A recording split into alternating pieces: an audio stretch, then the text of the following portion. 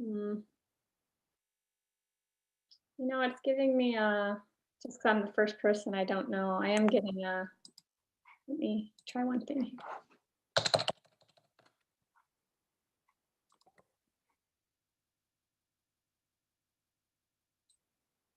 No, it looks like I can't. So I'll have you share if that's okay. I sent it in uploaded it to the file.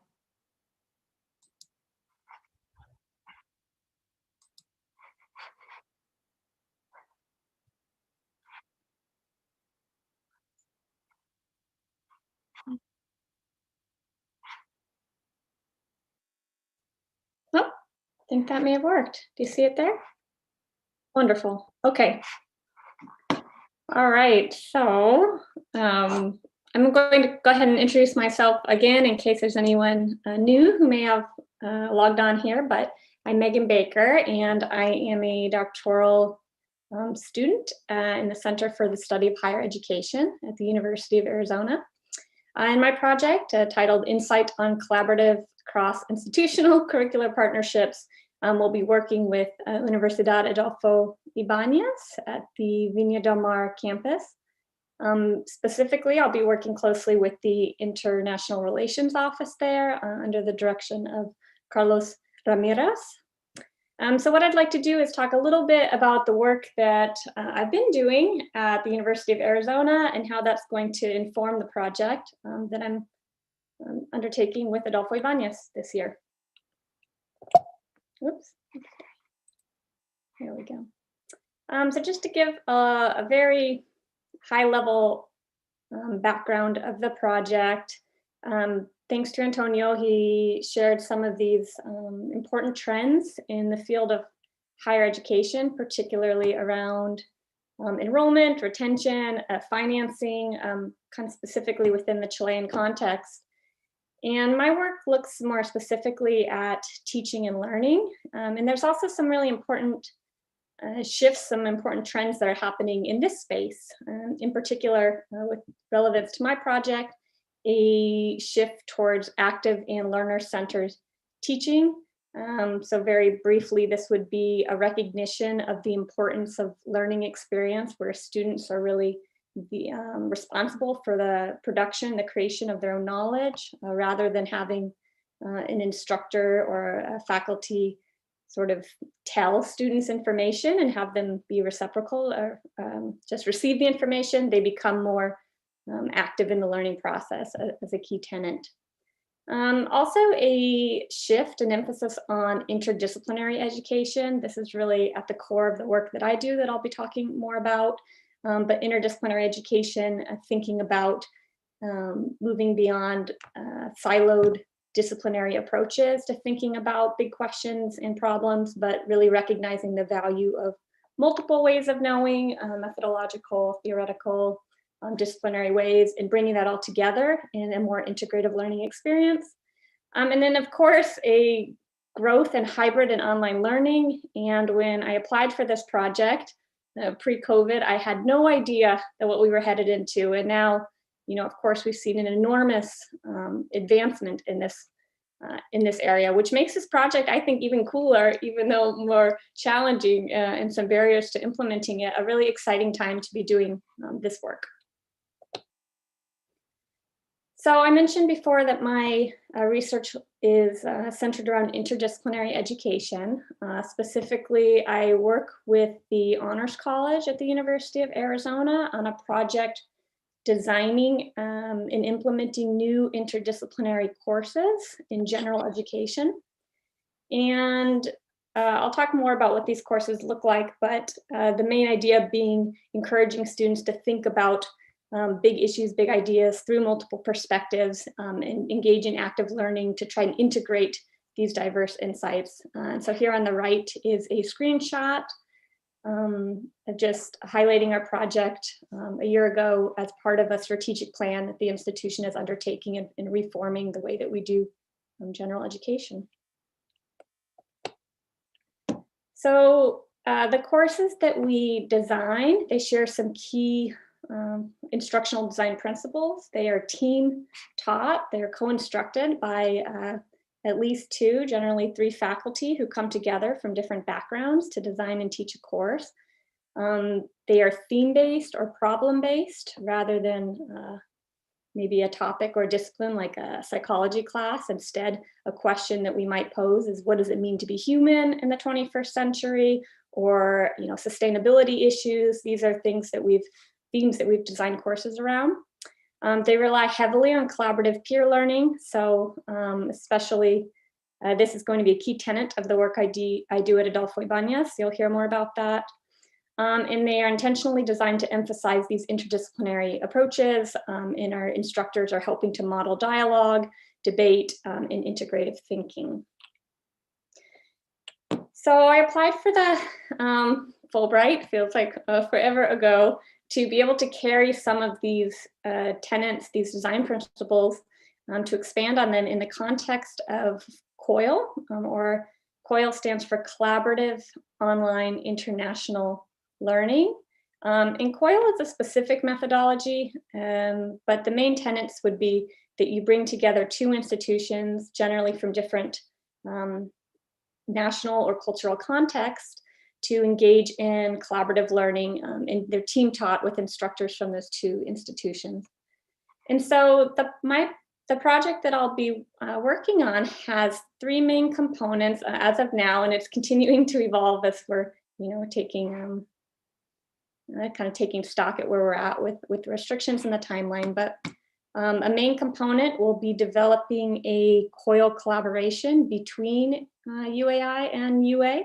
We have faculty from the liberal arts at both institutions who will be designing the class together. We've already begun these because of the need to get these courses on the books quite early. This project's already underway. Our faculty are working together in designing a course likely to be somewhere between 5 to 7 weeks, where Chilean students and students at the University of Arizona will be brought together to engage in facilitated collaborative learning experiences. And then I'll have the opportunity during that to conduct educational research on that new curriculum, the student learning experience, and how faculty are working together to reach those goals. Our hope is that this won't be a one-off project, but that this is sort of the start of a relationship between these universities, and that this course or iterations of this course will continue in future semesters. So hoping to really start this partnership and learn from and be able to share with others what we learn and grow from this opportunity. The second component is a larger COIL research. And so again, as I said, we had no idea how prevalent and important hybrid and online learning was going to become this past year. But perhaps fortuitously, the Adolfo Ibáñez is spearheading and advancing a COIL department at their college that is working on the design and implementation of mini COIL courses. And so I happen to be tapping into this at a really exciting time to help advance this work and to conduct research on a broader scale that's intended to support the COIL unit, as well as share with larger audience. And I've included here some of the types of questions that we hope to explore. And this is a working process as we can settle in on some questions together, but thinking about, what's motivating and deterring engagement in this sort of COIL methodology as practice. How are partners collaborating? How are they communicating and working together in team teaching arrangements online? What challenges are learners and instructors encountering, so that we might be able to develop better mechanisms to support them in the learning process? Student experience in general is something that I tend to focus on in my research that I'm interested in. And then of course, I have some personal interests about how interdisciplinary learning can occur in these collaborative team taught online environments. And I also want to highlight there is a project, the 5+5 project, which I happen to be I feel entering at the right moment for, but this is a collaboration between 5 different institutions in the Latin American region that have decided to work together and collaborate in the creation of new coil courses. My understanding is there's already 15 pairs, so 30 faculty that are on board to start the design of these courses. And so I'll be working to support this project and to help with the assessment piece, the learning evaluation piece. I think I would also want to highlight, just reminded me, Antonio, he mentioned about that very few Chilean students relatively study abroad, that the international exchange is a bit lower. And I just, this is a really exciting project because we can think of online environments and this type of coil learning as a way, like an alternate mechanism for bringing students together, even when physical exchange might not be possible, but to still have the experience to connect with learners and faculty from other national contexts, cultural contexts, and to engage in learning together. So that's really what drives my interest in this project, and I feel really, really fortunate to be able to carry out this project. And the final piece, how am I doing on time here? Wrap up. Is seminars on teaching and learning. This is not really settled down yet, but I'm working with Carlos and the team at Adolfo Ibáñez to create some sort of faculty training materials or seminars, workshops that can further support the development of the COIL courses, perhaps focused on methodological practice, what we're learning from the ongoing implementation, et cetera. So that's my project. I'd be happy to answer any questions or get any insight you may have.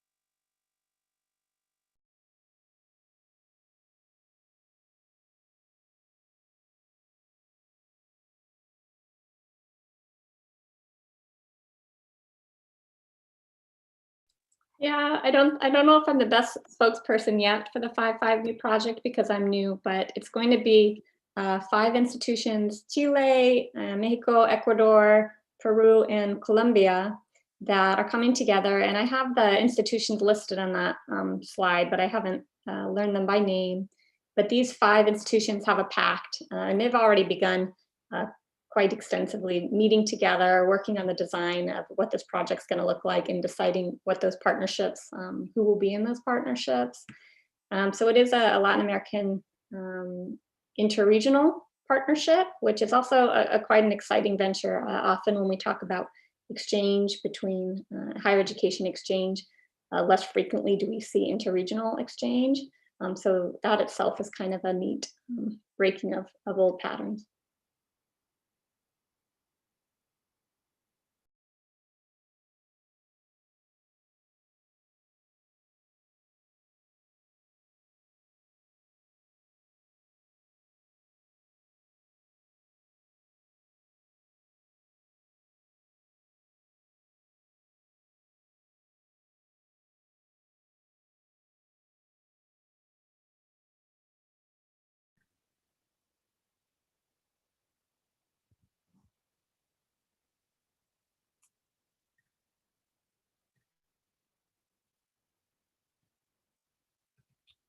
All right.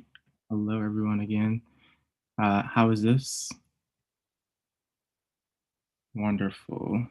So excited to share with you all my project, which is currently titled Modeling Spatial Disparities of Residential Energy Efficiency, Energy Poverty, and Firewood Use.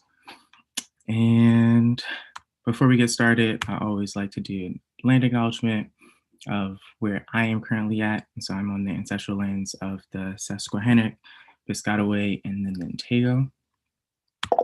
So today I would like to ultimately talk to you all about this issue of energy poverty, which, as you see in this photo here, many people for years have been protesting, organizing around this idea of just having energy in the house. You'll see some of these signs say, mothers don't eat, so children have heat.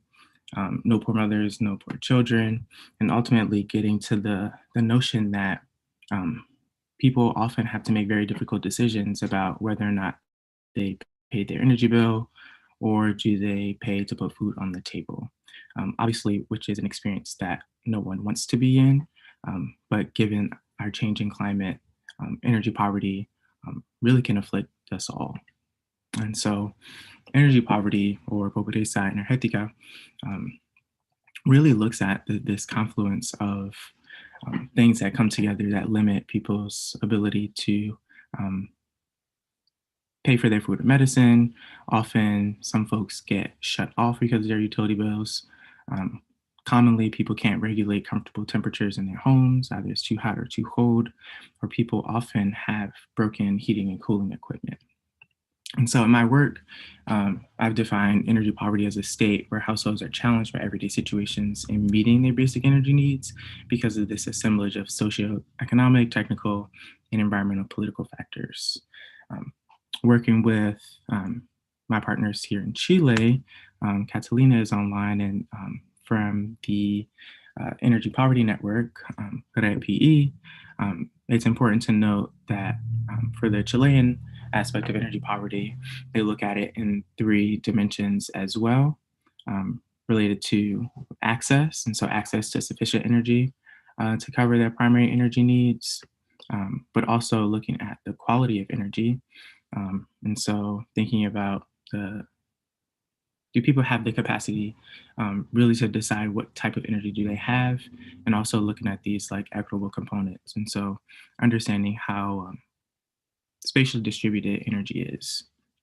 And so thinking about energy provision as this pipeline coming from the power plant to your home.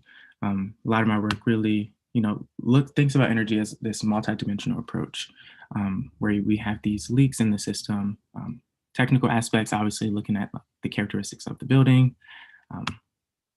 Socioeconomic aspects, thinking about how many people live in the house. Normally more people means we're consuming a little more energy. And then finally, these environmental political factors, thinking about the presence of energy assistance programming, but also household weatherization, also known as energy efficiency retrofits. And so how do we upgrade our homes to make them more efficient to consume less energy? And so ultimately taking this larger approach to understanding energy poverty helps us better understand what are the risks that ultimately threaten our most treasured assets, our home, our well-being, family, finances. And so energy vulnerability is really a term to better capture this varied circumstances that ultimately, assemble together to create the experience that people have. And so our project is motivated by high energy prices in Chile, but also thinking about wood consumption being the highest globally, and what that effect is on the health and well-being of households.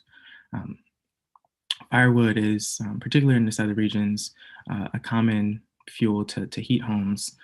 Despite health warnings, folks still use firewood, mainly because it's the abundance and accessibility and how cheap it is to get firewood. Although it's not always the best quality firewood, sometimes it's wet, not particularly weathered, and so it brings a host of indoor air pollutants And so this definitely motivates part of my work and how it really differs between energy poverty in the US and here in Chile. Um, this work is in well alignment with the United Nations Sustainable Development Goal, goal number 7, to ensure access to affordable, reliable, and sustainable modern energy for all. And so, thinking about us moving towards a low carbon economy, it's really important for us to think about how do we modernize our energy grid globally, and how do we do so in a way that centers principles of justice and equity. This work also aligns with Chile's national grid goals, particularly its Energy 2050 plan, and specifically highlighting that by 2035, to end energy poverty by for all vulnerable families, and then by 2050 for all households. And so, this particular national recognition and signaling speaks to the importance that having access to adequate, affordable, sustainable household energy is. Part of my work here is also motivated by the diverse climate zones of the country. Obviously, Chile extends across the coast and has temperate regions from desert, but also to tundra.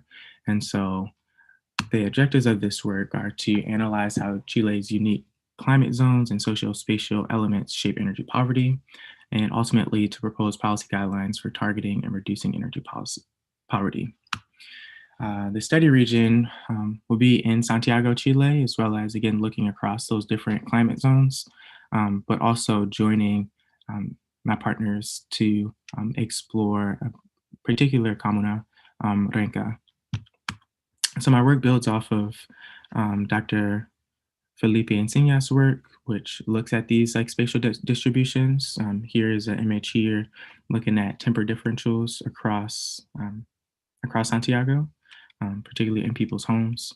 And this work really builds off of some work that I've done in the US, looking at energy consumption, energy efficiency disparities. And here is Wayne County, and Wayne County hosts Detroit, Michigan. You'll see this boundary there.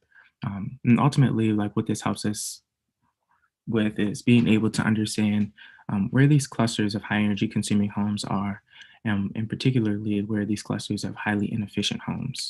And as you see here, there's like this overlay with the age of the housing stock, as well as household incomes. And also in my work, like we find these spatial distributions across racial and ethnic boundaries as well. And so this work helps fill this critical gap of really helping to better understand how do we better target policies and programs to support energy efficiency, energy affordability, and ultimately what does firewood use look like. And so the research questions that my work looks at are: 1, how does Chilean energy efficiency, energy burden, and firewood consumption vary spatially across Chilean zones and within Santiago? And how are household energy needs defined by residents and Comuna Renca? What factors describe adequate household energy needs? And so this work takes a mixed methods approach, looking at quantitative and qualitative work. And so some of that spatial regression and that I spoke about before, but also joining an ongoing study of survey distribution, but also semi-structured interviews. Some of the data we'll use comes from national data sets in Chile already.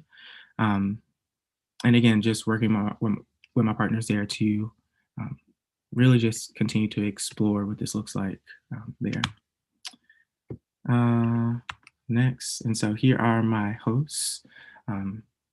Really excited to work with these folks because they've been doing some really important work on energy poverty in Chile. And with that ends my presentation. Thank you all so much.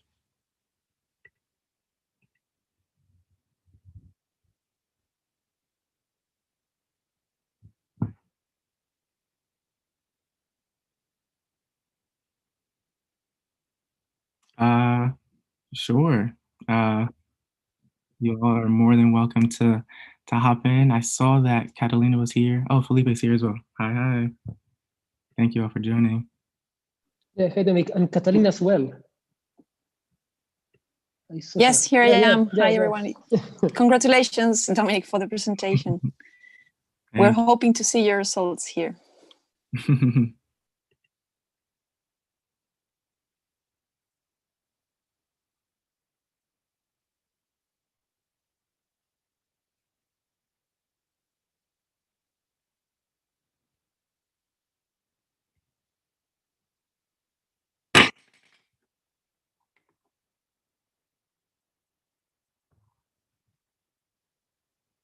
Yeah, I just had a question about I know that you mentioned it's more prevalent for Chileans to use wood, for example, in the south of the country, which makes sense because it's a more forested area. But are there, I guess, markets for like wood fire energy in the Santiago region, particularly in poblaciones, which can be kind of densely packed areas?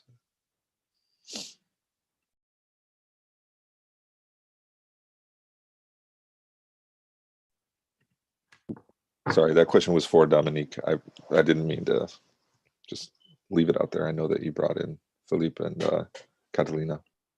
Yeah, no worries. I think my internet was a little choppy, so I missed the end of your question.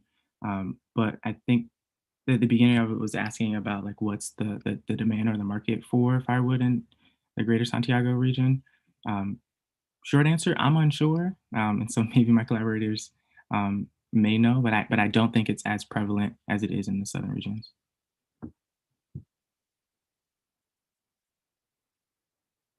Catalina or Felipe, feel free to chime in. Actually, I was going to ask something similar because I didn't understood if you are going to study the firewood use in Santiago, because in Santiago, I think it's more relevant the use of coal, carbon, because actually there are many of the urban comunas of Santiago where firewood is forbidden, prohibido. And because of the air pollution, and the firewood problem is most focused on the southern part of the country. But in comunas like Renca, that is the one that you want to study, there is a lot of people who use coal. No sé, Felipe, ¿sabes cómo se dice brasero? No, it's like an informal heater. Yeah. It's a word that it's in Spanish for a like a barbecue, but inside your house, with coal. Well, but that's more common in Santiago and in places like in Renca, especially related to poverty conditions and low-income households. So maybe if you are going to focus your study in Santiago, it would be more appropriate to use to look for coal rather than firewood. At least in urban areas. In rural areas of Santiago, of the metropolitan region, you can find the use of firewood. Wonderful. Thank you so much for adding that. But anyway, in Renca, you can find everything. So because a lot of the hidden energy poverty is very strong in Santiago and particularly in that areas. So anyway, you can find in some places the use of firewood, but also coal and a lot of things. Yeah. Thank you.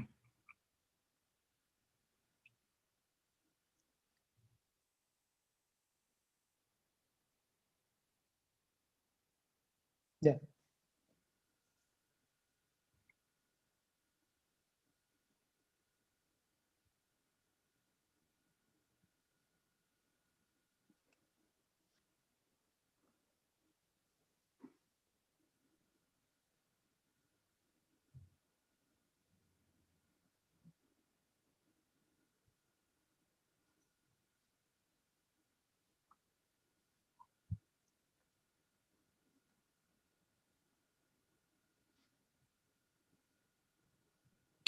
Yeah, for sure. I mean, what's interesting in the US is my work is taking this approach, really this diagnostic approach to understand how do we recognize and respond to energy poverty in the US. And actually what is different between Chile and the US is that Chile actually has more formal recognition that energy poverty is an issue than we do nationally at the US, in the US.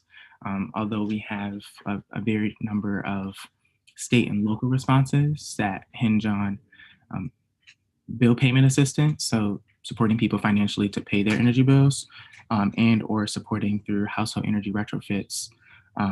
We know that retrofits are a far more sustainable option.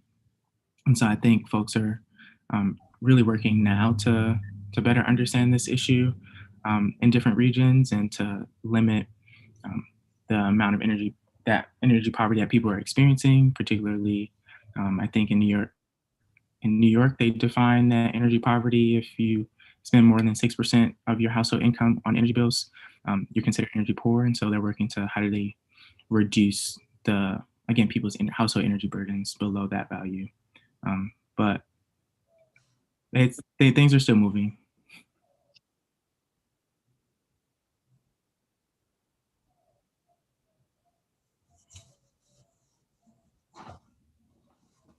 Yeah, so retrofits or home weatherization, essentially providing energy efficiency upgrades. And so that traditionally requires like some type of testing, like a blower door test, where they cover the doors, blow a bunch of air in it to determine where the home is leaky. At leaky meaning like where is heat or where is cool air escaping from the home. And so it might be full-on insulation upgrades, maybe like a roof upgrade, but also considering like energy efficient appliances, light bulbs, you name it. And so thinking about all the ways that we might be able to reduce our electricity demand, but also to really encapsulate the building envelope in a way that provides thermal comfort.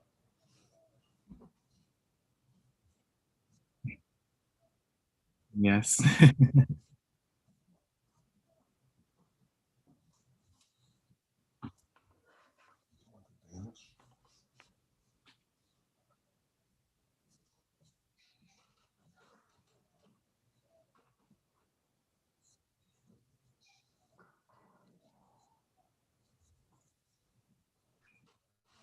Sure.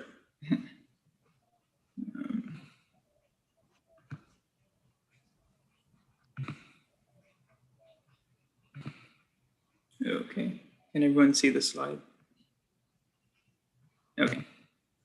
All right. Well, good morning or good afternoon, everyone. My name is Adolfo Carvalho, and I'm a PhD student in astronomy at Caltech. And I'm on a break right now for the Fulbright, and I'll be working with Laura Perez at the Universidad de Chile and her amazing research group, and Elizabeth Moreni at the Rice's Department of Statistics and the Neuroscope program to study planet formation with machine learning, specifically self-organizing maps. So the data we'll be working with, the objects we'll be looking at are called protoplanetary disks, which are essentially just planet nurseries, where material that's left over from a newly formed star settles into a disk around that star and forms all kinds of disk substructures, such as rings, gaps, and spirals predominantly. And as you can see on the right, an example of one of the best recent programs capturing these disk substructures from ALMA. And you can see there's all the rings. Some of them have very well-defined rings. A couple even have well-defined spirals. And while these substructures can lead to, are believed to be linked to events in the disk and especially planet formation, gaps in particular are considered often to be linked to a planet actually just carving out a ring in the, carving out the material in the disk. And even though there's a bunch of models for how these might work, the full gas and dust distributions are not totally understood, or how they're linked is not fully explained. So we'll be working with images from ALMA, the Atacama Large Millimeter Submillimeter Array in the Atacama Desert, and doing a lot of follow-up on D#, which is the disk substructures at high angular resolution project. And this project, released largely in 2018, was able to capture these amazing images that I just showed in the previous slide with up to 5 angular astronomical units resolution, which is 5 times the Earth-Sun distance, which is very good for the astronomical standards. But as you can imagine, that still makes it tough to study things on the scale of like Earth, Mars type planets, and really tough to discern the most subtle differences in what might be happening in the disk. And so as an example here, you can see one of these disks, the closest in one. So in theory, we should be able to see the most detail in this one. And nonetheless, you can see that you can't really tell anything inside of Saturn's orbit. And in fact, that 5 astronomical units resolution I mentioned is something like Jupiter's orbit. So we certainly couldn't see much better than Mars or Earth in this kind of an image.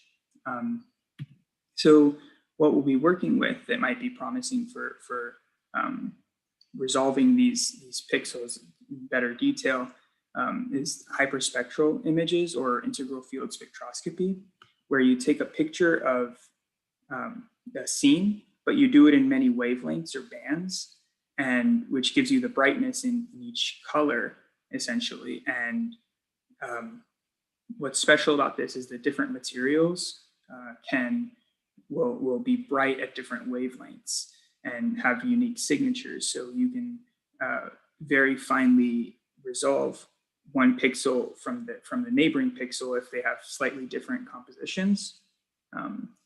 And to do this fine resolving, we'll be working with this machine learning technique called self-organizing maps, which are highly sensitive to learning the structure of a data set. So it kind of over time iteratively figures out what the structure of a data set is, and then projects it onto this 2D lattice that you can see to the right an example of. And here on the left, I have a little cartoon indicating, kind of intuitively showing how the self-organizing map might learn the 2D uniform distribution as it starts kind of randomly initialized and grows outward as it's figuring out what the extent of the distribution is, and it arranges all of its little prototypes into that nice grid because the distribution is uniform. On the right, here's a really good example of a 6-dimensional data set where it's able to very clearly identify differences between the very subtle differences between these vectors. Even though, for instance, this R class only has 1 pixel, and this S class has 100, the T class has 225 pixels. And even with those different class numbers of representation, the SOM can nonetheless identify those, and it represents on the grid on its lattice. It can represent that R class with the only 1 pixel. It still gives it 1 neuron, so you know that it's there, and you can separate it out from its neighboring clusters or classes. So it's very good at this, and what that lets us do is essentially produce very high detailed velocity maps of these protoplanetary disks. So here's a comparison from a Moreni et al. 2016 paper looking at an ALMA image of HD 142527 looking at 2 molecules, essentially 13CO and C18O. And on the left, you have a velocity map of 13CO. And you can see, first off, right off the bat, that 13CO and C18O can be represented at the same time on the SOM, which essentially is just more information on the same map. Whereas on the left, with moment maps, you can typically only represent one line at a time. And you can see the SOM clusters readily the pixels into similar velocities and similar line profile characteristics, which can help you quickly look at it and just tell, okay, these bands are at similar velocities and these bands are at similar velocities. So the disk might be rotating into the screen or, so into the screen at the top and away toward us at the bottom. Similarly, with the moment 2 maps, this information is on the same SOM, or on the same image clustered by the SOM, where, so not only do you get the moment 1 map information, which tells you about the velocities, but the moment 2 map, which tells you about the line widths. And what that can really give you is information about, for instance, turbulence in the disk, which can be signatures of planet formation or other local perturbations.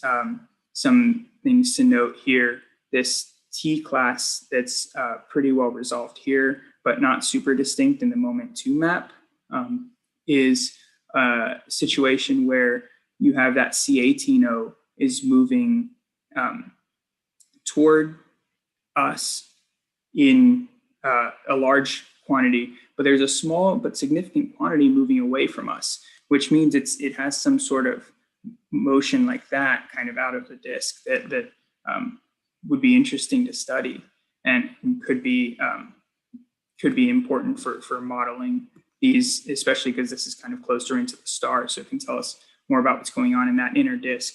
And at these small scales that I mentioned can be otherwise difficult to resolve. So the big takeaway here is that we'll be working with these self-organizing maps, which can help with quickly identifying regions of interest in these disks for follow-up with more detailed studies and to point out for modeling where we might want to focus our attention to get more information out of, and especially call out instances of non-Keplerian motion, where, as I mentioned, there can be local disturbances or vortices that can be due to planets actively forming, or existing planets just moving through the regions. And so in this project, there'll be lots of collaboration going around. I'll be working, as I mentioned, primarily with Laura Perez, who is at Caltech and is now at Universidad de Chile, and works a lot with ALMA and was a large figure in the D-sharp project. Andrea Zella will also be involved in working with us in the future. And he also was a big figure he's at Rice and was a big figure in the D-sharp work. Erzsébet Moreni is, as I mentioned, at the Rice Statistics Department, works with and developed Neuroscope in her research group. And so I'll be working with her for the self-organizing map and working with these SOM and classifier combinations they have, which can help identify these clusters kind of automatically based on what the SOM learns. And I'll also be doing a lot of work with Laura and her research group to follow up on the substructures I mentioned in the D-sharp program at other wavelengths and see how those change or might not with longer wavelength observations. So if you have any questions, there's my contact also after this if anyone's interested. And with that, I'll open up to questions. Thanks.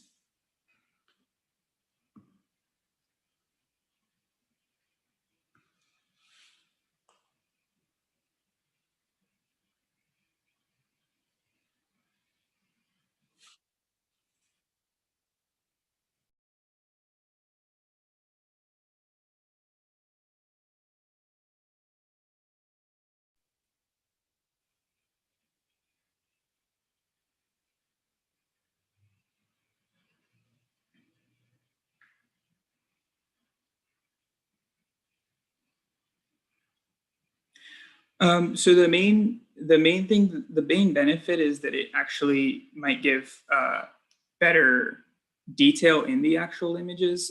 So the protoplanetary disks are identified in other surveys, and the images are taken from ALMA. They're pretty targeted on the disks, but the main difference is the actual structure identification than in the disk. It's actually, if anything, a little slower to actually process than doing the moment maps, but to then get information out of as a user, you can pretty readily pick out features that that might not jump out in the moment maps. So it's more about being very targeted about what you might do follow up on.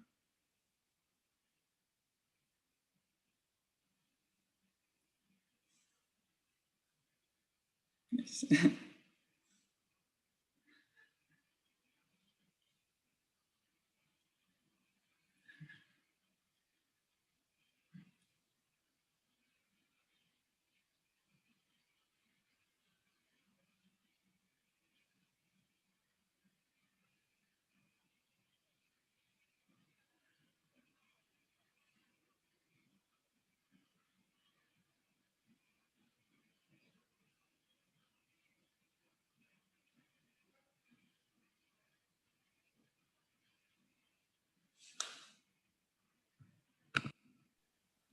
Adolfo, could I actually ask a question? Sorry. Sure, yeah. Yeah, very interesting stuff. I had two questions actually. One was, what is like the algorithmic basis for your SOM mappings? Like, is it neural network? Is it PCA? Like, how are you actually like going through and getting those mappings? It's a neural net that develops these prototypes. So I think an intuitive way of thinking about it is that it places out these prototypes that are randomly started out, and over time you adjust the prototypes to move closer to samples that you pick out, and they drag. The big thing is that they also drag the neighborhood of prototypes with them in the lattice, so neighbors get moved along with them to the data point. Are they also, so this seems like very image based. Are convolutional nets like used a lot in this sort of work? No, not typically. This is a kind of a one layer learner. Oh, okay. So it has the input layer, and then it's just the one layer is the prototypes, and then out.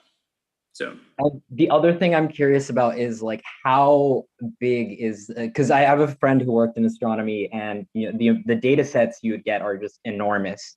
Like how big are these data sets? Like, can you fit them?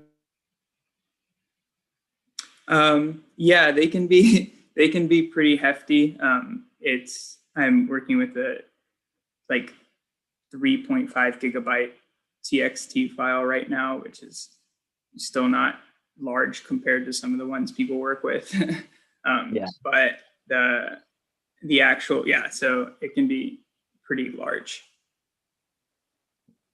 Yeah, that's because in chemistry, like the data sets we have are like nowhere near as large as that. So it's like, it seems both like a blessing and a curse to have that. Yeah, even radio astronomy is even a step above a lot of what I think astronomers typically work with. Some of the radio astronomy numbers, they throw around terabytes as if they're, oh my God, they're chump change. So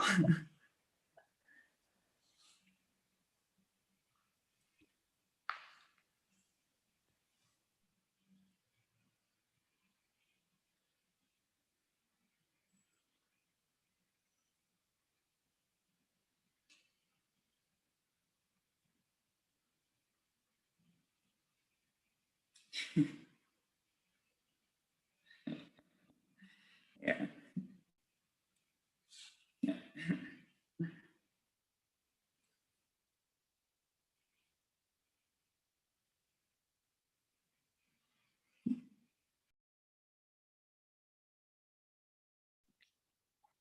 Yes, the sun is coming out.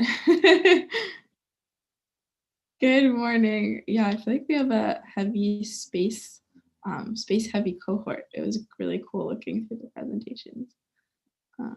Can you all see this? Great. All right. So hi everyone, it's great to be here and I'm really looking forward to keep hearing about everyone's projects. So my name is María Greenhill and today I'll be talking to you about my study on ecosystem stability and resilience, quantifying positive feedback loops in Chile's marine ecosystems. So just a little bit about my background. I grew up in San Francisco, California. I always loved the ocean and tide pooling, and I knew I wanted to be a marine biologist since I was around 5 years old, so I've stuck to it. So then for college, I traveled across the country and went to Brown University, where I received my Bachelor of Science in Ecology and Evolutionary Biology. And throughout that time, I kind of realized how important it is to make sure that we're communicating what we're doing as scientists to the public, not just keeping it in the science or academia bubble. So I taught marine biology classes wherever I could, from working with young girls in the Caribbean to high schoolers to underclassmen in college. And at Brown, I worked as a research assistant in a subtitle marine ecology lab with John Whitman for 4 years, studying the effects of climate change on marine ecosystem dynamics in the Galapagos Islands in Ecuador. And I wrote my honors thesis on reef fish in the Galapagos as well. And so while I was there, I was lucky enough to work with many scientists from across Ecuador and Chile and got to meet two wonderful longtime collaborators of my lab, Evie Wieters and Alejandro Perez Matus, who will be the advisors for my Fulbright research project. And they're both researchers at the Pontificia Universidad Católica de Chile and are based at the university's coastal marine station in El Tabo, which is also where I'll be. And the Wieters lab focuses more on marine food web dynamics, ecological networks, and ecology of coral reefs in Rapa Nui or Easter Island. And Ale's lab, the Sube lab, studies the structure, connectivity, and resilience of exploited kelp systems, as well as sustainable fisheries management. So they study different things, but there's also a good amount of overlap and is a great opportunity for collaboration even within the university. So as you may or may not be aware, our oceans are facing a number of environmental and anthropogenic changes and threats, including overfishing our marine food webs, increased ocean temperatures, which leads to coral bleaching and extinctions, ocean acidification, which dissolves skeletons of corals and other marine creatures, and it's caused by an influx of carbon dioxide into our oceans, which turns into carbonic acid, hence the dissolving. There's over-harvesting of kelp forests, which is actually used in a number of consumer products, like your shampoo probably has some algae in it, you might not know, and more recently for biofuel, and also pollution in our oceans from plastic pollution, sound pollution, oil spills. And unfortunately, this isn't an exhaustive list. But marine freshwater and terrestrial systems all experience large and unpredictable changes in ecosystem organization, especially in response to environmental disturbances. And while these abrupt community changes are pretty widespread, they're being documented at unprecedented rates due to anthropogenic or human activities and are of increasing concern to the scientific community. However, positive and self-reinforcing feedback loops can make ecosystems more stable and resilient to these changes. And that's what we want. They can act as a buffer against changing climatic conditions. And so biogenic habitats, which just means a habitat created by living organisms, are excellent examples of positive feedback loops in action and clearly demonstrate their effects on ecosystem stability. So we can look at an example here. We can take structural complexity of a coral reef, so all the different structures of the corals and the sponges, all of that habitat differentiation. So that'll increase fish recruitment, partially due to increased habitat choices.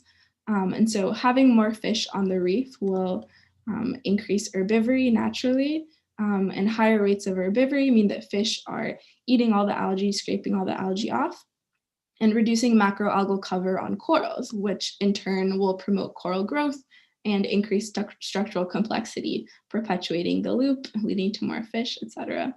And so self-enforcing feedback such as this are the key mechanism behind the success of biogenic habitats such as kelp forests and coral reefs.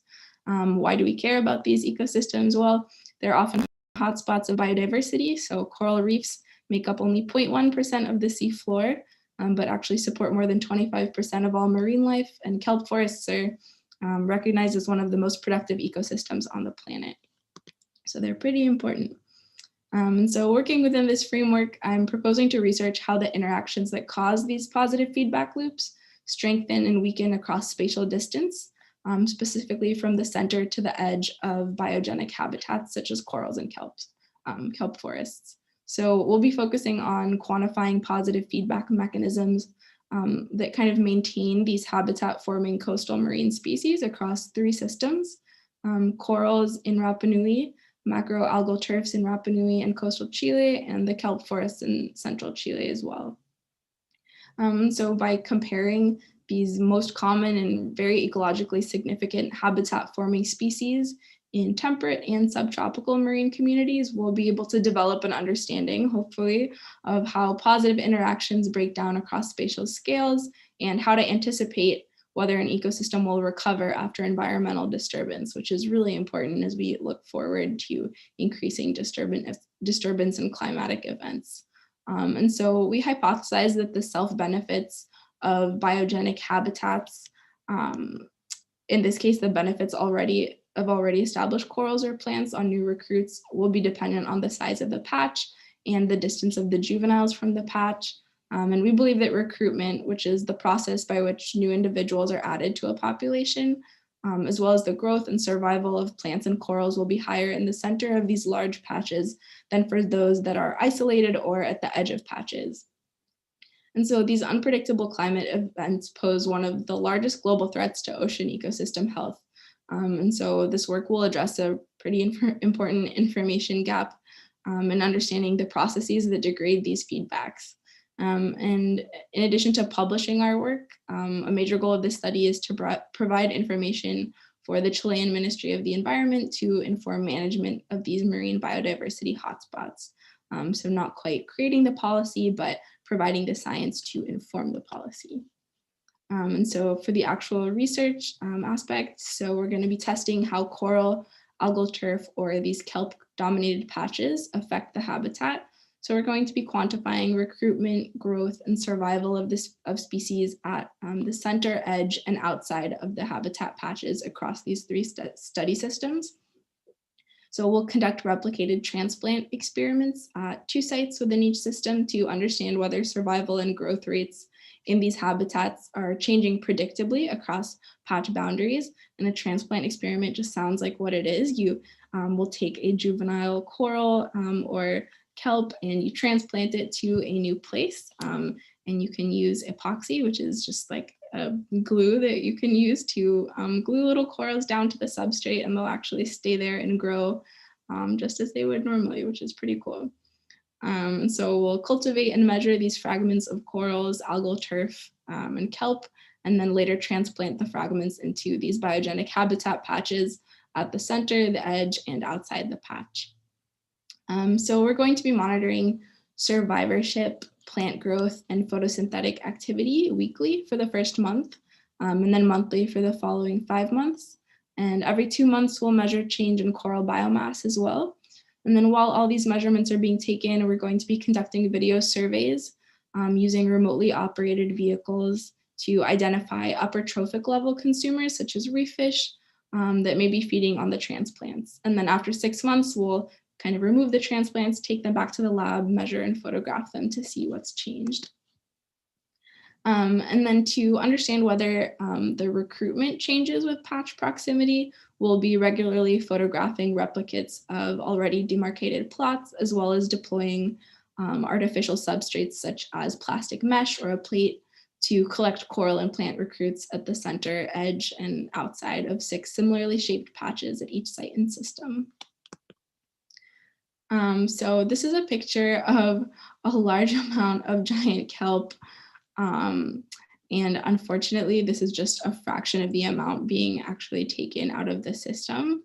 And we hope that this research will not only provide novel insights into ecosystem functioning under changing climatic conditions, but will also inform our scientific outreach programs that these amazing PIs are a part of. So especially towards Chile SMR, which helps go around Chile and go into classrooms and teach students about what marine research is happening, and then also brings them to the research station. And we also have collaborations with children in Rapa Nui. So really getting them involved and hoping to inspire the next generation of ocean conservationists and scientists. And yeah, with that, I'll take any questions, and thanks for listening.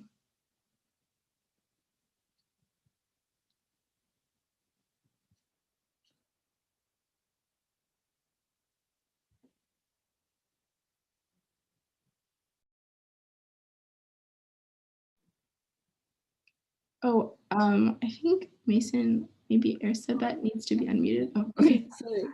It's very fascinating research. I was riveted. I'm wondering on what time scale you can really answer your hypothesis. So this is a lot of dives down, which I am very envious of. It is a lot of dives down.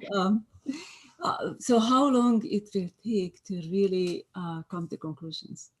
Yeah, I think in terms of timescales, that just depends on what you want to extrapolate from your data. So we can say, I think we can absolutely get results over a 6-month time frame, but then you do have to say, this was over a 6-month time frame. So this isn't how a system would potentially respond like 2 years out from a disturbance. But fortunately, this research is a part of a much larger grant looking at this kind of thing over time. So hopefully it will just be one piece of the puzzle, and then hopefully be a long-term study as well. And I hope you can be part of it way after you finish your Fulbright. Yes, definitely. I hope so. Hope to be collaborators for a long time. Thank Best you. of luck. Thank you.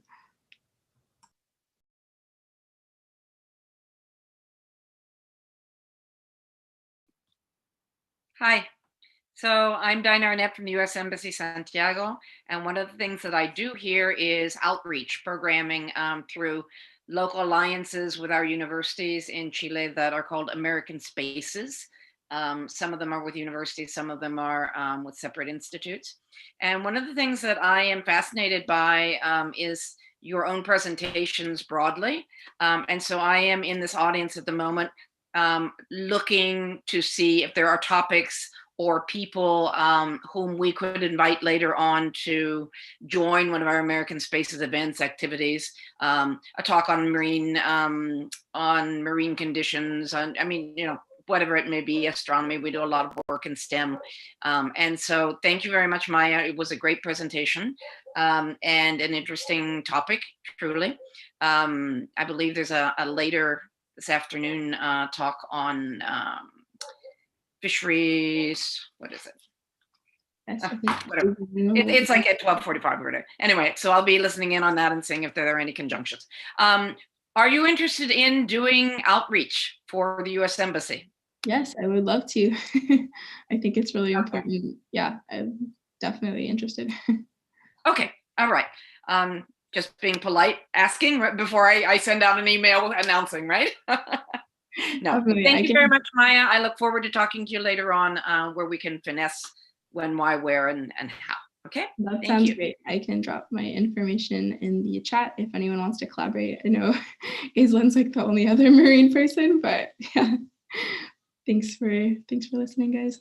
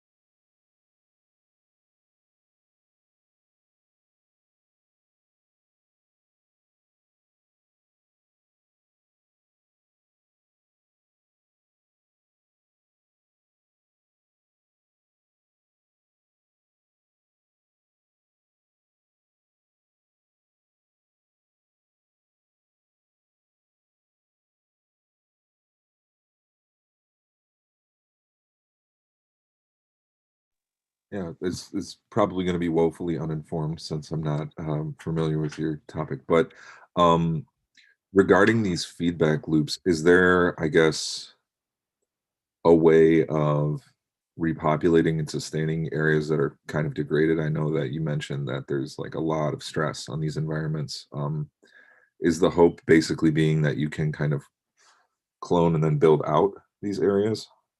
Yeah, restoration is definitely very important and definitely happening. I think like an issue with marine restoration and just like restoration in general, terrestrial as well, is that we don't often think about it with the ecology of the system in mind.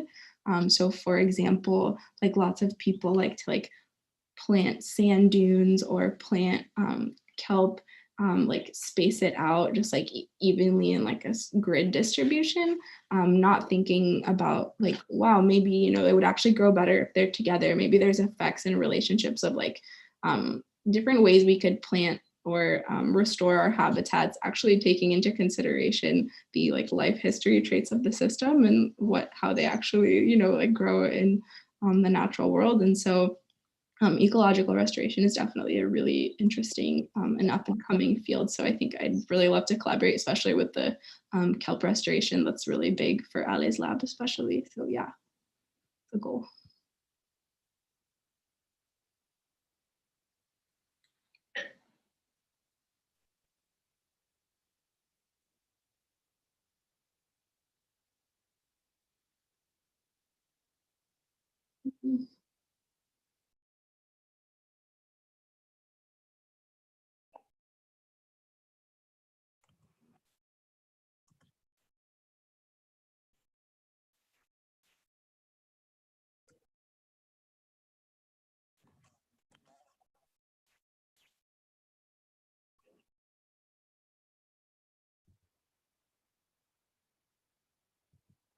Oh no, not my visa, actually a vaccine shot.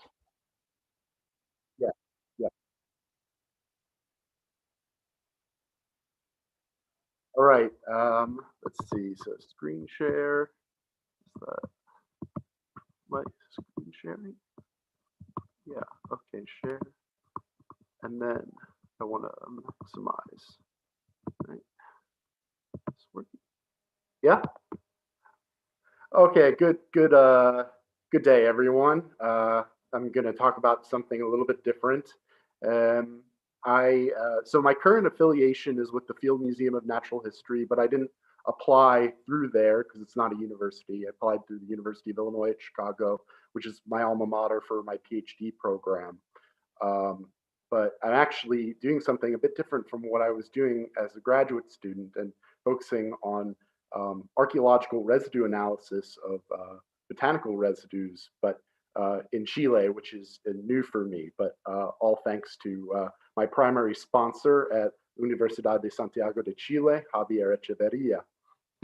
So I'll quickly try to go over a little bit about how I got to where I am now, some changes of emphasis for the project, some archaeological and botanical background on the materials that I'll hopefully be studying, and some scientific methodologies, questions, other possibilities, and you know what we're hoping for. So as an undergraduate, I was lucky enough to work with Patrick McGovern at the University of Pennsylvania on a couple of projects, one on almonds, including some almonds that were discovered from a shipwreck off the northern coast of Cyprus, and then on some wine amphorae from southern France, mainly some Greek colonies like the Latara and some other related sites near current-day Marseille. And then luckily some publications came out of that as I became a young graduate student. But even before I became a graduate student, I was also lucky enough to work at the Penn Museum, basically as an intern with Clark Erickson and Pat McGovern and Jeanette Nicewinder and some other people, mostly on some materials, some ceramics from Pachacamac. We were looking for evidence of ancient alcoholic beverages, among other things. But that gave me a taste for Andean research. Then I sort of had to put that aside. I was in a PhD program at the University of Illinois at Chicago, the pharmacognosy program, the medical ethnobotany track. I was sort of hoping to continue some of this residue analysis because there was some funding at one time from the Hershey Chocolate Company, and the senior scientist there, Jeff Hurst, was interested in ancient cacao beverages. But unfortunately, that funding got discontinued, and I ended up having to, continue this interest on my own. And then I was lucky enough, as I was finishing up my dissertation and everything, to be introduced by a committee member to Javier Echeverria at USACH. He was visiting. He was a visiting scholar in Switzerland, and I was on a Skype call with him, and I realized that we shared all these interests in archaeological science and residue analysis, ethnobotany, natural products chemistry, ethnopharmacology. So you even shared some taste in metal bands.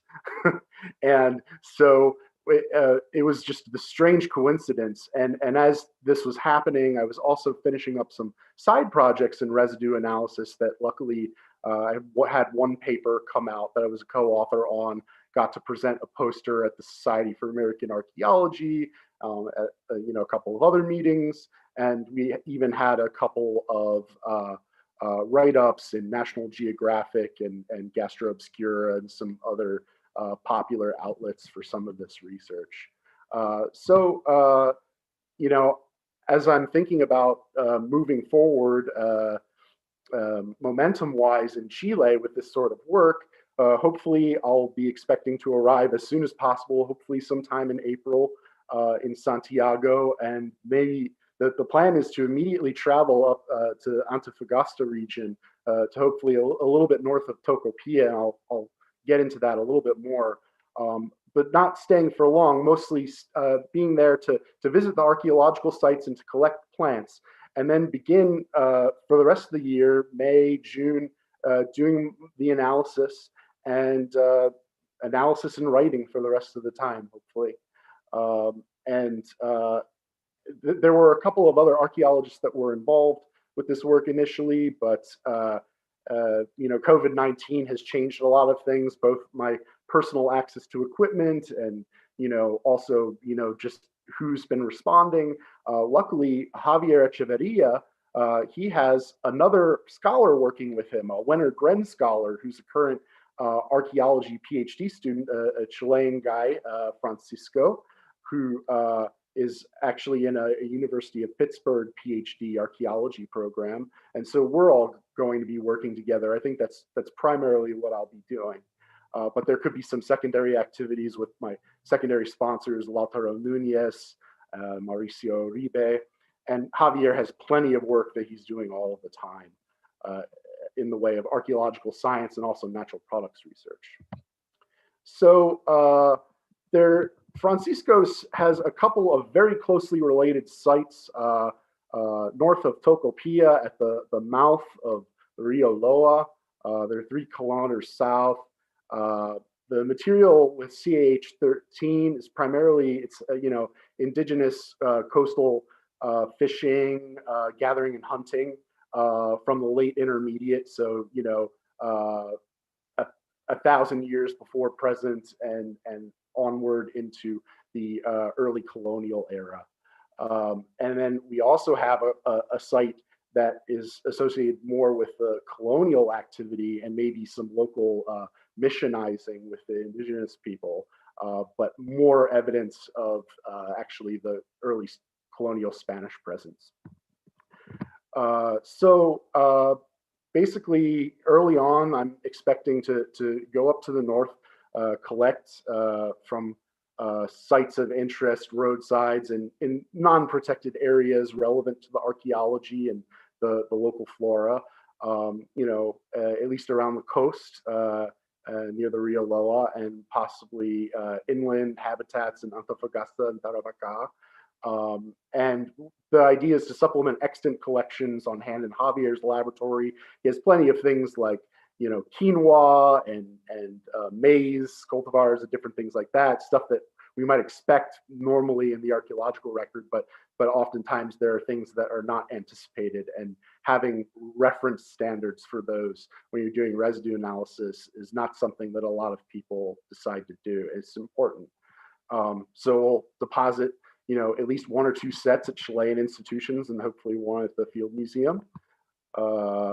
And one thing that Francisco was telling me about, or that I saw from reading his reports too, is there are a number of these botija sherds, especially these small, usually wine storage vessels that have brea on the interior. So it's like a tar-like residue, but it's actually interpreted usually to be from a plant. In fact, there's at least one plant that grows along the coast that's known commonly as brea.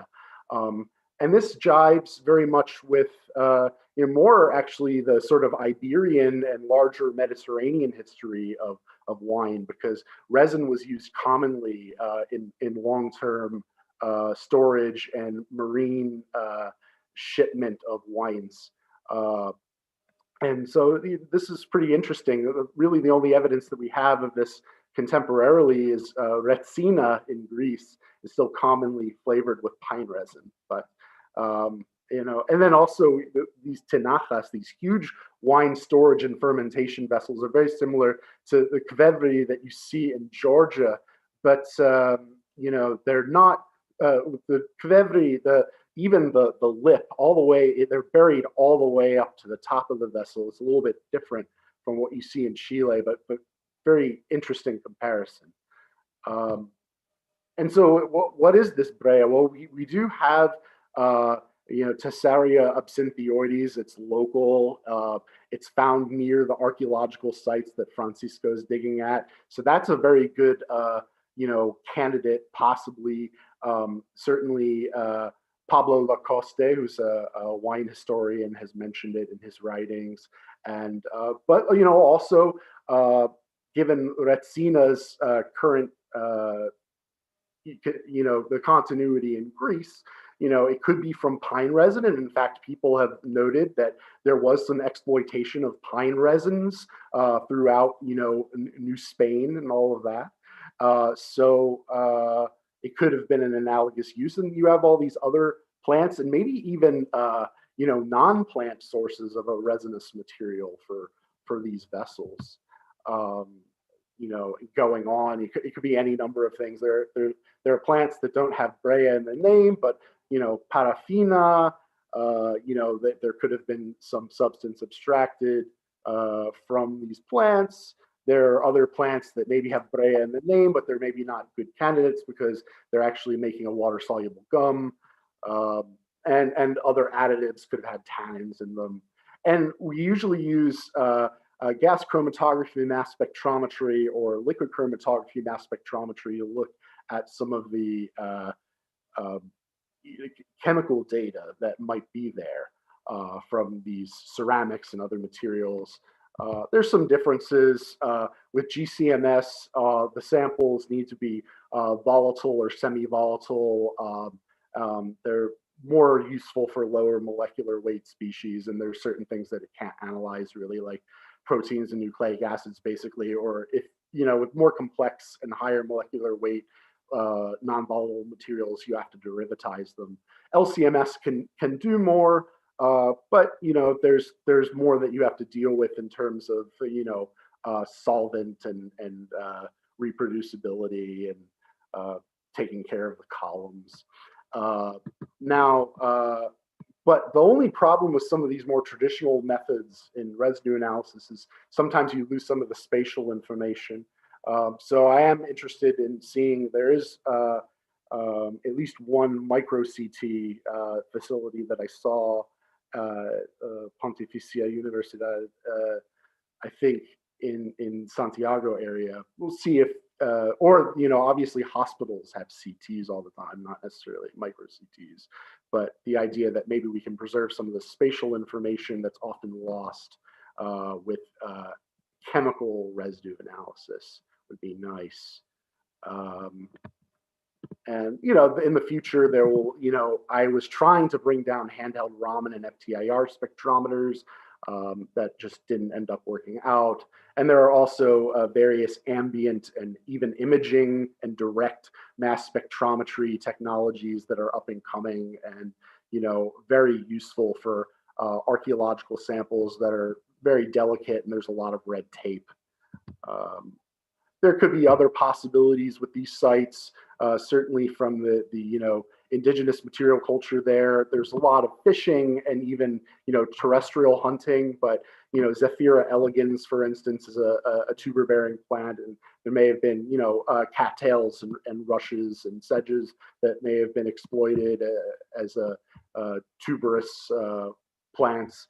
And there are also differences, you know, some vessels were used for cooking and others were used for storing based on, you know, soot deposition and all of that. So hopefully with residue analysis, we'll be able to distinguish some of these categories. So I may work with Lautaro or Mauricio if they have the time and inclination. You know, I'm hoping to, but they're very busy. And, you know, hopefully with both field and laboratory work and a lot of reading, we'll be able to sort of bridge some of these gaps and you know, some of this stuff is, you know, often focused on by someone from a certain disciplinary position. And really, you need a whole bunch of people with different perspectives to piece these stories together. And I'm hoping to try and do that here as best I can. You know, with that, I'd just like to thank Javier Echeverria and Francisco Garcia Alvarido, especially on the research end of things, and of course, all the Fulbright IAE and Chilean consular staff, Mason, Antonio, Maya, Marta McCready, and I'm sure a great many people I don't know, and to my parents as well. I'd like to thank them for all their support.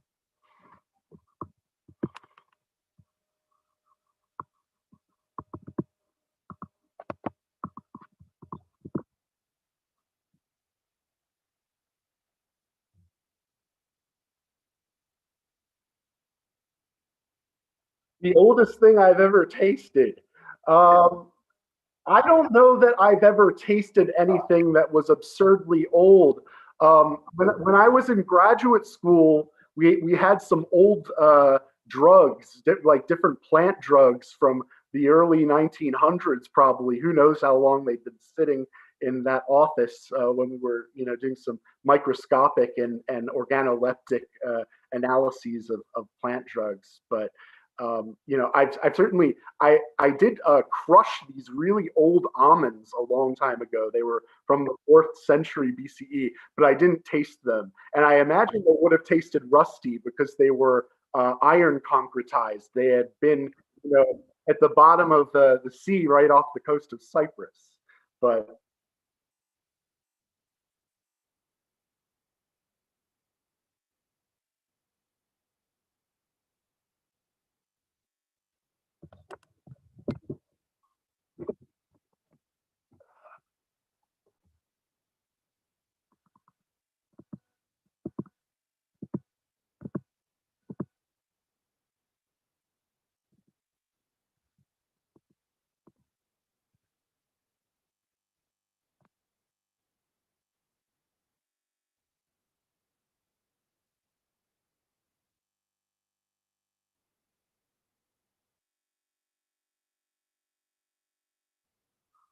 well, it just seemed to me that Javier, you know, he's very busy. It just sort of lucked out that he ended up having this other scholar who's a bit more hungry and active currently. Like, you know, he's actually up north right now digging, you know, and wants to see results for his current finds. So, you know, if I can, I'm going to try and visit Lautaro especially too, because he does apparently have a whole bunch of boxes of different finds in his house in Antofagasta. But the thing is too, like, one thing that he suggested to me is like, Oh, well, some mining company or concern approached me with this surface find. And yeah, I guess like some miners maybe in the 1800s abandoned it. We don't know anything about it. So it's not precious. Why don't you analyze it? And I'm like, on the one hand, I understand that like there could be cool results from that, but also there's not a whole lot of an archaeological story to tell. So I want to be respectful of, well, yes, these materials are precious and we're doing everything we can to conserve them and avoid destroying them in the first place if we possibly can. But at the same time, we have to be able to tell a story. If we know nothing about these materials, well, then why are we bothering in the first place unless there's maybe some methodological sort of advantage that we're getting at that we're trying to communicate. But for me, I think it's important that the artifacts say something, that we allow them to speak.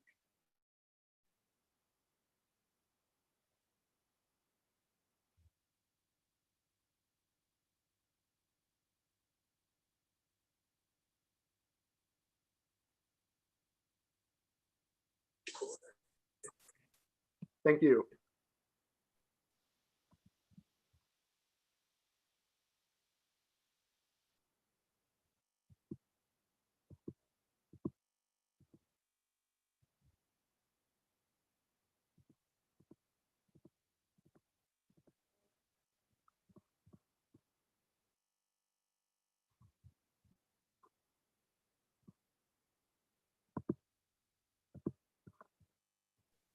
Yeah, can you hear me?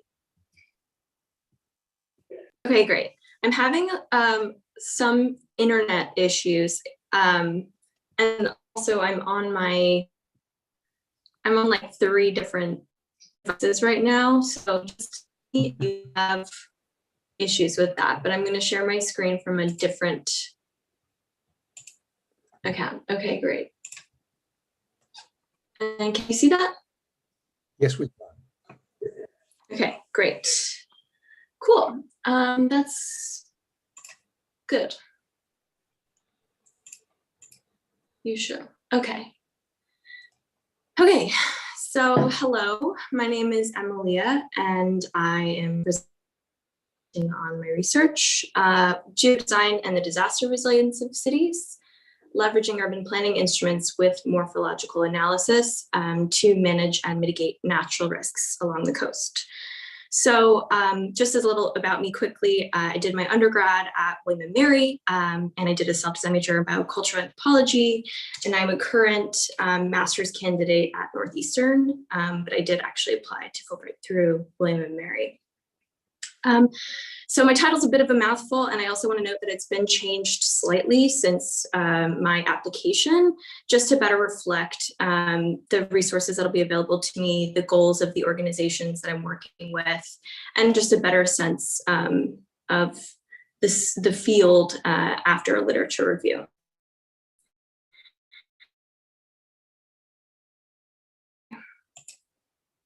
So I just want to give them a quick shout out and elaborate a little bit about them and their work. So I'll be working with the Institute of Territorial and Urban Territorial Studies, or IUT, at Católica. And then I'm also going to be working with CIHIDEN, which is the Research Center for Integrated Natural Disaster Risk Management. It's a multidisciplinary and multi-university research center that's financed by FUNDAP, or the Fund for Financing Research Centers in Priority Areas, from the Chilean equivalent of the National Science Foundation. And its goal is to generate knowledge to strengthen the resilience of the country and help it face its natural hazards and prevent those hazards from becoming disasters. They work across 6 research lines. There's a little kind of graphic explaining them. That's all interdisciplinary and meant to facilitate collaboration across disciplines. The 6th one is citizen governance, and this particular line of research seeks to connect the science that's being explored at this center of excellence and other centers of excellence across the country into actual planning instruments as well as public policy proposals. I will also be working, my direct sponsor is Dr. Magdalena Vicuña del Rio, who is the undergraduate director of IEUT as well. And she's an architect, a planner, and a highly decorated researcher. And Dr. Carolina Martinez, who is the geographer and the research lead at the sixth. Okay. So I just wanted to put this question up here before I go into some pretty complicated concepts, because it really saliently describes the underlying inquisition of my research. So how does man adjust to risk and uncertainty in natural systems? And what does understanding this process imply for public policy? Gilbert White is also going to come up later on in the presentation, but he was an American geographer who's known as the father of floodplain management, and is a leader, or kind of considered one of the forerunners of natural hazards research. This question might seem pretty straightforward considering how long humans have been dealing with extreme phenomena, but in fact, it's been posed for the better part of 40 years. And since this question has been posed, humanity has not managed to reduce the impacts of disasters.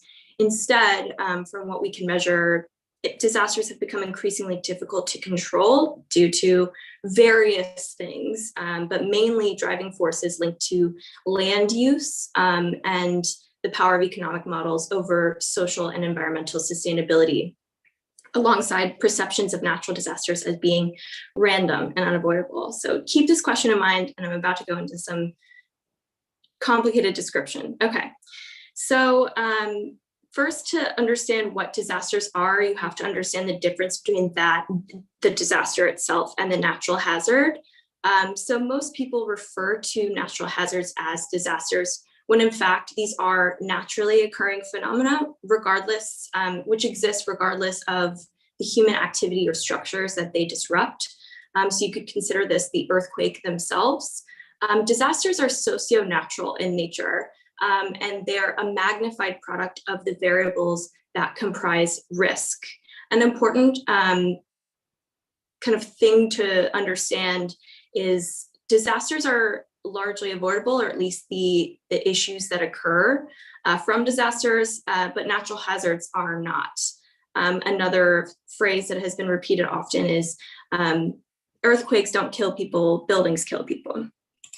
Okay, so going on into risk, which is a whole definition unto itself, it does not equal vulnerability.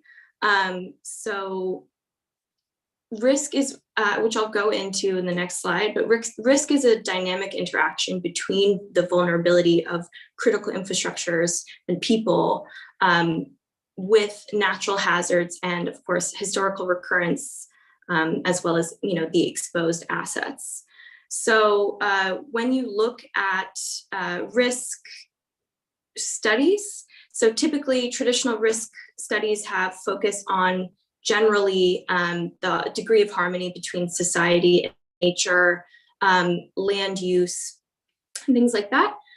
Current models of risk are much more dynamic and very much impact territorial planning applications.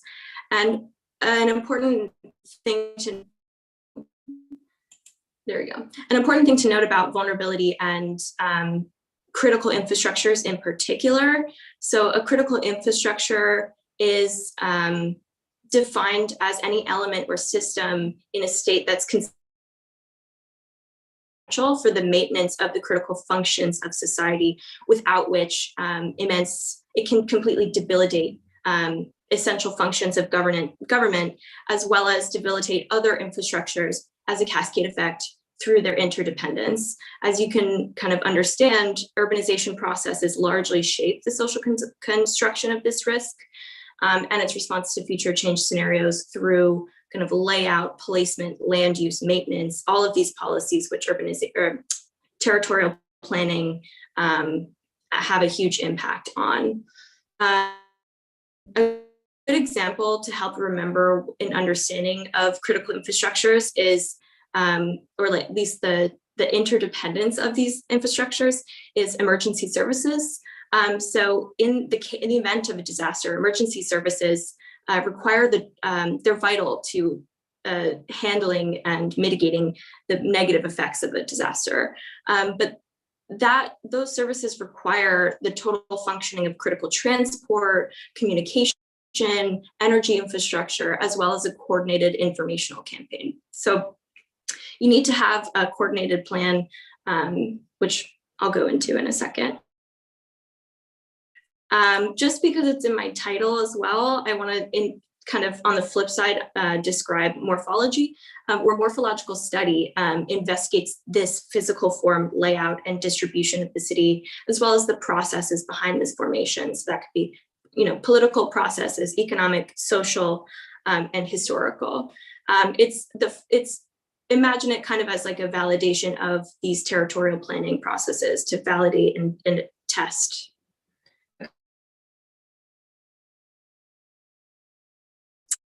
Great, so moving on to the basic algorithm or equation for risk. Can you still hear me okay? If you can or can't.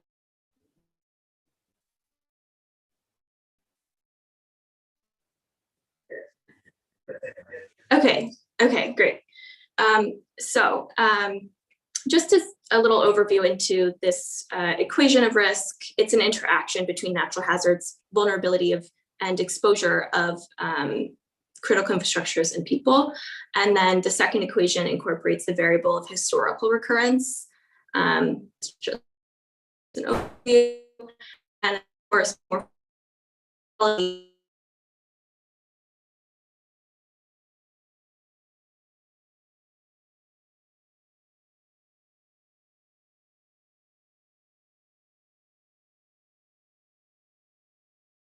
Adaptation. And it's also note that no single can analyze this completely. Infrastructure is by nature interdependent, but this in itself reinforces the need for local capacity and consistent validation and analysis. I'll go into this in a second. Part of the social construction of risk is having, or I guess the social mitigation of risk is having national and subnational centers of excellence that closely collaborate with all levels of government, governance, and decision makers, especially local. So, an overview of the history and context. Delayed. Okay. History and context of natural risk in Chile, as most of you know, due to the immense amount of environmental exposure along the coast and being on the Pacific Ring of Fire. Chile knows disasters quite well, and these disasters have very high social and economic costs, particularly in coastal areas where the most important urban centers in the country are. These disasters have had a huge impact on Chile, and also maybe was or has been the most influential on Chile's planning tradition. So just a little overview on various disasters throughout history and then their impact on the planning tradition. I will note that in 1928, the Talca earthquake was when prompted the development of the General Law of Ordnance and Urbanism, Ordinance of Urbanism and Construction, which required two really important things. One, it required each town of more than 8,000 inhabitants to develop an official urbanization plan. And secondly, it for the first time incorporated design and building concepts for the seismic resistance of buildings and precautions against tsunamis and typhoons. Obviously, these have evolved, but that was the first time that it was done.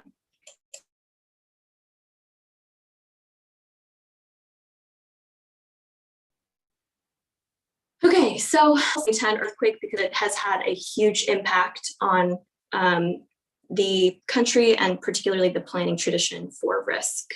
So at 3:34 a.m. on February 27th in 2010, an 8.8 earthquake hit off the coast of Concepcion. The city of Constitucion was inundated by waves as high as 15 meters. And it was one of the most powerful earthquakes to hit since the 1960 event. Over 500 lives were lost, and it cost $30 billion US, with the loss in GDP for the country equivalent to 26% of that amount, the greatest economic cost of disaster to that day. So even though there was a lot of damage caused, it also had a lot of institutional effects, which I'm just going to go over really quickly. The United Nations sent in a group of experts just after the disaster to conduct an assessment for disaster risk reduction, and how Chile could go about doing it and what happened. This was a very decisive report that documented step-by-step the failure of Chilean institutions to achieve integrated risk management, largely due to the fact that the regulatory and institutional framework of the country was extremely fragmented, and this scattered set of various sealed off compartments had oversight and actions that were discrete and very specific and disconnected. This lack of coordination and coherence among roles and actions is really detrimental when trying to handle crisis. This might be familiar to people who've been studying the pandemic closely, but after crisis, it's important to have quick and coordinated action. The action that authorities take in the first day after an event largely dictates the success or the failure to manage that event. So those first few hours are really important. In 2012, the National Platform for Disaster Risk Reduction was created, centered on ONEMI, which was mentioned earlier, which is the Emergency Management Office, and then eventually led to other policies and strategic plans to operationalize disaster risk reduction. Okay. I know this is long, so I'm just going to go briefly over how planning works in Chile and then some key points that help mitigate these issues. So in Chile, actually, as a result of the earlier mentioned ordinance that was created after the 1928 Talca earthquake, master plans are required at these 4 major levels, and then there are some that kind of cross boundaries. And in each master plan, they define something called a risk area. So what these are areas that are established by determining building types, for reasons of security against these kinds of phenomena, to help mitigate those issues.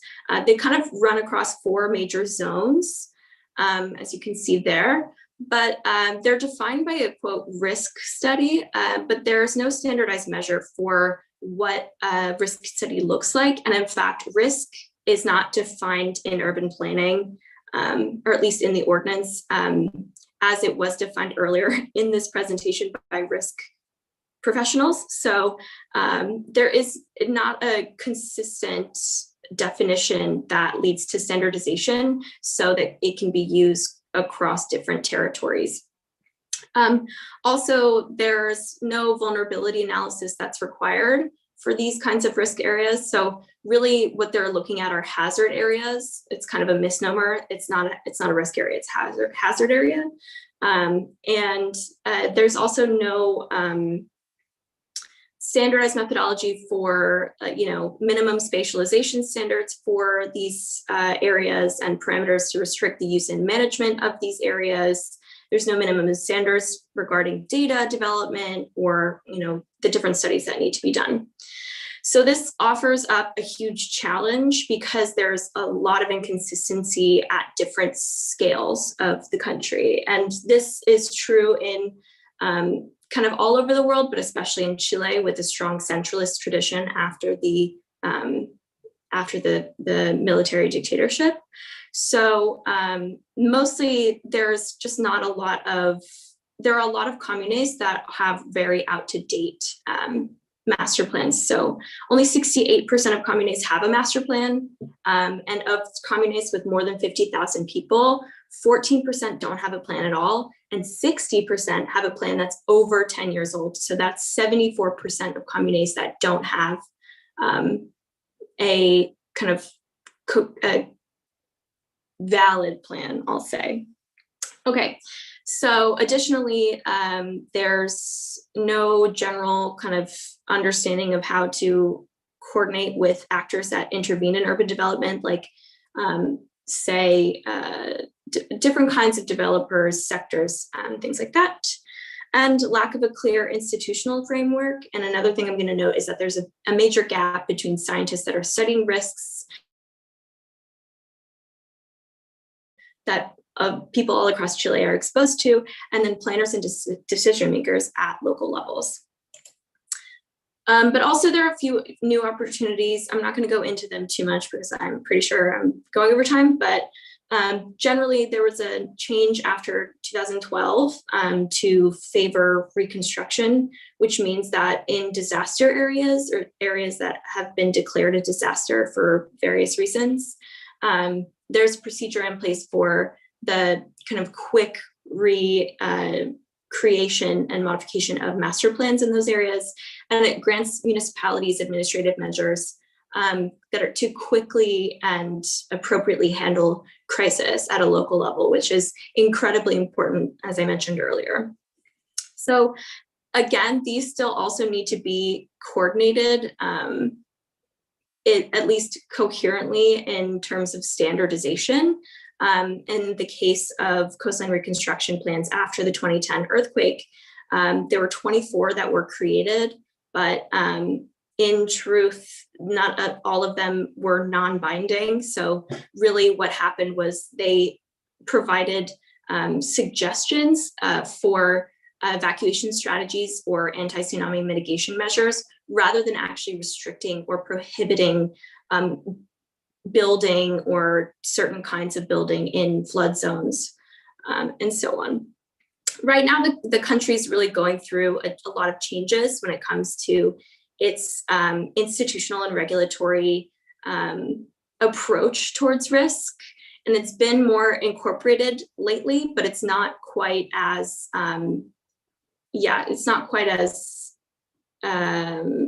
it's still growing, I'll say that. Lastly, in 2014, there was a mandated implementation of more integrated planning instruments that are based on the kinds of collaboration that are really required in crisis. So territorial, sectoral, and decisional. Okay, great. So after explaining all of that, I'm just going to reiterate a more clear objective for the research that I'll be doing. I'm going to be conducting morphological analysis in coastal communes by employing techniques in geodesign to support the key challenge of integrating risk studies with territorial planning, particularly at local levels. And I aim to do this by integrating growth and land use prediction models, particularly one called LTM, or land transformation model, with flood performance modeling techniques to develop scenario-based design alternatives in key coastal areas. So now that I have this basic definition, so just a little overview on tools and techniques. I aim to do a data survey and interviews with scientists and planners at key centers of excellence, and use geodesign and geospatial analysis tools. So anyone who isn't familiar, who might be familiar with geospatial analysis, but not geodesign, geodesign is essentially an augmented geospatial analysis that incorporates design or provides a design framework for leveraging geographic analysis kind of in real time with design. So they have a tool called GeoPlanner that's used for this. And I will also be using existing data for now on land use and building types. And then another tool that's commonly used in this kind of analysis with geodesign is called a land transformation model. So LTM is a tool that predicts future land uses and at times has been used for flood scenarios as well as urban vacancy.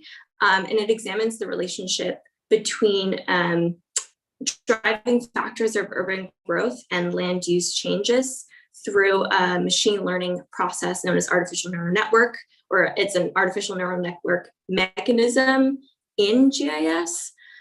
So really what you do is you input two different images of the city, and it compares those images of growth and also lots of different data on land use and distance to roads and things like that, and provides various scenarios for modeling how the city is going to grow over the course of the next few years.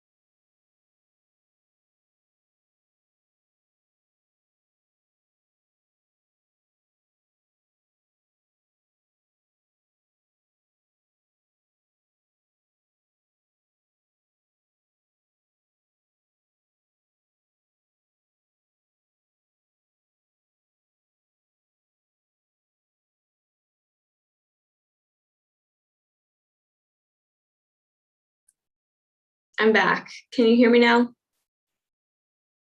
Okay, sorry about that. So sorry about that. Okay, so this is really just a nice graphic to describe the methodology of LTM and how it works. Essentially, you input a bunch of different data and mostly two raster images of the city or a specific area of the city.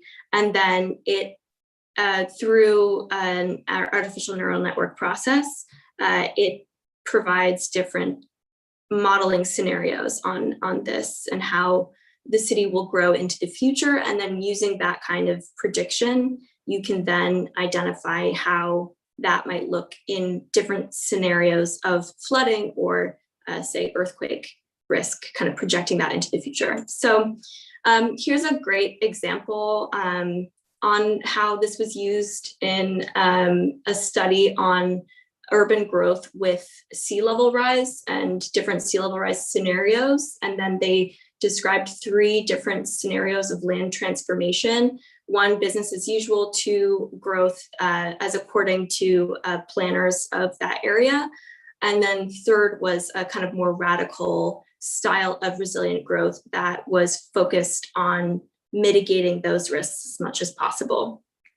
And then they were able to kind of run different scenarios of sea level rise from low, high to extreme, and then identify different exposures to floods. And as on top of that, model different potential pollution exposure based on the land uses in that area. A lot of it was manufacturing. So they were able to predict in this scenario, in an extreme case, this much, you can kind of see this much pollution going on in that as a result of that exposure. Okay. And then here's just a really pretty graphic looking at future urban development and different scenarios, and then their exposure to the floodplain, with business as usual being 90%, and then the kind of more radical resilient growth, only 5% were exposed to the future floodplain. And that is it. Sorry if I went over time, and also sorry about the internet. And there's my contact if you have any questions or comments.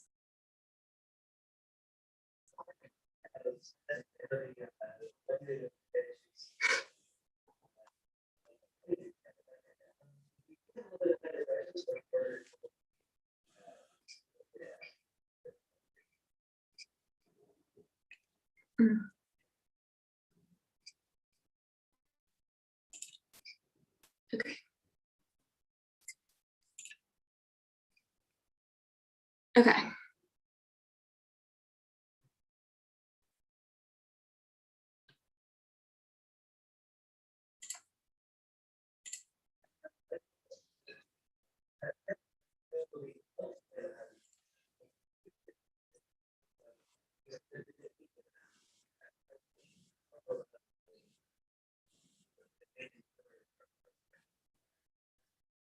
Yeah, so LTM is, it's been used for about 10 years, but it's been really validated and like streamlined into geodesign processes like in the past few years. So that's really exciting. It's actually considered, there are a few different kinds of models like this to help project urban growth into the future based on basically images, satellite images of the city and accompanying data sets on building like structural uses and things like that. But it's considered the most robust of all of the models, neural network models for predicting this kind of growth. I also wanted to make a note that Adolfo is using also a neural network. So he's in his research. So it's really, we're both using machine learning mechanisms to do our research. But it also just goes to show you the immense variability of, I guess, applicability of this kind of technology to various sectors, which I think is really cool. And yeah, I recently attended a Geodesign conference on this and was really fascinated at all of the different types of ways that land transformation had been used, but mostly it's for like growth and development into the future. I think in Chile's case as well, it could be useful for vacancy predictions. So understanding kind of how buildings will be abandoned and what to do with those buildings in order to make the entire kind of system of the city as resilient as possible.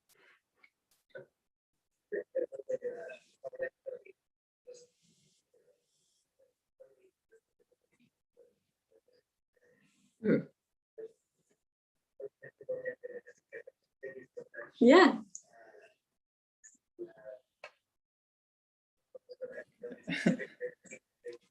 I just wanted to comment. It's definitely cool to see all the ways that machine learning is getting applied. And I just wanted to say that I like that figure that you had of the classic input, hidden layers, output. It's always funny to see all because that figure is really classic. And then every field has their version of inputs, raster images plus urban data, or you know, hyperspectral imagery, or I don't know, other other types of data, and then the outputs that you desire, models and predictions and stuff. But it's funny to see that middle picture is always the same. Yeah, the like neural network of like you know, yeah, the nodes and such. Yeah, to describe the process of machine learning. Yeah, yeah, I think it's really cool to just see the immense diversity of this technology. And I don't know, who knows, it can be used in so many different applications. Maybe fisheries as well in the future.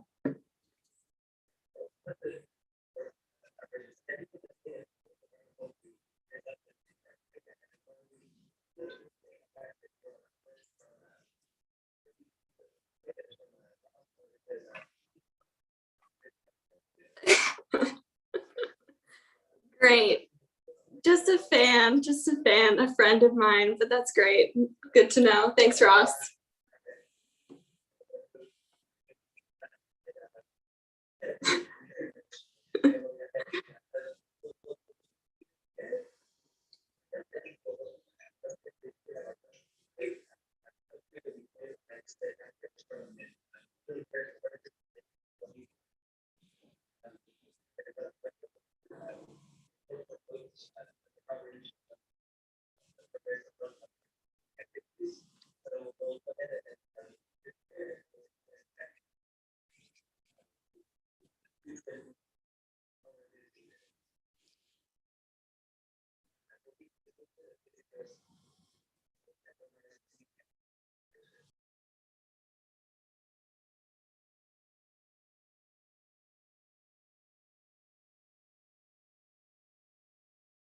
Hi, Mason. Everything? Excellent.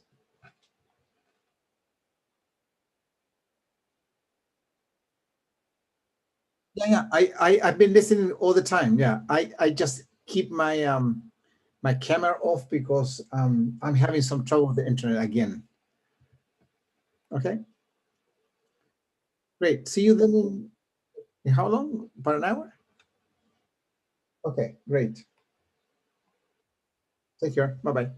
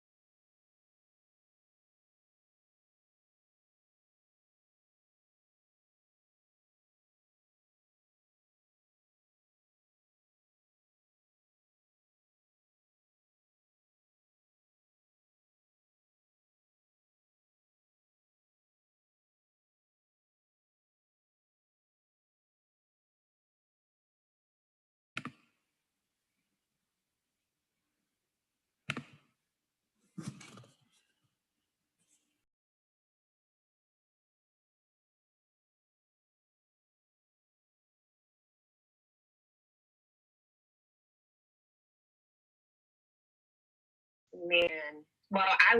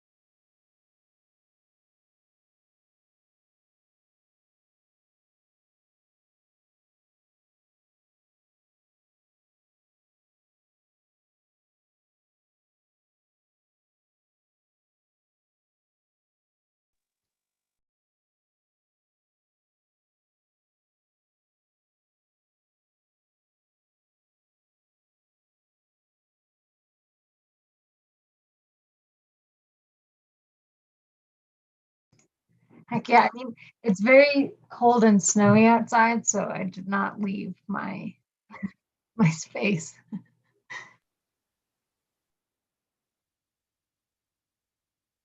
Oh. Yeah. Yeah, that sounds awesome. It's usually like that here in Colorado, but unfortunately, we just keep getting snow.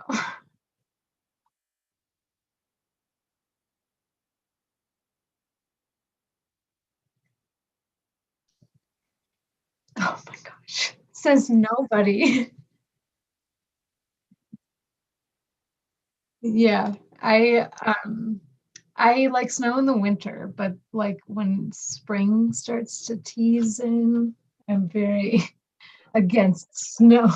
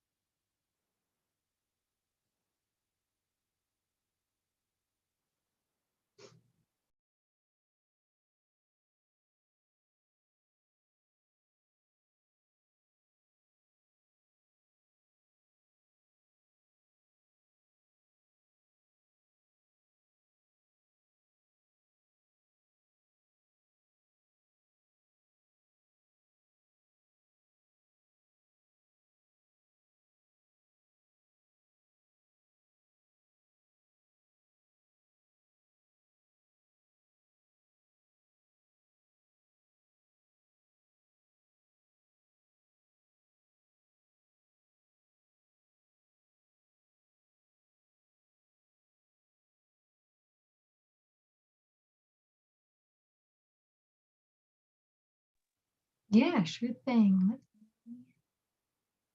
Okay. Let's see, can you guys see that? Okay, cool. Let me just make this smaller and get this down. Okay, so I'm Aislyn. I am a PhD student in the Department of Ecology and Evolutionary Biology at the University of Colorado. I will not be doing very like ecological research in Chile, but for context, most of my PhD research uses networks Not neural networks, unfortunately, but usually a lot of ecological networks like salt marshes, like salt marsh food webs, I should say, to study how disturbance spreads in coastal ecosystems and impacts humans. I'm also really interested in science communication, so I've started working on an online game that tries to teach users about food webs, ecosystem services, and provides people with an opportunity to grapple with uncertainty while they're learning about conservation. And the work that I'll be doing in Chile actually expands beyond networks of species to include people.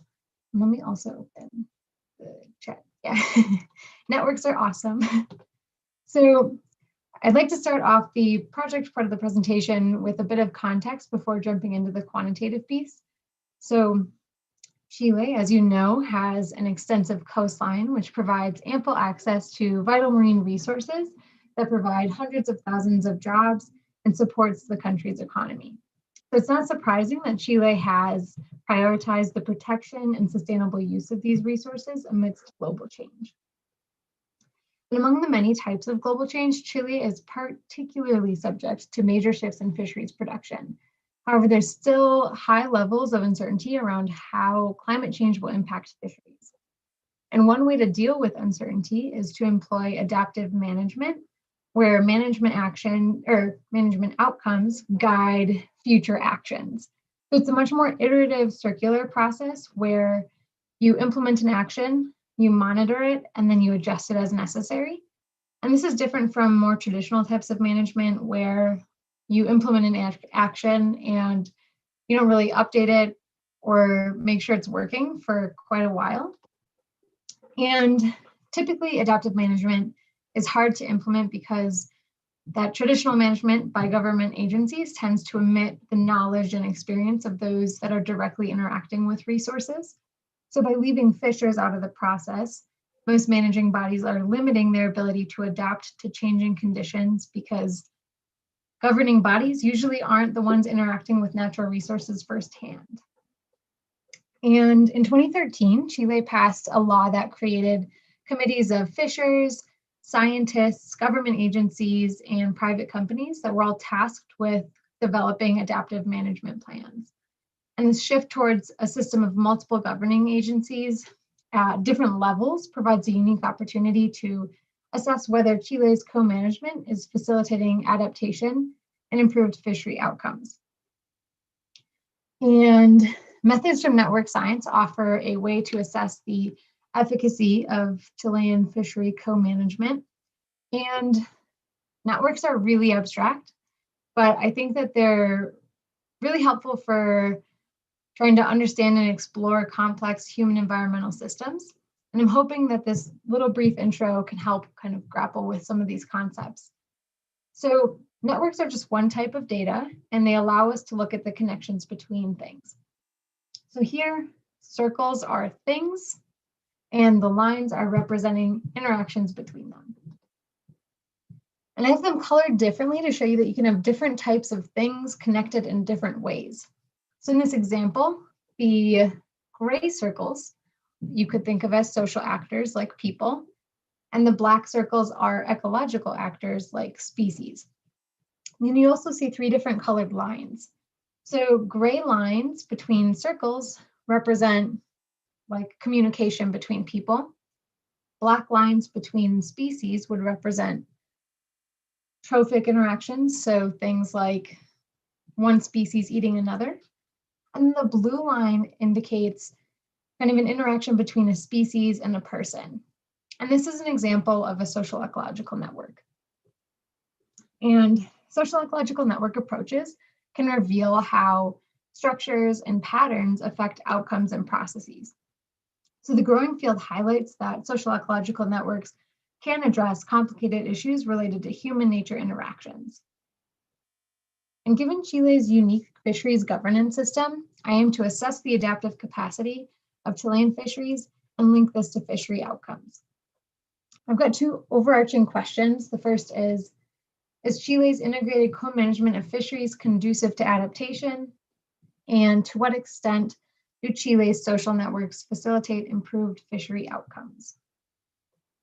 And I'll be addressing these questions in Concepcion, where I'll be working with Dr. Jorge Cornejo at the Fisheries Development Institute and Dr. Stefan Gelsish, who's at the Pontificia Universidad Católica. And I'll be interviewing fishers in Concepcion, probably the greater Biobío region, to compile social ecological network data. And this involves asking fishers which species they target, who they get information from about fisheries, and basically forming that into a network.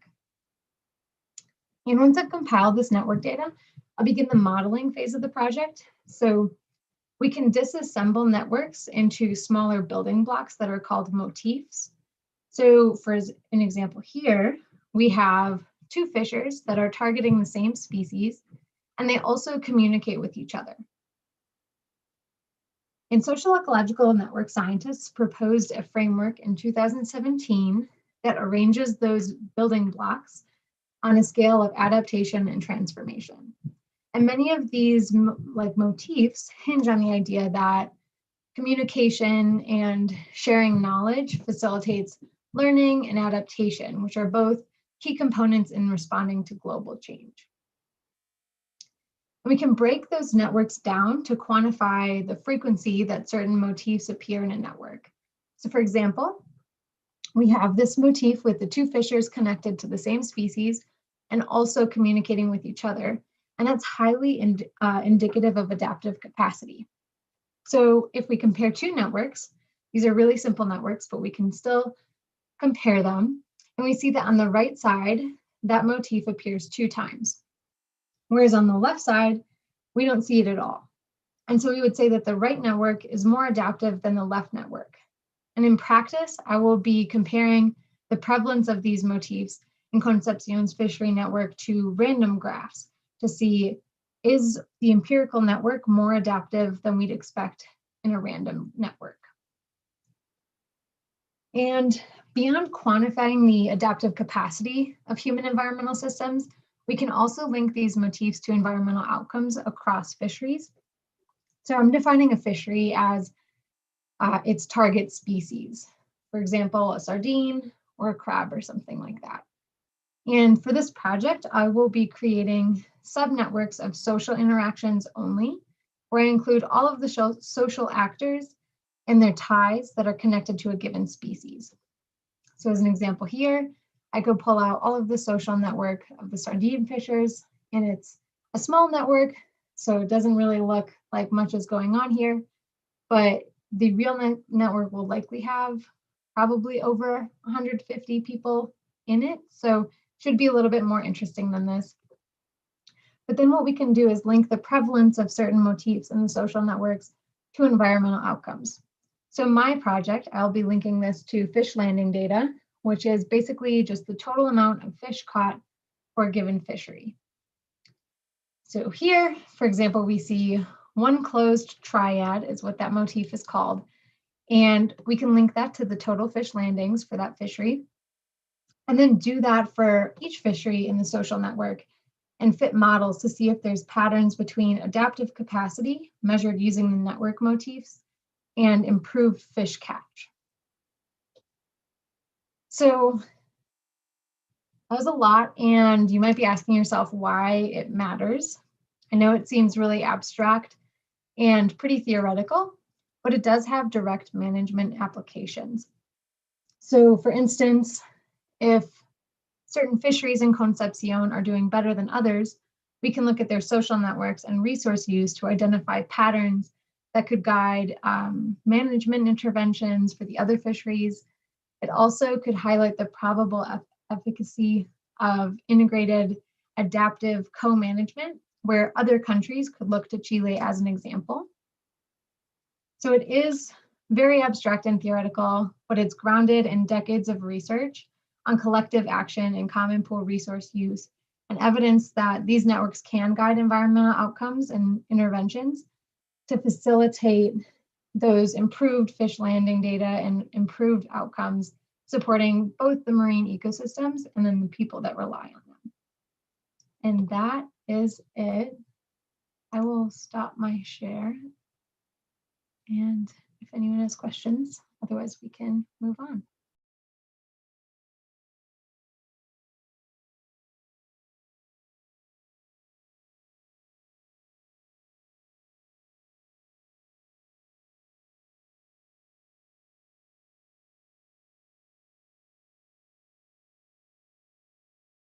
Yeah, so for the project, it'll mainly be just looking for the prevalence of the motifs. But what you could do is say, if you found that, I don't think this will be the case in Chile because of their governance structure, but if you had a fishery where nobody was talking to each other and nobody was communicating, you could form committees or something like that and try to facilitate the communication and interactions between people. But yeah.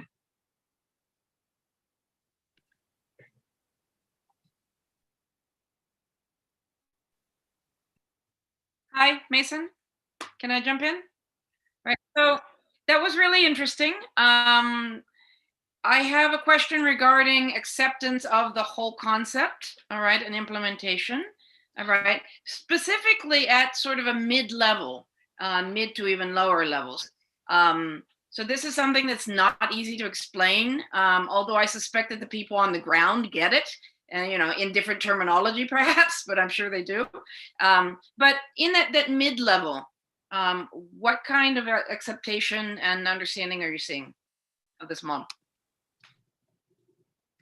Do you mean for like when I interview fishers, or like explaining it to like a public audience?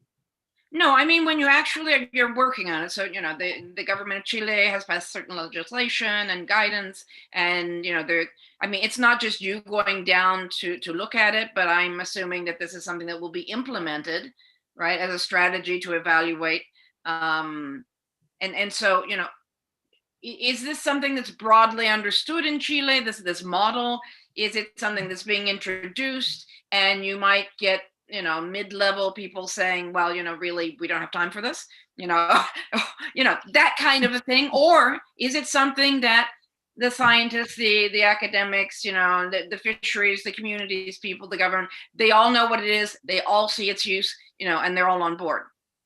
Yeah, so I think it really depends on who you talk to. So in the I guess there's a kind of group of social scientists that work on conservation and the environment, and this is very widely accepted approach, thinking about social networks as finding points to intervene in a system. So if you have one person that talks to a ton of other people, then you might prioritize getting information to them.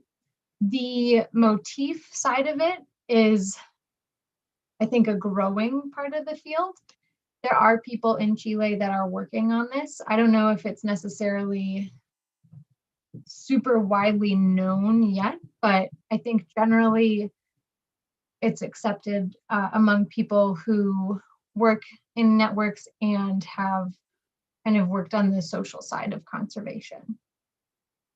If that answers your question. I actually had a question about the motifs. You mentioned that one possible solution was creating perhaps social ties where there might not have been. Would you also be interested in I guess participant observations of what conversations are being had as opposed to what might be more beneficial for sustainability? Is that one of the concentrations within the motifs?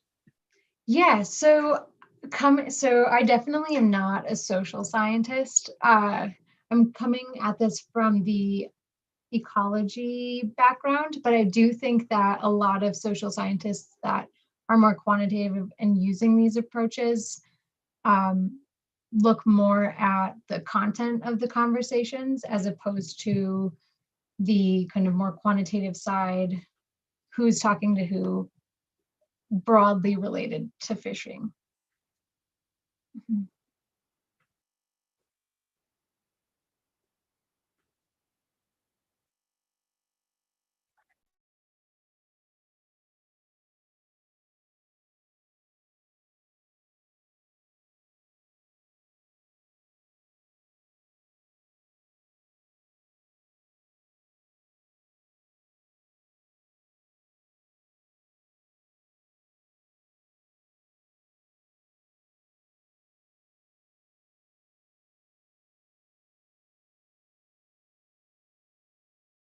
Sorry, I am muted. Just looking, there we go. All right, I think it's in full, is it in full screen for you all? Yeah, okay. Perfect. So my name is Clay Oppenhuizen. I'm a PhD candidate at Michigan State University. And my dissertation project concerns journalism in Chile constituted by political opposition to Augusto Pinochet. And this includes sort of three tiers of opposition journalism. There's local journalism, which was produced by and circulated within poblaciones, sometimes in conjunction with one of my second tier groups, which are national NGO or national human rights groups, things like La Vicaría de la Solidaridad, which produced a magazine called Solidaridad, but they also produced a number of bulletins that were called Boletines Zonales, and they basically produced ephemera and print media sources, sometimes in the form of like long form magazines that ran articles, and at other times they produced like information sheets, but they were dedicated to each of the zones of Santiago, the metro region.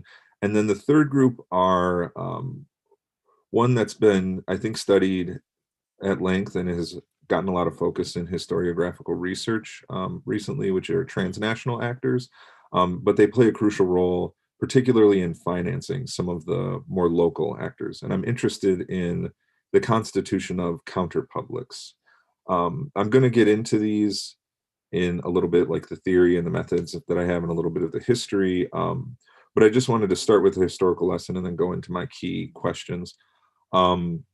So I picked this time frame because 1973, September 11th, 1973, for those of you who may not know, is when the coup d'etat of Augusto Pinochet took place in Chile. It kind of provides a fissure with like the sort of normal operating sphere of journalism in Chile. My dissertation is going to look a little bit earlier at examples like the founding of a local bulletin in La Victoria, this poblacion in Chile, as well as the structuring of smaller journalism circles centered around trade unions and neighborhoods in Santiago. But I take this point because one of the first things that happens post-coup is the exiling of political party members, many of whom were journalists, and the destruction and state takeover of certain publication centers to basically only allow there to be kind of the civil society papers, the really commonly read ones, like El Mercurio and a few others. I know today, like La Tercera and La Nación are really popular as well. But I'm really interested in how these journalists continue to dedicate their life to their mission, and how their politics maybe changed over time in Chile, as well as the political messaging, and sort of ebbs and flows of more compromising political solutions and more radical ones. Which brings me to my key sets of questions, which are how did solidarity networks of the opposition develop in Chile, and in what ways were they reliant on clandestine forms of media publication as well as local forms? So what role did the Catholic Church, non-governmental organizations, and local communities play in fostering print journalism? I've done preliminary dissertation research in the summer, well, not the summers, I'm sorry. In Chile, they would be the winters of 2018 and 2019. And I have sort of like a nascent outline of the creation of like mainstays like Solidarity, the magazine of La Vicaría, and certain NGO actors like Educación y Comunicaciones, or ECHO as it's referred to, which was more focused on popular and public education, but also facilitated the dissemination and discussion around local print media sources. A second question that I'm interested in answering is how did these networks and the media they relied on ultimately shape broader public opinion, and understandings of human rights and abuses of human rights under authoritarianism. What were human rights considered within the pages of these works, whether it's a local publication, a national one, a transnational one? What did it mean to their audiences? For this, I'm going to talk a little bit more in a minute about my methods for how I might get this information. Third, most importantly, what restrictions were there on publications of print journalism? How did local, national, and transnational journalists and outfits react to these restrictions? One of the things that I think Chile has benefited from, with a lot of focus on the dictatorship, it can be a very, very caustic subject. I know it's not one that people readily are willing to talk about, but I think with the amount of studies that have happened in Chile on this, you get a sense of the uneven ways the dictatorship sometimes had obvious negative effects, but then certain positive ones. Journalism kind of rests at this middle ground where it was basically you couldn't have an opposition press until 1978, when the dictatorship allowed sort of the first commercial opposition press with magazines like Análisis and Hoy and Cauce. But then in the 1980 Constitution, there really wasn't a defined law for freedom of expression. And it wasn't actually until 2001 that journalists and freedom of expression were addressed by the Ricardo Lagos administration. So I'm kind of interested in, like, how do you navigate in a constitutional and legal system that assures certain rights for opinion, but doesn't necessarily define clearly what freedom of opinion and freedom of expression are. And then I'm grounding a lot of my dissertation chapters and research in emblematic events.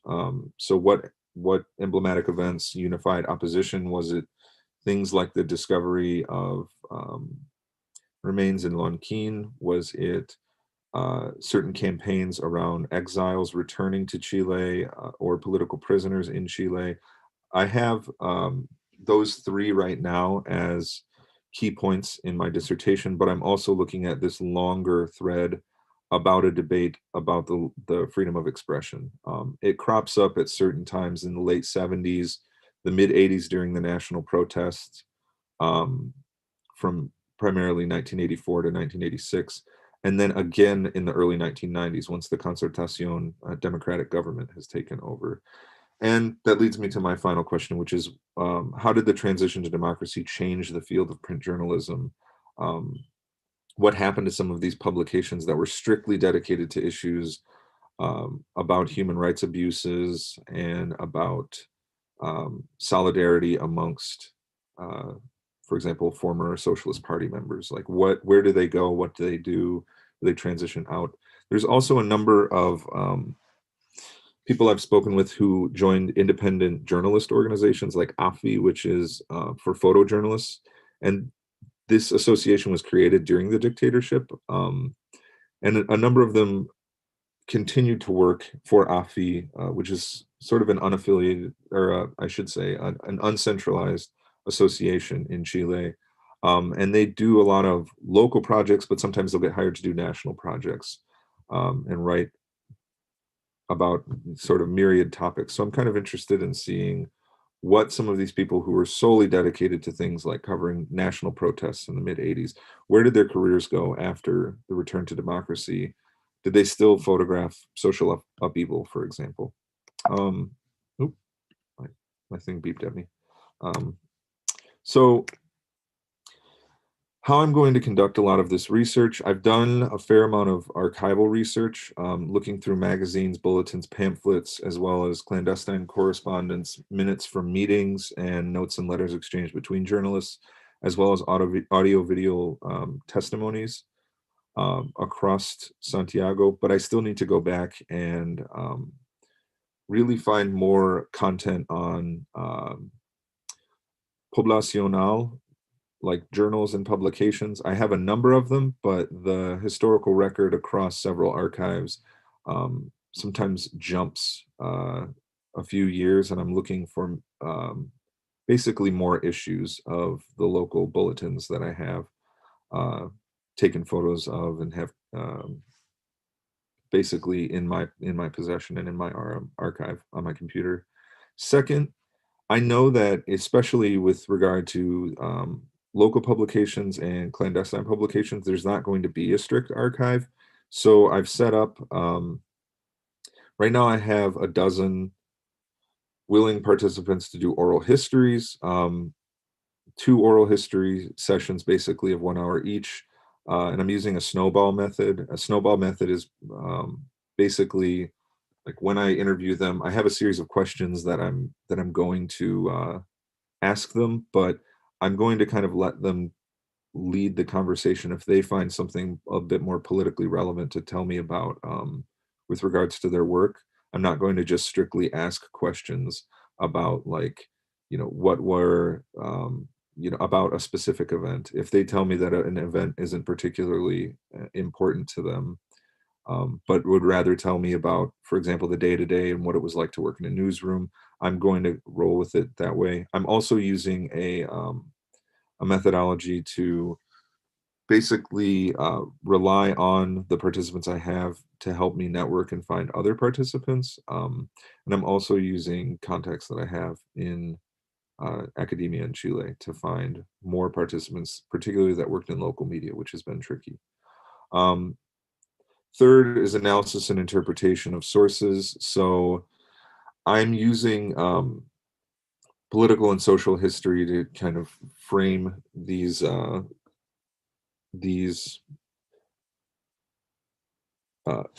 pardon me, these historical sources and the interlocutors that I'm discussing with. So I'm basically going to interview them about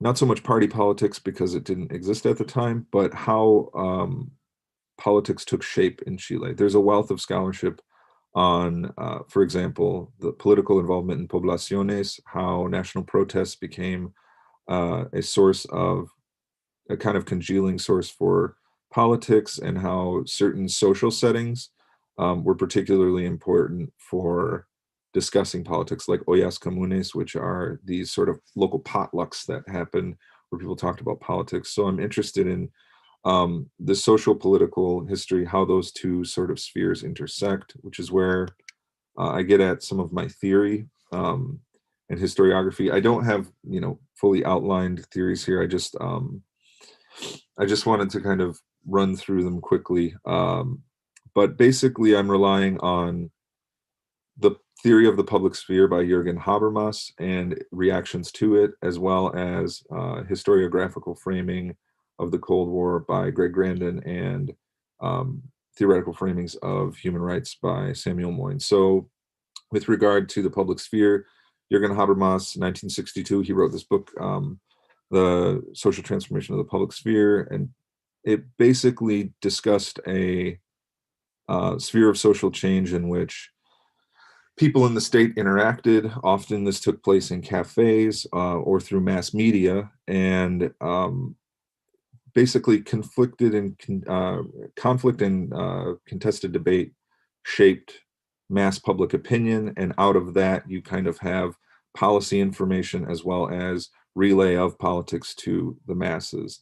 Nancy Fraser, however, in 1992 critiqued Habermas's assertion in his book about the public sphere, saying that there is no real universal public that he's discussing, because those the public sphere he was defining relies on the exclusion of marginalized groups, particularly people who are racial minorities, religious minorities, and in particular to her critique that she ushered forth was basically he was talking about a sphere of bourgeois men, so women are utterly excluded. The other thing that she critiqued was the idea of what is a common concern depends entirely on how you define what is public versus what is private of a given issue, as well as, who the concern is for. So she then proposed counterpublics as a better way of analyzing this. There are a sort of mass public, a bourgeois public that discusses, a very kind of has a tight-knit conversation about what ought to be in a society, where might people go? So for example, in Chile, there was no discussion of opposition political parties once they were outlawed, because they were outlawed. You, and I'm sorry. And so there was no real like formal dialogue between any sort of opposition of public opinion, and people then became reliant on radical forms to protest. Once there is an opposition media in Chile, there's a number of things they can critique the government for, but they're also under tight government censorship. And it didn't always exist in a way where somebody could be jailed, for example, for discussing or debating the wrong thing or investigating something. It often relied on auto-censorship or self-censorship, because there was no written defined law of like, you cannot say this. So journalists, the two journalists that I spoke to in 2019 basically told me that you would write an article and hope that it would make it through editing, and you just sort of hoped that there wasn't a consequence. But oftentimes, if you had something salacious that you knew about, you would think twice before you would even draft something about it. So I'm interested in kind of how counterpublics worked, how journalists got the gumption to write about the things that they wrote about, and what were the after effects, if any. This exists within kind of a broader historiographical trend. Greg Grande, in his book, The Last Colonial Massacre, which was written in the early 20th century, I think it came out in 2006, I'm sorry, 21st century. He reframes the Cold War in Latin America as less a diametric opposition between liberalism and capitalism and democracy from the US perspective and this sort of Soviet totalitarianism, and says oftentimes what happened in the Cold War Latin America was the foreclosure of other more radical democratic opportunities. So social democracy, electoral paths to leftist governments. And so the context of Chile in the 1970s exists within this realm that Grande's really well defined. So that's one of the operating notions of the Cold War that I'm working with. And then finally, Samuel Moyn has written two books, Not Enough, which is about the human rights revolution, and The Last Utopia. The Last Utopia kind of discusses how after the failures of communism and the recognition of totalitarianism in the Soviet Union, a lot of leftists that were sort of disaffected by leftist politics, party politics, turned to human rights as this sort of utopian ideal for the world. But he also says in Not Enough that human rights fits within the logics of liberal democracy and capitalism, and that often meant that the more radical ideas about like social parity in the labor workplace, equality in wages, and those sorts of things kind of get eschewed. And I'm wondering how much my local sources in Chile follow this trend, or maybe buck the trend that Moyn casts in his discussion of human rights and liberalism. I've mentioned this a little bit, but I wanted to give you guys an idea of some of the opposition sphere sources that I'm dealing with. So clandestine media sources that I'm examining are informes that were produced abroad and sent to Santiago via fax and often circulated by hand in the early 1970s. These are just like broadsheet information sheets about what was going on in Santiago. Many of them were created from Buenos Aires, Argentina, and some were even produced as far away as London by exiled journalists. Another form of clandestine media I'm examining are calugas, which were these handwritten notes passed between oftentimes political prisoners and their families, or political prisoners and their lawyers.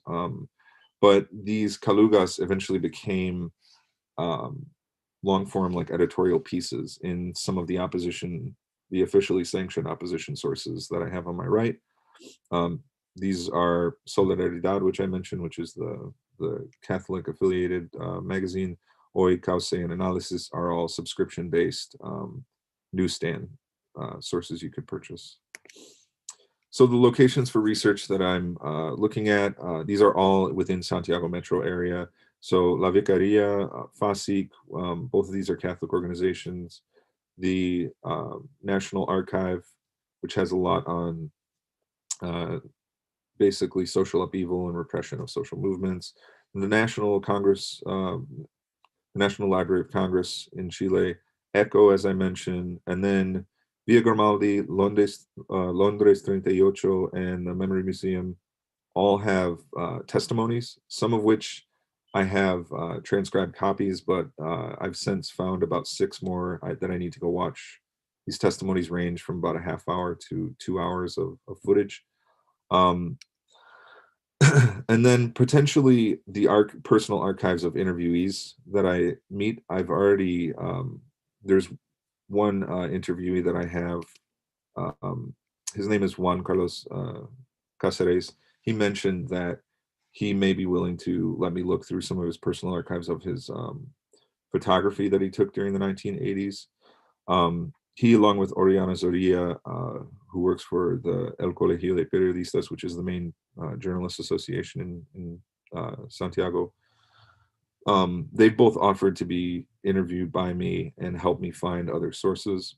And then as well, I'm working with Mario Garces, who is a famed historian of Chile and of the period of really the last quarter of the 20th century. He works for ECHO and helped found it, and he's offered to help me find interviewees and to help me navigate sort of the sources that he has at his archive. And then there is Claudio Gonzalez, who is the executive secretary at FASIC, and he worked through the military dictatorship, and so he knows some of the journalists that work with the Catholic Church. And my sponsors for this are Stefan Ruder and Antoni Faré. Professor Ruder works on the Catholic Church in the late 20th century in Chile, and he knows an immense amount about the sort of inner dealings of organizations like La Vicaria and FASIC, and is going to also help me, I guess, interpret some of the broader Catholic missions that are behind the motives of some of these historical actors. And Antoni Faré works at USACH. He worked at another university when I first met him, but his current project is actually looking at media temporalities in the late 20th century in some of the larger press institutions in Chile. So I'm working with him because we have similar interests, and he has more of a social scientist bent and is going to help me with some of these quantitative analysis. And I hope to help him digging through some of these archives and ideally presenting at USACH if given the opportunity. Okay, so this brings me to the impact of my study. It differs a little bit from those of you who are doing more hard sciences. The main impact of my study that I'm looking at is to provide pedagogical and sort of research expansion to help historians better understand the role of media in print media, particularly in the periods of our historical actors, to help them have a better interpretation of how events unfolded and were cast in the press during the dictatorship, as well as understanding the idiosyncrasies of state repression and Cold War politics at the time. There's a tendency to kind of flatten this period, and I hope to kind of show that there were, I guess, things were, didn't just sort of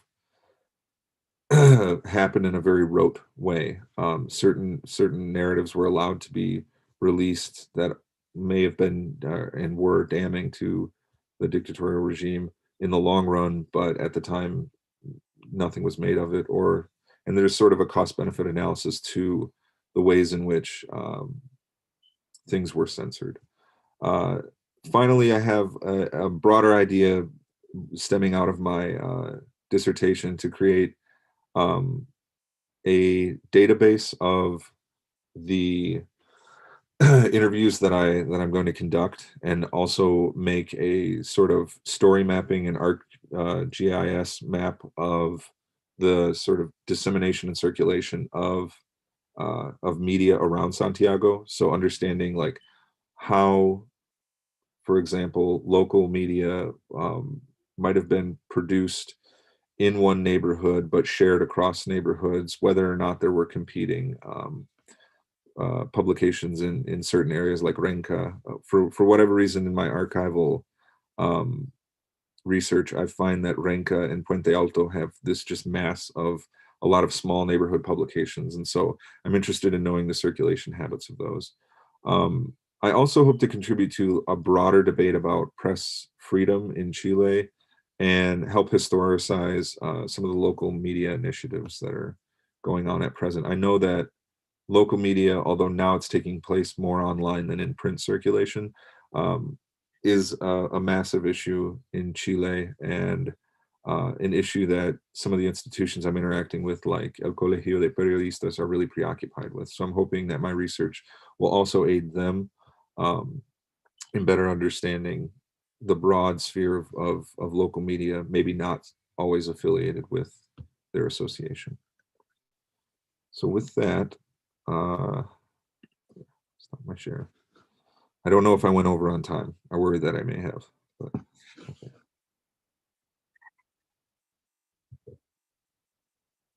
Okay.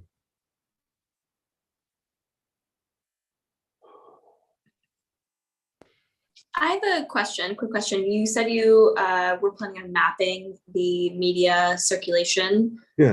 My question for you is more like, do you have experience with that, and also an offer of resources? I have with me a few ArcGIS textbooks if you are interested in reading some of them, because I would love that. Yeah. I'm happy to help you on that, because mapping can be hard to enter, but it's a really great tool.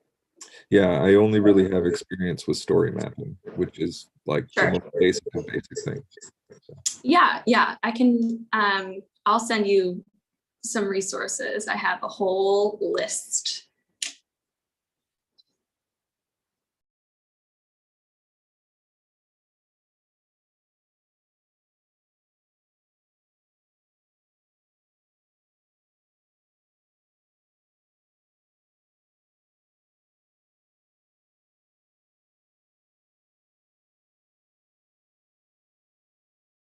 Now, I have a question for Clay. I mean, in your presentation, you mentioned some magazines.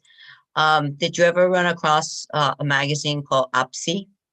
Yeah, I have a bunch of OPSI editions right now. Okay, but if you're interested in meeting the founder, director of OPSI, let me know. He's a good friend. We went to school together, and I keep in touch with him. So, and he would be a very good source also for the people who worked at the time at the Vicaría de la Solidaridad, because I know some of I'm a sociologist. Some of my colleagues worked there at the time.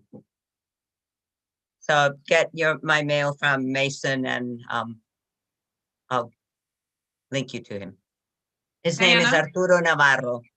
Yes, Dinah. What about putting him in touch with Juan Pablo Varela?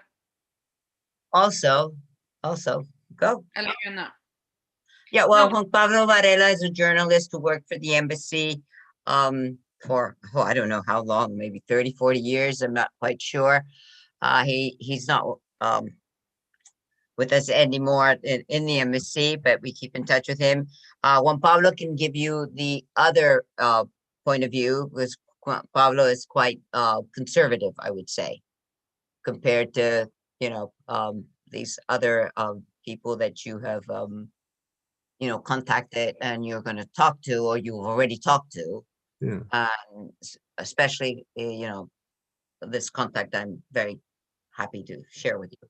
Yeah. No, I definitely welcome that. I know I need more parity. A lot of the people in the U.S. that I knew were more on the political left in Chile. So, yeah. He was, in any case, the senior press specialist for a couple of decades, and so he also watched that from within the embassy.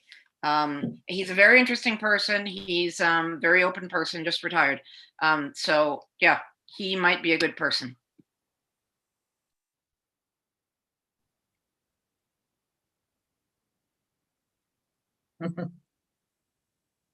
Yeah, I'll come up with more. I'll let Clay know. Yeah. my time. It's working.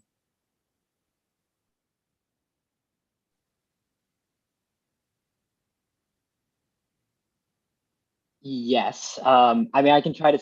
No, that's totally fine. It's a very interesting project, Clay. I actually had a question, but I'll save it for when we're in Chile, just for the sake of time. So, reintroducing myself, I'm Santiago. I will be working in Santiago at the Pontifica. It's the full name is ridiculous. The Pontifica Universidad Católica de Chile, studying machine learning as it applies to studying reaction dynamics in chemical systems. So I'm going to try to go slowly, cover big ideas, because like some of the stuff is it's a lot of detail oriented, and when you get in the weeds, it's just easy to get lost. So just a background about myself is here. Sorry, something came up on the chat. I want to make sure it's not. Yeah. So my background is I started out with machine learning more than anything at the Espuriguzic group out at Harvard, and we sort of studied machine learning as it applied to a lot of areas of science. So there are people working on quantum error correction, there are people working on quantum computers, chemistry as well with machine learning. And that's where I got the machine learning bug. And then right now I'm doing my PhD in computational chemistry. And in our group, we study a lot of things. So we have a project on qubits, which is quantum computers. We have a group on like enzymes, a group on the one I'm working on that I'm most excited about is carbon sequestration, but kind of all over the place, and also applying machine learning to that. My project here in Chile has sort of like morphed a little bit from my initial proposal, and even my second proposal, to include more machine learning, just as my own expertise has evolved. I was actually supposed to be in Chile, as I mentioned, last year. So in that year, I learned some stuff in machine learning, and it's kind of more my focus now. But you know, luckily, I've found a project that I think I can apply it to work in Chile. And here I will be working with Professor Torolave in Santiago. So the first thing I want to go over is like computational chemistry is like very contradictory as a concept, because you know, you think chemistry, you think Breaking Bad, you think like test tubes and beakers, you think organic chemistry, and computational chemistry kind of divorces you from all of that. And what it is really you take some baseline level equations, and I promise these are the only equations I'll show today, that govern your domain of chemistry, or govern your domain of science, really. So here at the top, we have Schrodinger's equation. It governs quantum mechanics, and that's the study of stuff that's really small. And that is usually the ideal theory to treat chemistry, because we're talking about atoms, electrons, really small stuff. But the other way you can look at things is Newtonian, so classical mechanics, which is just F equals ma from general physics. And just from these first principles, these basic equations, you know, with more mathematical tricks, simplifications, and whatever, you can get out a few properties, which are generally structure, energetics of your system, and then kinetics, so the speed at which things evolve in chemical reactions.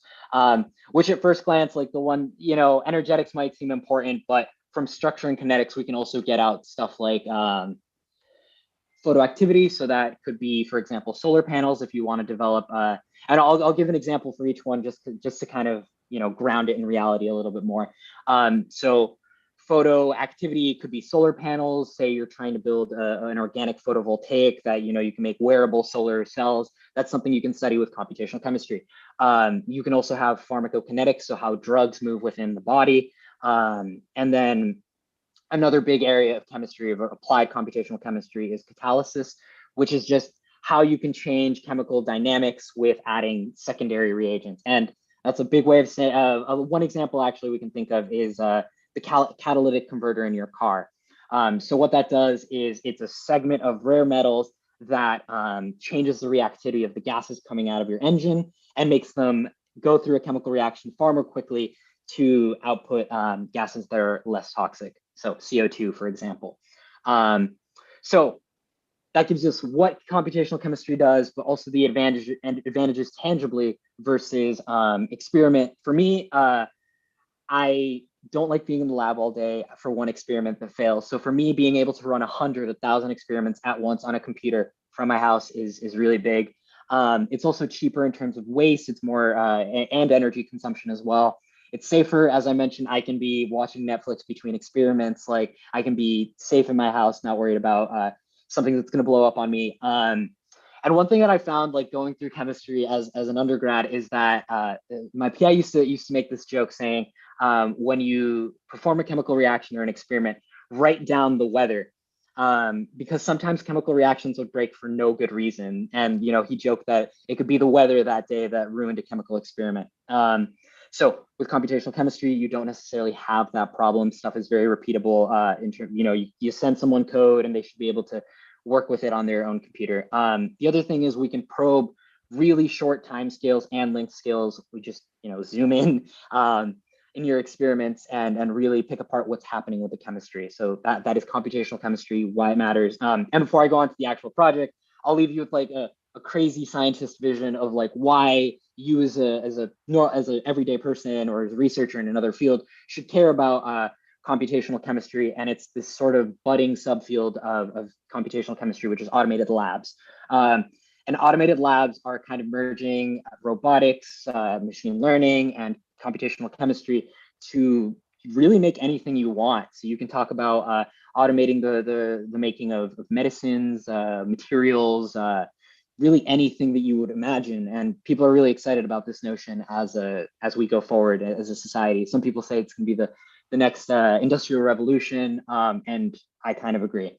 So onto my project specifically. I'm going to first talk about what I do at, this is my most recent project that I finished at UCLA, and I'm planning on bringing some of the theory I learned there to my project here in Santiago.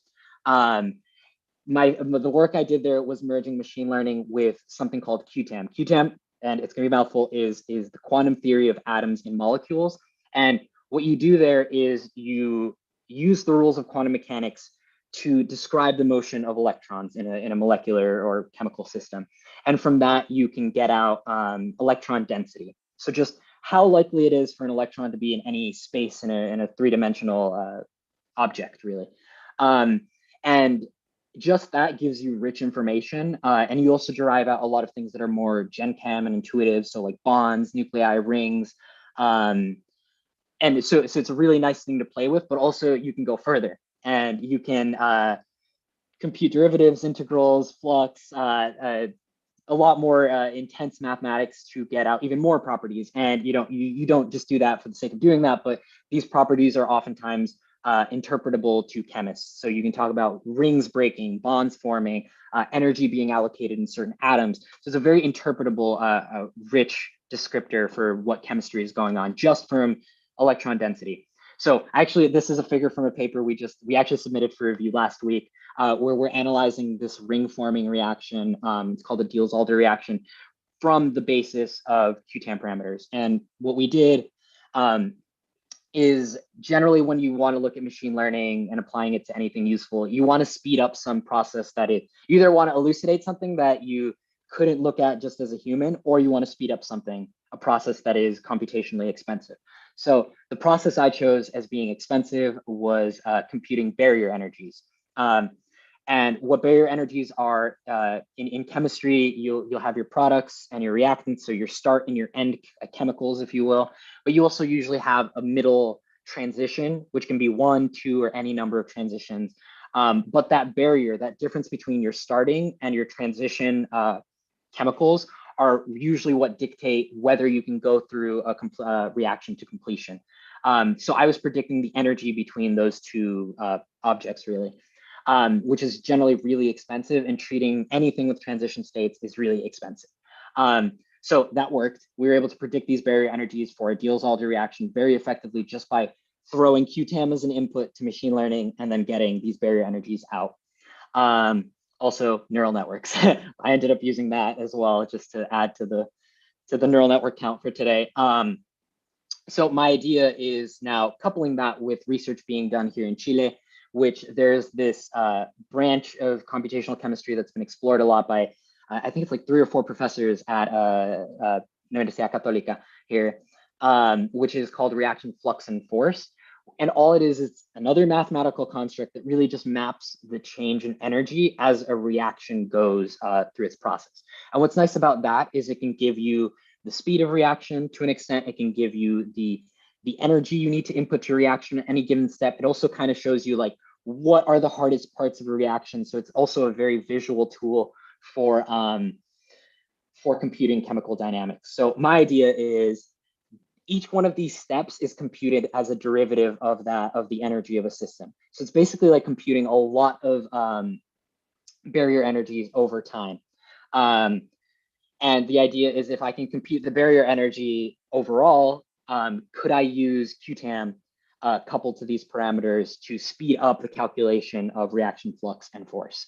So that is the preliminary thing we've been talking about. I'm hopeful that this could work because a lot of data can be augmented through this process, and I'm pretty hopeful for this. This gives us a few tangible goals. One is computing these QTAM descriptors as a reaction goes through, correlating them with reaction flux, as I just said, studying the movement of electronic density as reactions move to try and like visually interpret what's going on. Automatic labeling, I won't mention, but also we want to start out potentially with a simple toy system, a simple reaction, which could be this Diels-Alder reaction that I talked about before. But also I want to move to energy transfer reactions, which is photovoltaics, which is solar energy potential amenable reactions, just to make it something more rooted in practicality in real life. So that gives us goals. And then another notion of why this matters for the field in particular is if we can make a speed up to this reaction flux calculation, then more people can use it and it can actually be pretty big in the chemical field. The other thing we run into a lot in machine learning for chemistry is, and what I want to do is show that QTAM is useful. It's kind of been relegated to second or third tier as a chemical theory over the years. But I want to show that we can bring it back for machine learning. And having more use cases where it's useful obviously makes it more worthwhile as a descriptor. Because in machine learning and chemistry, we run into this issue of descriptors. What are the variables we want to give to an algorithm or a computer really to describe our chemical system of interest? It can be what atoms you have in it, what rings you have in it. It can be stuff that it's really interpretable to humans, but there's usually a trade-off between interpretability to humans and performance. So QTAM promises to give us both. And it could be exciting for pushing it in other directions in the computational machine learning chemistry field. And this figure here is just actually, it's a paper from my undergrad where someone was trying to use neural networks to build these descriptors custom to a chemical space. It's not really relevant to my work, but it was a pretty figure, so I included it here. But yes, if you guys have any questions, I'd also happy to see a lot of people working in AI, machine learning, and I'd love to collaborate. Just even hearing what you guys are doing, like on the day-to-day of working with your data, like trying to interpret it is always really interesting to me. And like also, if you guys eventually run into the issue of trying to communicate this like intense mathematical field to a general audience or publishing, like I think science communication is really interesting, and I'd love to talk about that with folks. But if you have any questions now, I guess is the time to ask. Hey, great talk. I had a question. So like when you calculate, I guess like your energy distribution for like your chemical system, are you using like the machine learning for that? Because I guess otherwise in principle, you have to solve like the time-dependent Schrodinger equation for the end particles. So like, I know I think it's more expensive in quantum than it is in F equals ma. So are you using the machine learning to like get around that part, or is that like? Yeah, so that's exactly the part we're trying to circumvent. I mean, it's with machine learning, you have to do the legwork at some point and perform a lot of these calculations and with different parameters, with different molecules, different atoms. And then the hope is you get an algorithm that can circumvent time dependent. In this case, we are actually using time dependent DFT. Yeah, okay, so that's what we're trying to circumvent. Yeah. I had a question or one comment, because I'm definitely going to take you up on that. Going to need to pick your brain because I'm sort of a newbie to machine learning and just kind of learned how to use it. So I'm like experimenting a little bit with myself. So yeah, definitely going to pick your brain on that. But furthermore, I wanted to ask you, why did you pick to do your project in Chile? Why did I pick so it seems like yeah. No, this is a very and I had to address this in my application. So in particular, I think this core of scientists at Universidad Pontificia is kind of the core, if you will, of people doing computational chemistry in Latin America. I knew I kind of wanted to do Latin America in general. I'm actually from Colombia. I grew up there. I'm now a U.S. citizen, but I grew up in Colombia, so that automatically discarded Colombia as a country that I would do for my Fulbright. But there was this core of people doing a lot of like very hard computational chemistry, and I really like math and physics, so like these people made sense as advisors, but also I think initially, and it's sad because I might not even get to this point with a project just due to time. I saw they were studying a lot of energy systems, and in particular, I think Chile has like a very unique problem or solution to energy with the Atacama Desert in the north. They have a different solar spectrum altogether. It's a whole problem, and they kind of need to develop their own chemistry just for themselves, really, because the solar spectrum in the US, Germany, wherever, is very different from Chile. So I think there's a lot of unique science being done here. Also this core of professors who are doing really cool stuff. That's interesting. It's like kind of bespoke in a way, so that gives it a whole lot of creativity going on. Yeah, yeah.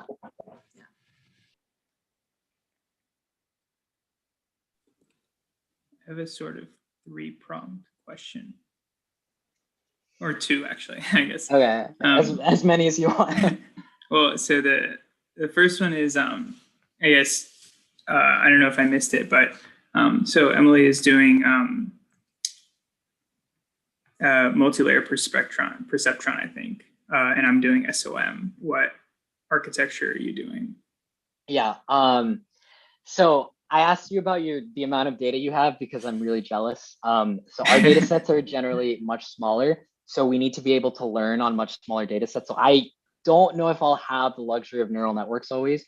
I'm thinking Gaussian process works really well in this space, random forest to an extent. Random forest, I think, was actually the best performing model in the paper I just put out. So I think I'm limited to somewhat older techniques, but they still usually work pretty well. Okay, and the other one is, I think one of the things about SOMs that I liked is that once you learn how to read them, the outputs are very intuitive. So you mentioned that what you're going to be working with kind of addresses that issue of like, you push things through the neural net, but then when you open up the hood, you're like, what am I even looking at? Like, what's going on? What is it telling me? How does what you're doing address that? Yeah, so, and this was actually also a really big part of the project we just did.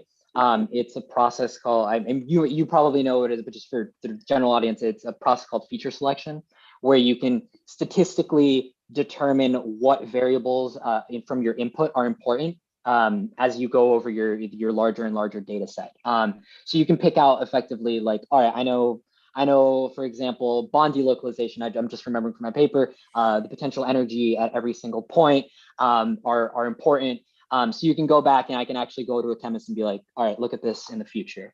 But yeah, it can be nebulous depending on how much data you have, which is why I hope we can get a lot of data. Sounds good. We'll definitely have to touch base later.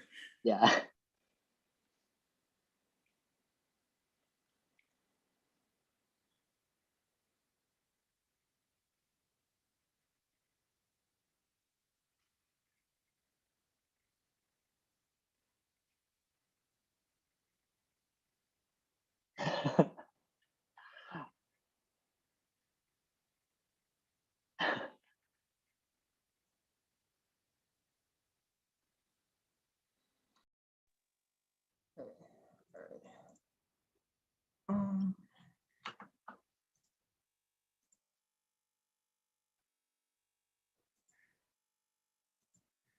All right, so you guys can see?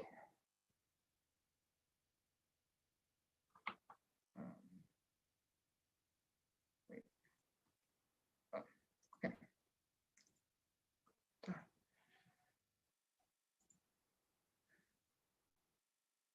All right, so hey, so my talk is going to be about the formation of central massive objects in galactic nuclei, and specifically transitioning from what we call the nuclear star cluster dominated regime to like supermassive black hole dominated regimes and more massive galaxies. So my name is Roberto Serrano. people call me Robert. My friends call me Robert. You can call me Robert.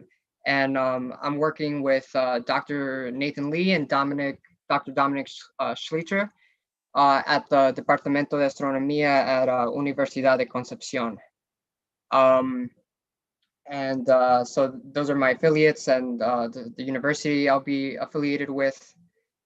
So my professional background is I'm kind of like in a little like in limbo. I graduated with a bachelor's of physics and math from Stony Brook in 2019. Then I went to industry for a while, and I worked like as an accelerator operator at Brookhaven National Laboratory. So like I worked on like this in this system called RIC. If you guys know what RIC is, it's the relativistic heavy ion collider. So they collide ions at the speed of light, and they study exotic nuclear matter. So if you want to know more about that, maybe you can message me afterwards. My main form of research is in theoretical astrophysics. So broadly speaking, gravitational dynamics, gas dynamics, and compact objects and their formation. My personal background is I was actually born in Ecuador in a city called Guayaquil, and I immigrated to the United States about when I was 1 year old. I moved to New York City, and I grew up in a town, area called Astoria.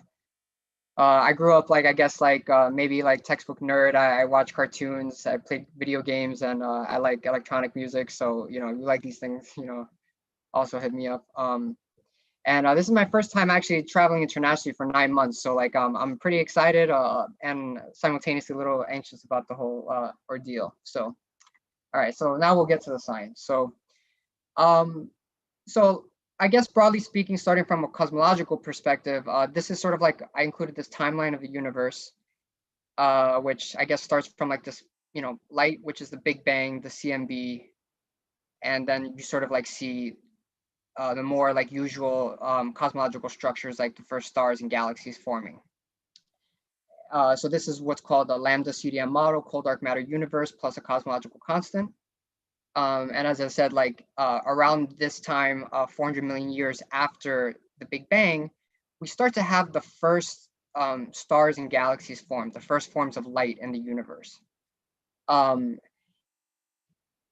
From stellar like evolutionary models of stars, like from local observations and also just from like, I guess, theoretical studies, we know that stars eventually have several fates, and one of them includes those about black holes, which are typically born with about the same mass of the parent star. We'll discuss this point a little more in a bit, and then, you know, we can define black holes as sort of like these remnant state of stars that are so massive that light can't escape them. So there's sort of an interesting paradigm in cosmology where we sort of, from, you know, thanks to like observations from like things like the Hubble Space Telescope, we can see that the centers of galaxies harbor supermassive black holes. So our local galaxies are sort of massive like galaxies with basic that are like sort of like 10 to the 12 or 10 to the 13 times the mass of our sun. So it's basically a huge number of particles. And they all seem to have, if these galaxies are above a certain threshold, this 10 to the 11 or around their mass, they all have a black hole, supermassive black hole, regardless of their morphology. So this is interesting. In addition, with, I guess, more Hubble Space Telescope like observations of the early universe, we see that there are some black holes that are billions of times the size of the sun, already sort of before the universe is 1 billion years old. So that's before the universe is 10% of its current age. These black holes are already almost the size of galaxies themselves. And it's not exactly known how you could sort of grow these black holes so quickly. So this is a key question in cosmology and astrophysics. Also, more interestingly, and this is something that was discovered around 2006 or 7, also like through Hubble Space Telescope observation, is that we find that younger galaxies or sort of these more baby galaxies that are 10 to the 8 or 10 to 11 times the size of our sun, they may not always contain a supermassive black hole, but they have what's called, they all have a massive central stellar cluster, which we called a nuclear star cluster. And these are the largest sort of like stellar cluster and environments basically known to astronomical observations.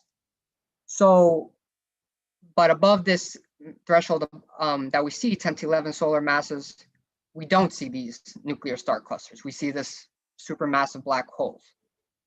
Interestingly, there are actually some systems like our Milky Way galaxies, which harbor both sort of objects. For example, in our Milky Way, we have Sagittarius A star. It's a supermassive black hole that's about 4 million times the mass of our sun, and there's a nuclear cluster which is about 10 to the 7 solar masses. So we have a black hole that's about 10% the mass of that nuclear cluster. But interestingly, if you look at a galaxy like M87, they have a black hole that's the opposite. It's about, the nuclear cluster is about 10% of the black hole mass. So there seems to be a transition. We see that there are galaxies that are small that do have, that are dominated by these clusters, a sort of transition where we see a flip between them. And then sort of in all the more massive galaxies, the nuclear clusters are just not present. So we believe that this transition is a major clue into how these supermassive black holes can form. And so, like I already mentioned, we have sort of these observations sort of that are hinting this transition, but we have really no model that really satisfies how this transition happens. And so we're trying to understand the physical mechanism that drives supermassive black hole growth and nuclear star cluster growth. So how will we accomplish this goal? So I included this image right here of the Hubble Deep Field. This is about like 800 million years after the Big Bang. So these are kind of like the galaxies we would sort of expect that are going to harbor these supermassive black holes. And we sort of want to answer sort of like these questions like, is there a single mechanism like that grows both nuclear clusters as supermassive black holes, or is it basically some sort of like property of there's some kind of property of galaxies that sort of favors one formation channel over the other? We think that we also want to know, for example, if you have nuclear clusters and you put black holes in them, not only is it possible to grow a supermassive black hole, but is it possible to grow it fast enough that we can explain these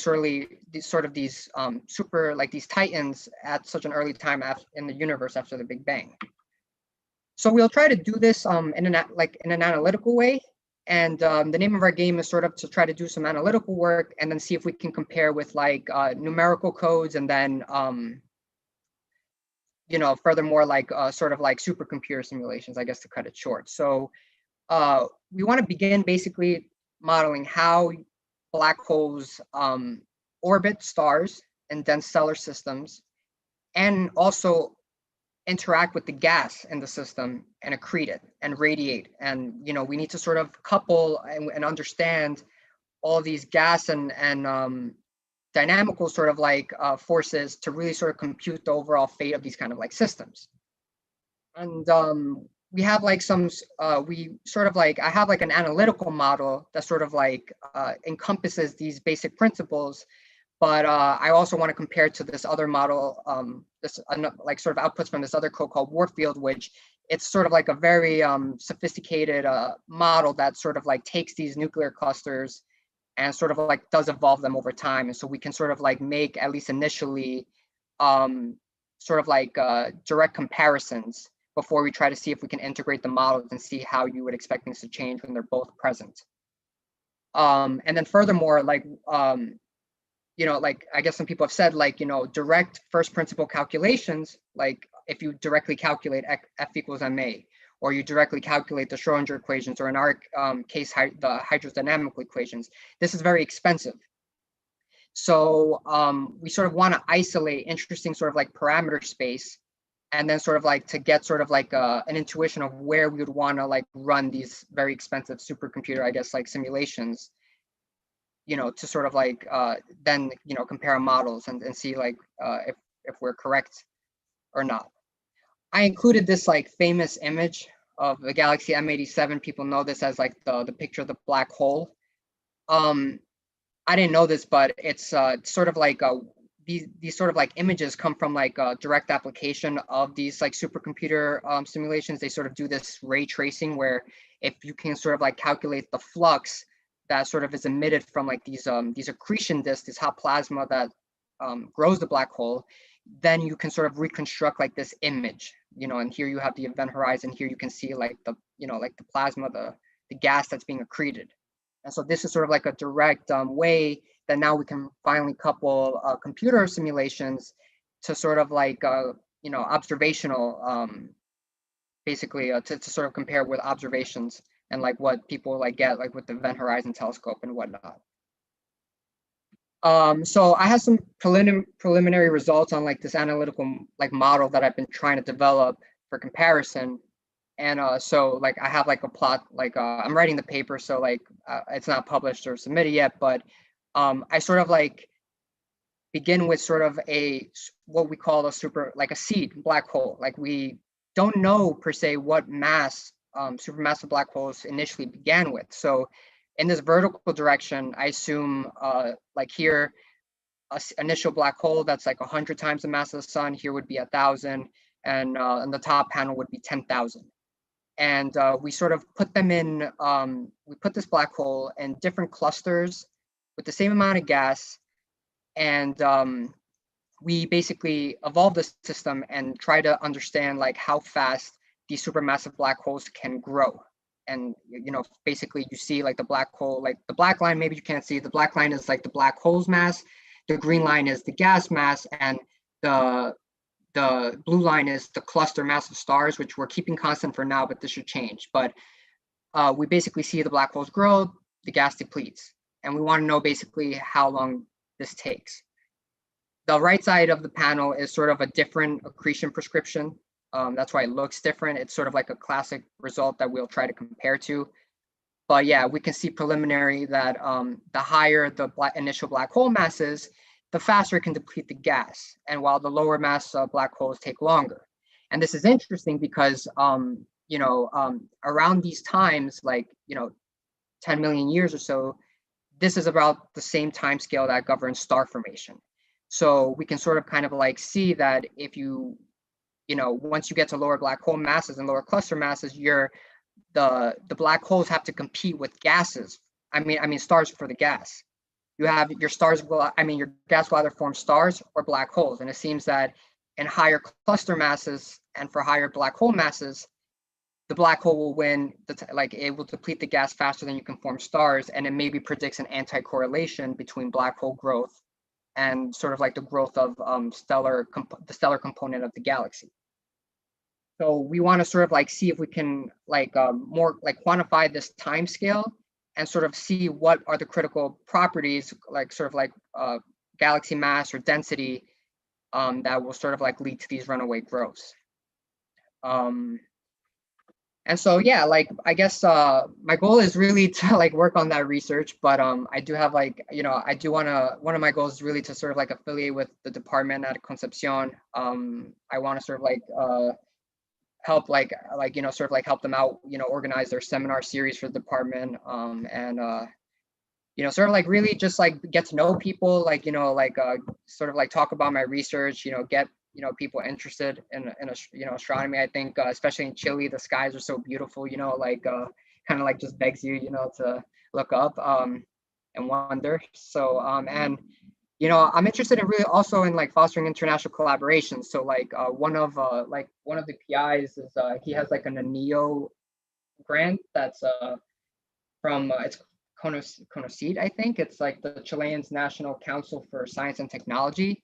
So they awarded this grant to like a group at Concepcion that works sort of like also collaborates with the German group at University of Heidelberg, the Max Planck Institutes. And so it's kind of like really interesting time, like, because it's like kind of like it's like we're getting sort of like all sort of like places involved in this.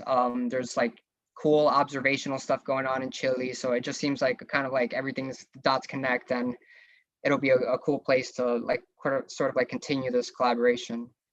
And yeah, I mean, I want to get to know, people of Chile, move around, like explore. People have mentioned the Atacama Desert. I mean, I'm down to go. So like, if anybody's trying to go up there, like let me know. I'd love to check it out. And yeah, if you have any questions, comments, feel free to shoot me an email. And yeah, thanks everybody for your time and, coming to my talk.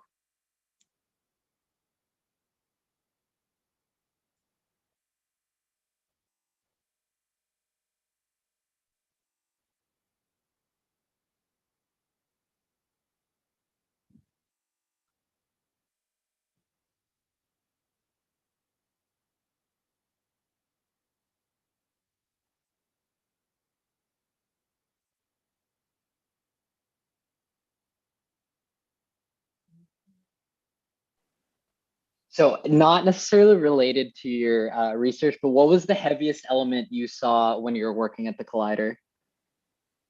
Gold and gold collisions. What was it?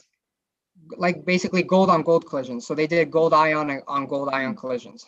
But you wouldn't get like a ruthenium or something crazy like for like a nanosecond or something at that, like in the experiments you guys were doing? Yeah, no, I mean, they were like, well, yeah, they were really focused on like gold, like, cause I guess they want like really like dense, they wanted like dense ions. They're trying to study like quark gluon plasma. So like they were really doing like, yeah, basically gold on gold. Maybe they would do something like silver every once in a while, but I wasn't really sure why. But yeah, their big thing was just gold on gold ion collisions. Very cool, yeah.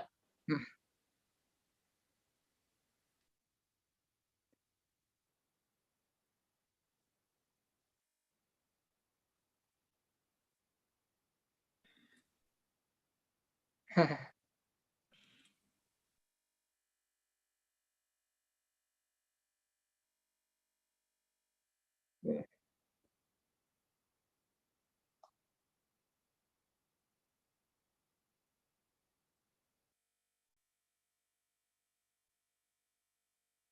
Right. So I didn't mention this in my talk, but it's like the reason I kind of like gave the cosmological background is like the lambda CDM structure sort of like our cosmological model says that it's like it's hierarchical. So it's like a bottoms up. So it means that the galaxies that we see at the present, at the early universe, like those galaxies were made up of hundreds of smaller galaxies. So galaxies grow by mergers. And so yeah, it seems that below some sort of like critical mass that we sort of know observationally, but we don't really get it theoretically. It seems like, yeah, like you like your galaxy is like dominated by star formation, but then as soon as it gets large enough, for whatever reason, now it starts to grow a supermassive black hole, and then eventually, as this, sort of like you can see, sort of like the galaxy gets more and more larger to the ones that we see like in current days. It's just a supermassive black hole. And yeah, we do happen to live, I guess, like the Milky Way is a galaxy that harbors both. So there does seem to be that these objects can coexist. It's not like a one or the other, which is also interesting. And so, yeah, that's like the whole thing. You're right. It seems that below small enough galaxies do not have these big black holes. They favor stars, and then at higher masses, they favor supermassive black holes. And it's a really interesting question in terms of even like the fate of galaxies, because we find that once supermassive black holes become like massive enough, you may have seen like those famous picture of jets, like, so your black hole can essentially quench the galaxy. It can blow out all the gas, and that would basically mean that now the galaxy can't form stars, and you stop the growth of the galaxy basically. So they seem to like they regulate each other's growth, which is very insane, because like when you compare the size of the galaxy to the black hole, it's like 1,000th of the galaxy, and yet somehow the galaxy knows about this black hole, like it through feedback, through jets, and not necessarily you have to be close to it. And so yeah, there seems to be an intimate link between them. So like that's really, yeah, the main thing that we want to understand. Yeah, thanks. Right.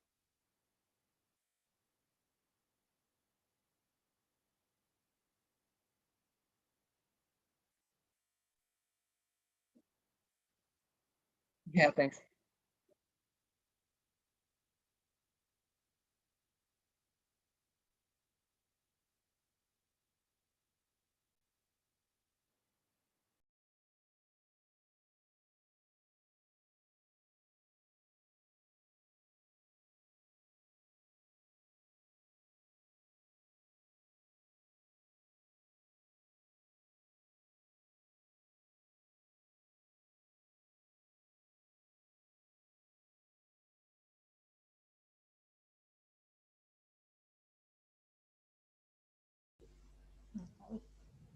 Can you hear me now? Yeah.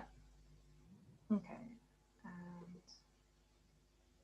are you able to see my screen? Yes. Okay. Perfect. Okay. So first of all, Robert, whenever you come and you want to go to the Atacama Desert, please let me know.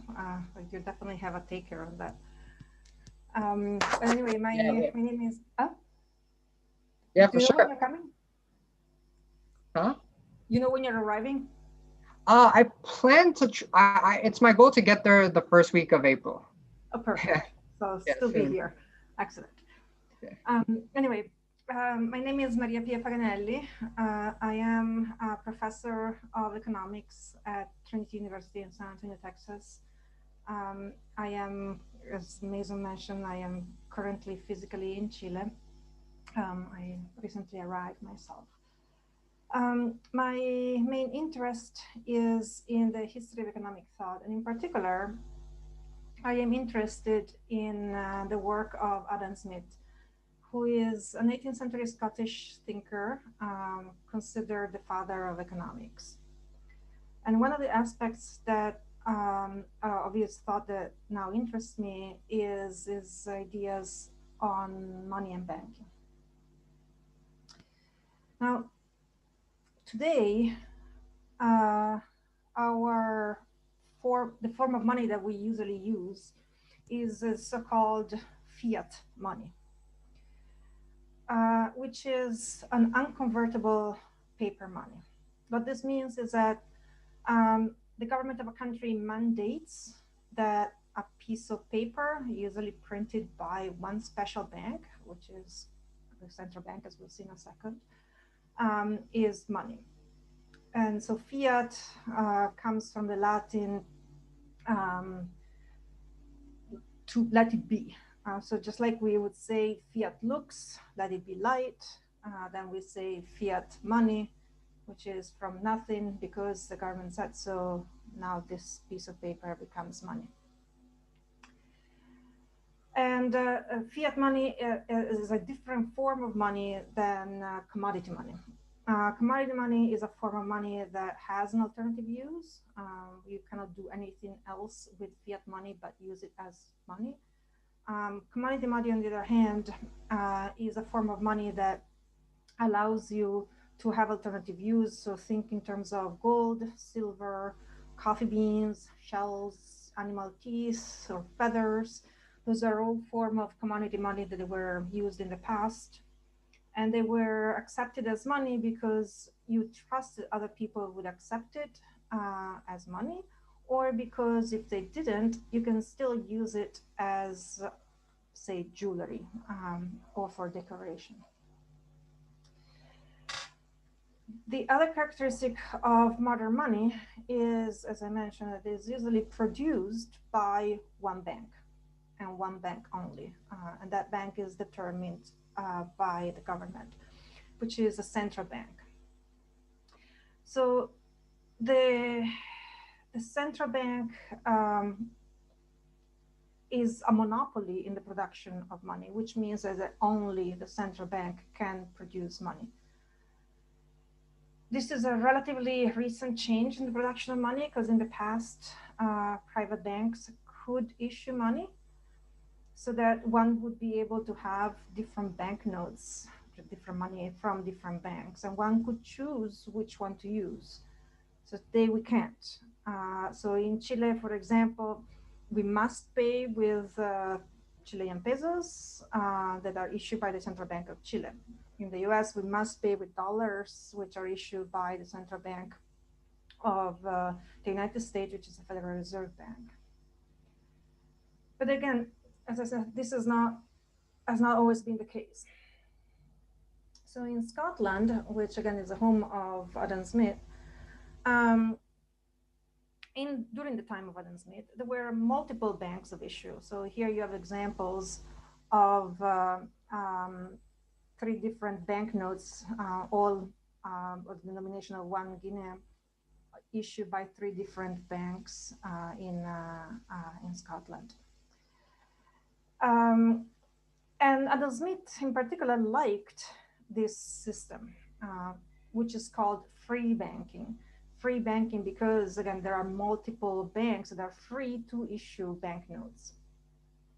And he claimed that, Adam Smith claimed that the competition among different bank of issues would prevent overissuing of notes. That is, the competition among different banks would keep inflation under control. The reason is the following: if a bank overissues, people would dump that money for a more stable one. So the bank that overissues would face a bank run and possible bankruptcy, which is not in the interest of the bank. So the bank would be in the interest of the bank not to overissue. Nevertheless, it is possible that the bank, for whatever reason, does overissue, and for Smith, that is not necessarily a bad, a dramatic situation, meaning that the bank would inflate, but only in the currency that its own money is would inflate. So the consequences would be localized and not affect the entire economy. So for Adam Smith, having only one bank of issue would be problematic because there would be no checks to prevent inflation or hyperinflation for that matter. A contemporary of Adam Smith is a philosopher named David Hume, who's better known as a philosopher than an economist, as a matter of fact. But nevertheless, he did not believe that free banking was a feasible option.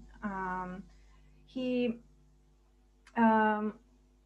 claimed that free banking would cause instability in the economy, and it would ruin the country that had free banking because of hyperinflation or possibly hyperinflation.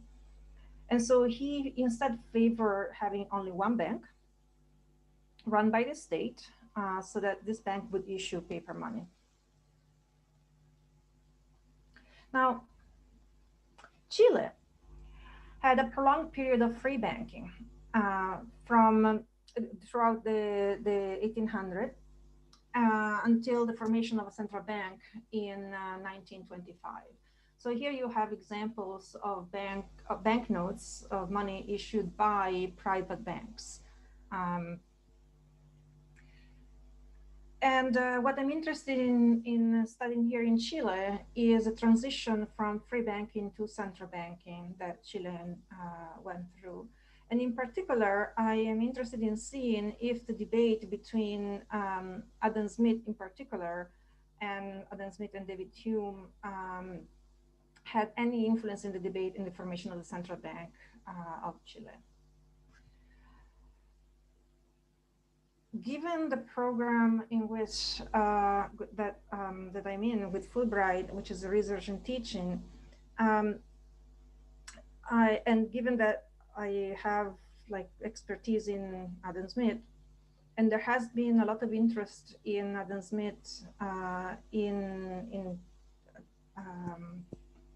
during my previous trip here to Chile. I was supposed to teach a graduate course on the Wealth of Nations, which is a book that is considered the masterpiece of Adam Smith and the foundation of economics. I was also supposed to be here last semester, but so because of all the restrictions and the postponement of my trip, I was told that I could come to Chile only fairly late in November. And we still didn't know until when I would get a visa until fairly late during this year. And so the University of del Desarrollo, which is my host university, was not able to list my course at such a short notice. And so rather than having a formal course, we are actually opted for a reading group instead, open to faculty and graduate students, not only of UDD, but also of other universities of Santiago. And finally, again, given all these changes, I was also asked if I could teach a couple of classes in a graduate course in the Facultad de Gobierno. The course is on institutions and conflict, and it focuses on the current political situation in Chile. And so what we opted to do is that I would teach 2 classes on Adam Smith's analysis of lobbying and special interest groups, which were major concerns for Smith and during the British Empire. So it's not exactly what we were planning to do in terms of teaching, but it's as close as we could get under the circumstances.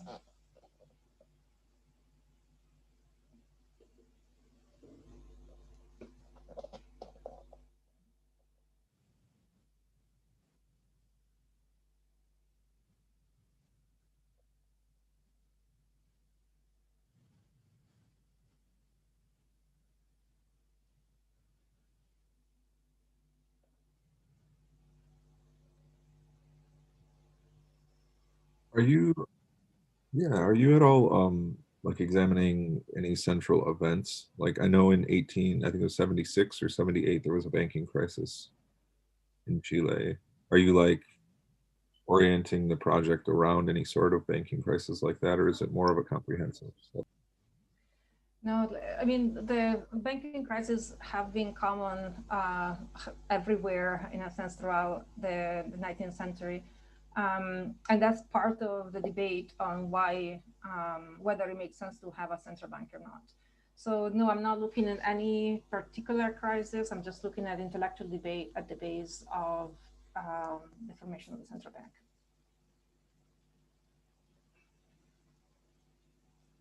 I was just going to say ditto for disaster events, but that's because that's what I'm studying. But yeah, interested to learn more. No questions, but interested to read more about it.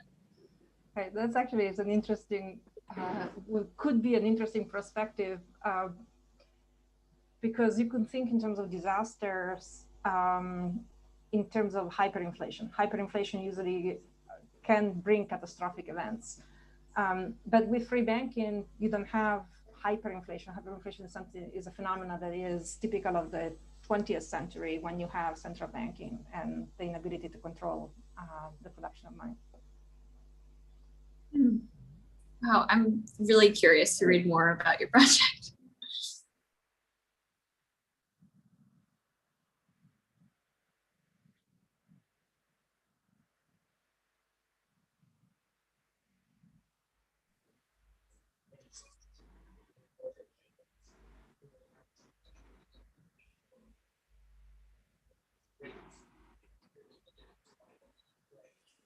Yeah, totally.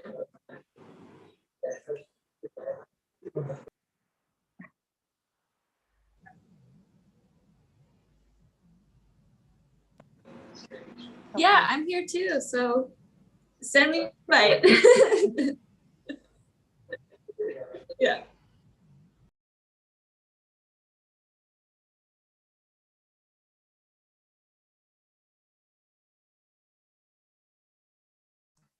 Perfect. Let me get going.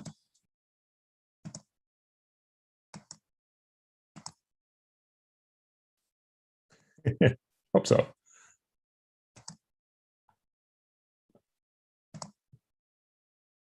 All right, hopefully you guys can see that and hear me. Thumbs up. All right, perfect. So yeah, I'm Nicholas Glitsky. I'm at a postdoc at the University of California, San Diego, and I'll be talking a little bit about my work in CMB telescopes as studying cosmology, as well as this Fulbright project I'll be doing down here, which I'm teasing a little bit here. The focus of what my research is designing, building, testing, deploying, and then observing with telescopes. I kind of do end to end. And part of that, of course, is a calibration strategy. So we're looking into some exciting new ways to do that with drones. So that's kind of the basic premise of it. To give a little background, I got my PhD from University of Pennsylvania in 2016. There I worked on a balloon-borne telescope we launched from Antarctica, which is kind of fun too, although that's the from the New Zealand side of Antarctica, so not from the Chilean side. And since then, I've been a postdoc here at UCSD, where we've already designed, built, and done most of the testing on the next generation of millimeter telescopes. So there's already a series of telescopes in Chile, and we're working on the kind of upgrade. And this is actually a picture of me from a month ago or something with the telescope in the lab. So this is the I would describe this as our camera. That's what one of our cameras looks like. And happy to talk about that in excruciating detail if you'd like, but something you can follow up with me on. And as part of this research, I've actually already been down to Chile in 2017 for a calibration test with some of our telescopes. So this is a picture of me in the Atacama Desert at one of our telescope sites at 18,000 feet and looking down actually on our primary telescopes, which are in the background here, that I was working with at that point. So looking forward to coming back down. Haven't been down since 2017.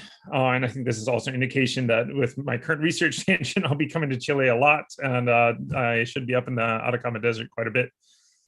So yeah, happy to share advice up there, as especially for the radio astronomy, not so much on the optical side. That's a little farther south. So to get into kind of the basic premise of what my research is, we got the Bell diagram, I think, twice today.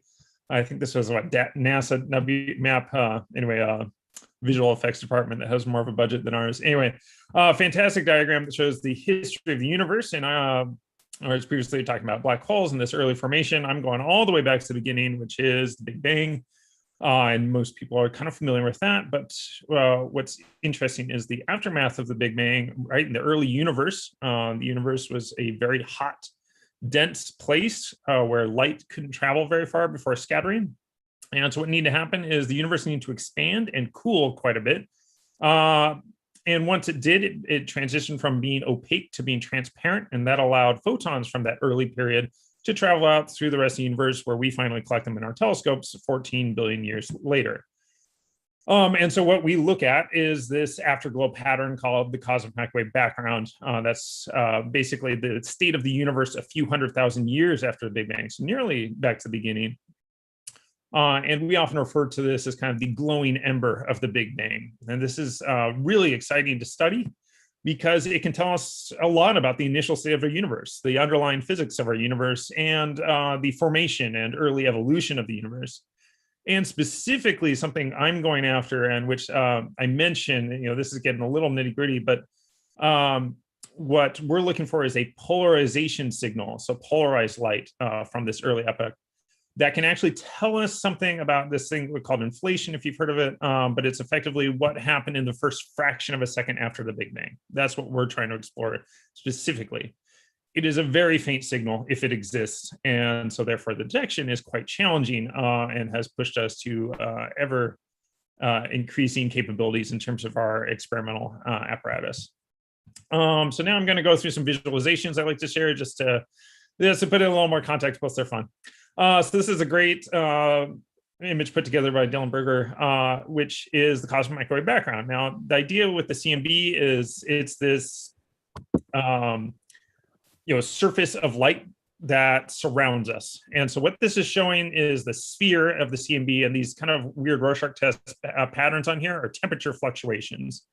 So we often refer to it, this glowing ember as a temperature, and these hot and cold spots. Hot and cold spots are effectively small temperature differences across the sky. And what you can think of is the Earth is at the exact center of this sphere. and the entire observable universe is within it. So everything we can see, everything we've seen with our telescopes is inside the sphere. And no matter where you look in the sky, whatever direction, you will see the CMB 14 billion light years away. Just due to the artifact of, it takes light, or light has a finite speed, right? So the farther away you look, the farther back in time you go. And eventually, no matter where you look, you eventually see this glowing ember of the Big Bang. So that's the CMB, cosmic microwave background. To give this another context, I like showing the different spectrums of light, because it's cosmic microwave background, which means we observe in microwave or millimeter wavelengths. And so here's a full sky image in visible, which we're all kind of familiar to see, although you'd never be able to see the full sky. And since it is a full sky image stretched onto a rectangle, there's some weird edge effects and all these, but ignore that. And here you can see the large Magellan clouds, small Magellan clouds. So from the southern hemisphere, you can see like the swath of the sky. Hopefully everyone here gets some good stargazing in while they're down in Chile from the mountains. And if you go to longer wavelengths, say the far infrared, the picture changes drastically because at this point, the Milky Way starts emitting light. It's actually quite bright in the far infrared. And you can start seeing that kind of this faint glow in the background, which becomes dominant as you go to the CMB peak around 100 gigahertz or a millimeter wavelengths. And here again, the galaxy is still quite bright. You can still see the galactic disk, but at this point, the CMB emission dominates over most of the sky. So that's kind of what we look at. Why Chile? Well, Chile is kind of one of the premier sites for, I would say, generally microwave telescopes in the world, and that's because water vapor is extremely efficient at absorbing microwave wavelengths. And so we want to get above as much atmospheric water vapor as we possibly can. So this is our telescope site in the Atacama Desert, just at the very north there. I think the mountains back here are in Bolivia, so we're right on the border there. Right next to the town of San Pedro de Atacama, if you want to look it up. And we're, I think the last I checked, we're the third highest observatory in the world at just over 17,000 feet. I should remember that in meters, but I don't offhand. And these are 3 observatories that are there right now, Axioms Array class. We're building a new one right here. This has actually all been excavated at this point. And we're just down the road from ALMA, which previous talk mentioned, the Atacama Large Millimeter Array, which is a much, much larger facility a few miles down the road from us. We can actually see them from our site. So that's kind of why we go to Chile. And then this is a slide I often show. Here's the site again, the background of the galaxy here. So, our primary science goal here is CMB primordial B modes, which is just to say, very faint polarization signals in that CMB light. We have to contend with galactic foregrounds and atmosphere, obviously, but one of the big things we work to minimize as much as we can is systematics. And that's systematics in our parlance is effectively no camera is perfect, no telescope is perfect. No matter how hard you try, there's always going to be artifacts with your observation, instrument effects. And we try and reduce those as much as possible, but at some point you can't reduce them, further. And even if you're pretty sure you've reduced them, you want to measure how well you've done that. And so a huge part of realizing the next generation of telescopes capabilities and really maximizing our return from them is doing a good job calibrating these devices. And here's where we run into a bit of a tricky element. A lot of times you can use astronomical sources for your calibration. Unfortunately, there are no good polarized millimeter sources out there for which we can do really fine-tuned calibrations of our system. So we're left with an alternative, which is to make an artificial source. And so this gets into why a drone. So with a drone, we can actually fly a polarized calibrated source above our telescopes to get an absolute polarization calibration out of it. And so that's kind of the big thing that we're going at, one of the main developments we're looking to do. And that brings me to why Chile and why the Fulbright. And that's the professor I'll be working with down there, Professor Orlando Duner at Católica, is basically, he's an expert in this type of calibration. And he's actually already built the drone-based calibration source and tested it. So we do know that we can fly, this is the correct drone model. We can fly this drone up at 17,000 feet, fly 500 meters above the telescope for about 30 minutes to do these calibrations. And the basic premise that we're trying to do is your polarization sensitive detector in your telescope has some sort of angle on the sky. You don't necessarily know what that angle is. You know, we can do a lot of instrument modeling and that sort of thing, but as you saw, the cameras themselves are quite large. And by the time you have all the interfaces between your, you know, detector elements and where you mount it to the telescope, you don't really know what that angle is. So you need to understand what that reference angle is relative to the sky. And so what we can do is we can fly a drone with a really well calibrated reference frame and link that to the telescope through a kind of intermediate ground reference frame. And so this is just kind of the diagram showing those different reference frames that we're trying to link together with the polarized source.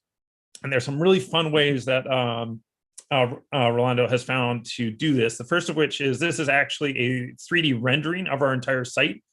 So he's done basically a photographic survey of our entire site in detail. And so then we can use photogrammetry to figure out not only the position of the drone, but also its role, its tilt angle, just by attaching a high definition camera to it and taking pictures of the site. When he does that, he also adds effectively calibrated ground sources to make it a little easier to do that in software. But that's the first thing to get the drone related to the site. But then it adds it's one more challenge there. Actually, there's a few more, but one of the other big challenges is the camera is an optical. How do you make sure that the camera is properly calibrated in reference to the polarized emission in the millimeter? And so this is actually the lab setup showing this is this little 3D printed box that houses the camera, the electronics, and the calibrated polarized millimeter source. And what they're doing here is they have basically a template laid out for the camera to fix an angle, and they're using a laser source to figure out what the polarized angle is relative to that via diffraction. And so this is kind of where the state is at this point. Is a lot of the components exist, and I'm coming down there to kind of help put it all together and kind of fine tune all of these elements. And the hope is, you know, this is, again, many challenges right now, but the hope is we'll actually be able to go up to the site and test it with one of the telescope sets up there to put it into practice and see how well we do it. But also long term, you know, I'm hoping to use this technique with the telescopes I've designed here at San Diego once we get them to Chile in the next couple of years. So we're looking to develop this collaboration in the long term. I'm also very interested in, you know, outreach and engagement activities. Originally, we had this wonderful event and a whole sequence of events planned around the December solar eclipse. Obviously, that's a no-go. So at this point, looking into alternatives now, Professor Rolando is also very interested in these kind of activities. So we're looking to see what we can develop from there, and especially lay the groundwork for future CMB programs, especially since I think I'll be coming back for a number of years, and our collaboration has a lot of investment in this. So some of the ideas we're looking at developing include an undergraduate research exchange with the US, graduate workshop on CMB science to kind of develop pipeline into CMB in Chile. And then also looking at some initiatives we can work with the local community in San Pedro de Atacama, as well as speaking opportunities. And this is actually pictures from a program we had, 3 or 4 years ago that was quite successful, where we worked actually with a local artist group in Santiago to develop this essentially cosmology print book that was then run to a bunch of schools and worked with a number of schools to develop it. So there's some successful programs we had in the past that have been exciting, and we're kind of looking to build on top of those. So that's it for me, and thanks for listening and sticking it out until almost the end of this program.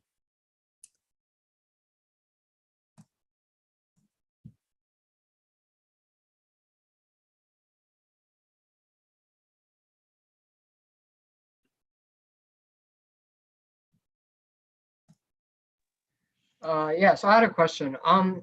So for this, the B modes, I was just wondering, like, I don't know much about the CMB, but like, if you guys do like, I guess, find the signal for like the B modes, does that tell you, like, does it just tell you inflation happened, or does it tell you more about inflation? It'll tell us the energy scale of inflation. Okay. So I think the way to put it is, and this is getting, so inflation is basically this theorized rapid expansion at the very beginning of the universe, you know, like first fractions of a second after the Big Bang. And there's a lot of discussion in cosmology now about whether that's the dominant theory or whether other theories might be more likely.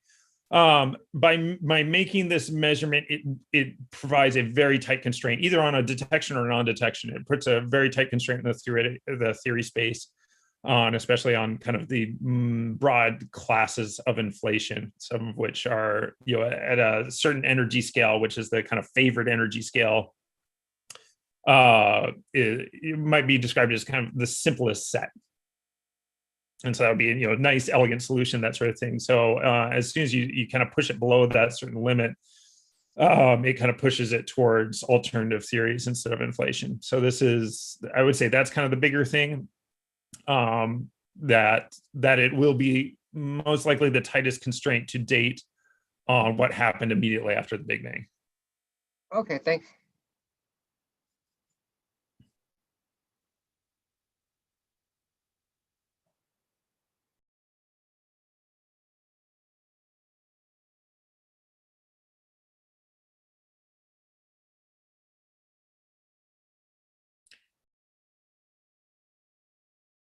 Oh, go ahead. Oh.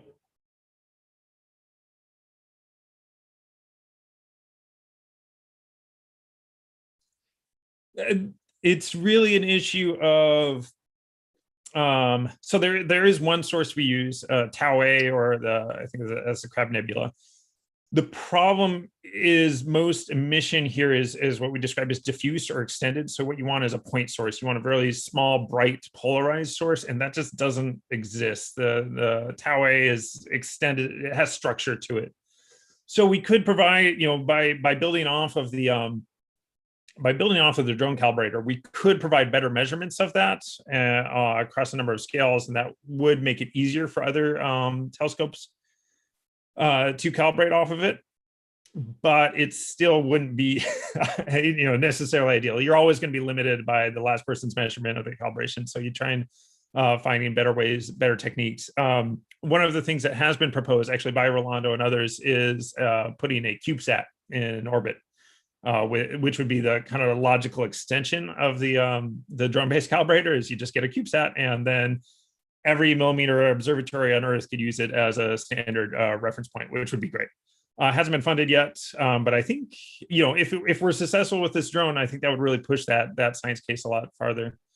Because, you know, and this, I didn't mention this, but the CMB Science has two really big centers. One is in Chile and the other is at the South Pole. So there is some interest in that from the broader community. And I should also say ALMA makes polarized observations as well. And they've also come across this challenge of properly calibrating their polarized beams. And I think they're trying to rig a polarized source on a mountain right above ALMA. So, you know, there's like, everyone's kind of trying this out. And I didn't mention this, one of the challenges with the drone-based one has to do with optics and far field imaging, but the distance the polarized source needs to be from the telescope scales with the dish size. So with the smaller sizes that we're working with initially, you only need to be a few hundred meters away for it to effectively couple with the optics appropriately. But as soon as you go up to, you know, the 6 meter class dishes or something like that, you need to be several kilometers away. And so at that point, it becomes a little more challenging to get the drone-based system to work. And that's where it really like something like a satellite would be much more useful. No, that's a good question.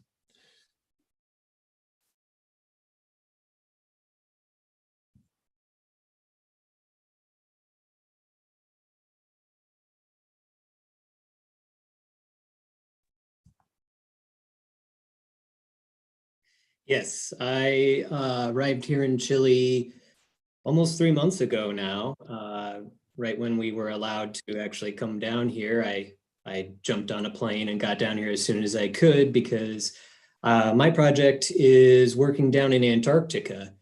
And for my project, there was only one flight down there. And so I had to make sure that I was in Chile on time, or else I would have lost the entire opportunity. So I'm in my final week here in Chile, actually, and I've done most of my data collection and am starting to wrap things up. But I'm going to be kind of a presentation on what did happen instead of what I am planning to do. So I'll share my screen here.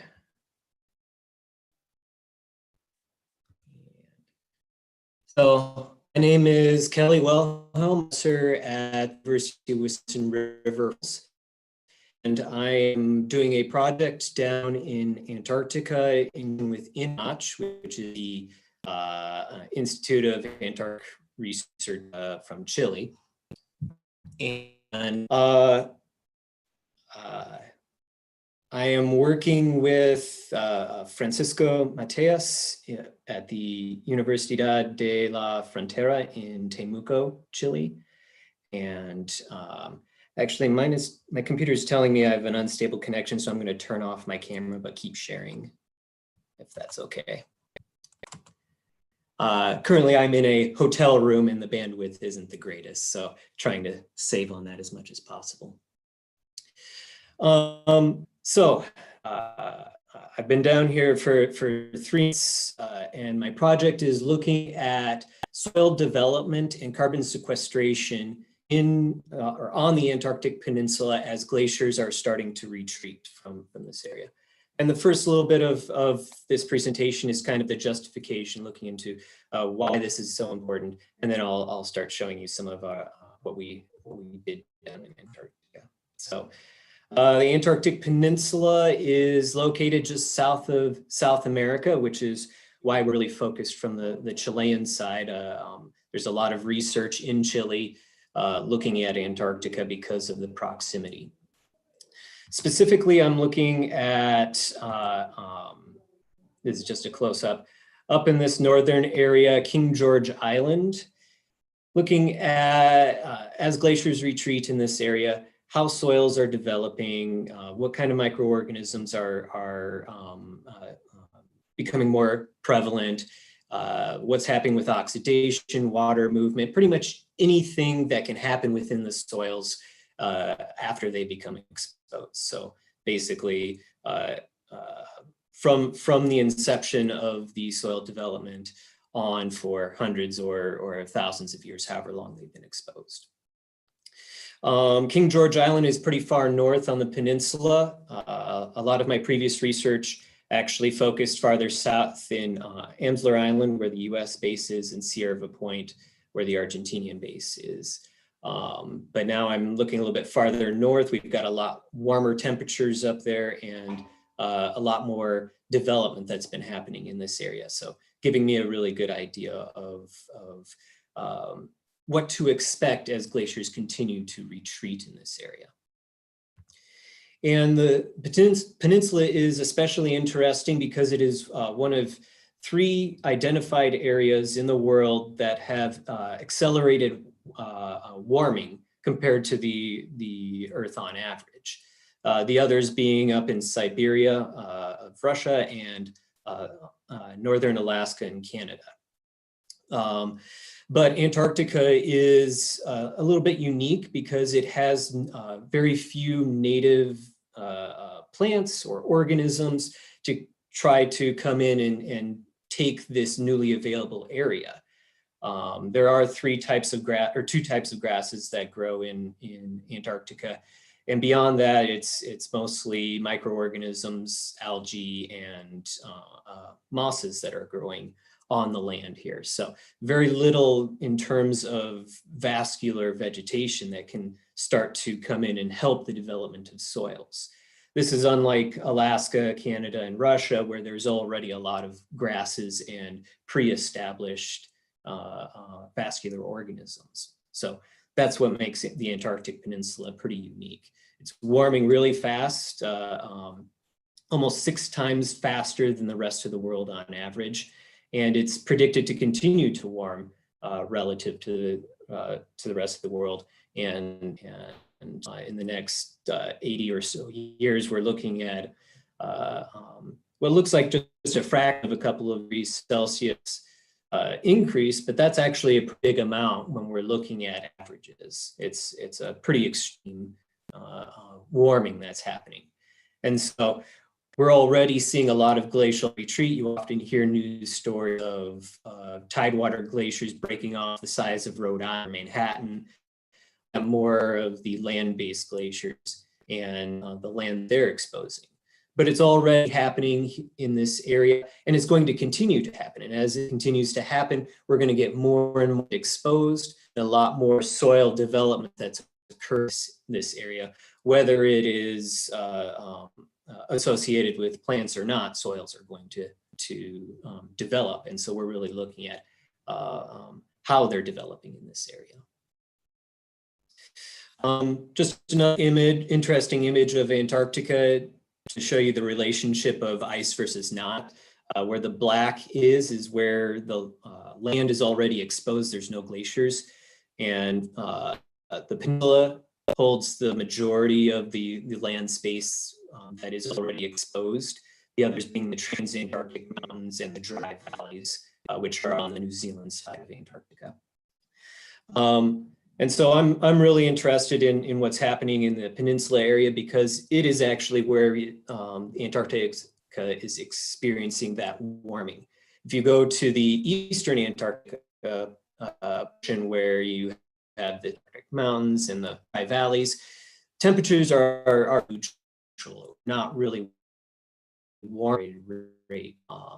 So that's what that makes the peninsula unique. On top of that, the peninsula is the farthest north region, and so it's already experiencing some pretty rises in temperature, and it's already got a lot of that potential for vascular plants and other organisms because it is so much farther north compared to the rest of the continent. Just a couple of other statistics when it comes to the peninsula. It's considered a marine climate. It's a peninsula surrounded by water. And so a lot of its temperatures are moderate compared to what you would imagine you see in Antarctica with the high winds, the really cold temperatures. That's more in the more inland areas of the continent. Where I'm at, there's a lot of marine influences. Average temperatures get down to about 3 degrees Celsius below zero, but they can get down to about -40. When I was down there this season, I would talk to my friends and family back up in Wisconsin, and it was much colder in Wisconsin than it was in Antarctica.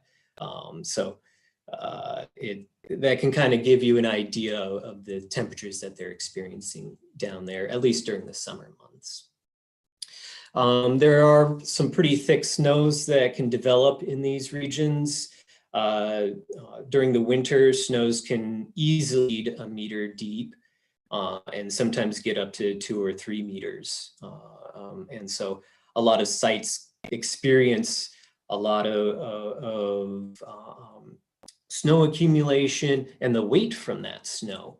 But then all of that snow will melt during the summer season and the land is re-exposed. But that melting of the snow every year is going to produce a lot of water. That water is going to be interacting with the rock and the soils. The water melts and refreezes. You're going to get physical weathering. If the water stays melted, it's going to start to percolate downward through the soils where it can feed organisms, or it can cause chemical reactions, or it can transport chemicals or minerals farther down in a soil profile. So snowmelt and even precipitation are major things that are going to be contributing to soil development in this region, especially with the absence or the minimal effects that can come from organic matter and organisms. As the organic matter and organisms start to encroach more and more into these regions, they're going to have a more outsized effect. But initial stages of exposure, water is going to be one of the big contributors to soil development. So that's kind of the background of Antarctica. My project specifically is looking at how soil is developing in different contexts within the Antarctic Peninsula, looking at chronosequences, so how long they've been exposed, elevational sequences, how high up in the hills or in the valleys, how the development is different. We're also looking at the influence of different landscape features, cryoturbation, plants, penguins, how they can contribute to the soil development in localized areas. For this project, we are looking at Fildes Peninsula on King George Island. This is the location of the Chilean base, Escudero base. And down there, I'm working with Francisco Mateos as the University of the Frontier, and INACH, which is the Chilean group that runs the bases down in Antarctica. So on the upper left here, this is King George Island and Livingston Island. King George Island's in the upper location, the more northerly location. In the box is the Fildes Peninsula. In the lower left, this is King George Island and Fildes again. And this is an image of Fildes Peninsula and some of the sites that Dr. Mateos had sampled. In the north east of this image, where you have kind of the hash marks, this is where the glacier is, and the rest of the peninsula is, for the most part, ice-free. So a pretty large landscape. If you were to walk from the very southern end, northern end, it would probably take you about all day walking. You can drive it in maybe an hour or two, but it's a pretty large swath of area that is ice-free and has been ice-free for several hundred years. But in this region, we're getting a lot of ice or glacier melt that is contributing to larger areas being exposed. In the central area in the bay that this line is pointing to, we have Escudero base. This is the Chilean base shown in this image. There are several other bases on this peninsula. You have a Russian base, which is just beyond on the outskirts of this image. There's a Uruguayan base, a Korean base, we've got a Chinese base. All of them are located on this small peninsula, and they have a pretty good network of community going on here. So this was our main base of operations. We would go out every day or whenever we could, weather permitting, out onto the peninsula to collect samples, or we would get onto one of the Zodiac boats and go to nearby locations that had been exposed by glacier melting. So just another image, a satellite image here of the Fildes Peninsula, and once again up in the northeast portion of the image is Collins Glacier and Bellinghausen Dome, which are two of the nearest glaciers. But there's a lot of elevational differences, hard to see in this image, but you can get down to the bay where you're at a couple of meters above sea, or you can get up into the hillsides here, which you're maybe 300 meters above sea level in areas. And this image is one of the glaciers that are retreating. This is Nelson Glacier to the south. And you can see the area in front of it is getting, it has been exposed and is starting to develop soils. You've got a big pond on the hand side of the image. So you get a lot of water that's accumulating and moving through these landscapes and soils. Some of the important landscapes that we see in this region of Antarctica. The first image, this is just called Nive terraces. Nivation just meaning snow flattened. So you have these terraces or benches of land that have been flattened, not by glaciers, but by just seasonal snows, giving us these flat benches. Also in the background here, you have another pond that has been accumulating water from seasonal snowmelt. And often the size of these ponds are dependent on how long it's been since the snow has melted. And towards the end of the season, it will often sometimes dry out or become at least smaller as the water moves through it. So it's more of a ephemeral pond or ephemeral pool of water. The second image here, these are images of what we call mud boils. Mud boils are just when you have soil that's pushed up towards the surface as water underground starts to freeze and expand.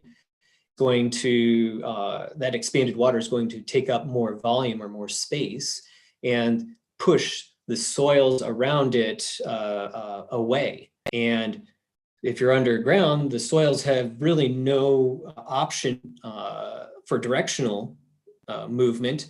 They can't go side to side because they're just being pushed by the soil or by the ice already. And they can't go downwards because soil's already there. So when you have ice that's expanding, the soil has no choice but to go upward to give space to that ice expansion. And so you get these boils of water, or sorry, boils of soil that are forming. They could look like small hills or small little knolls in the landscape. And they can hold a lot of the clays that are forming within these soils, because the clays are the things that are easiest to move because they are so small and it can move through pores fairly easily. Throughout this picture, you can see a lot of moss that is developing. In this image, the moss isn't very thick. It's maybe a couple of centimeters thick, but in other areas, you can get mosses that are on the scale of dozens of centimeters thick. And even in one location, not here, but in one of my other research sites, we had mosses that were over 1 meter deep. So you can get some pretty thick accumulations of organic matter. It's kind of localized to mostly valley areas of Antarctica.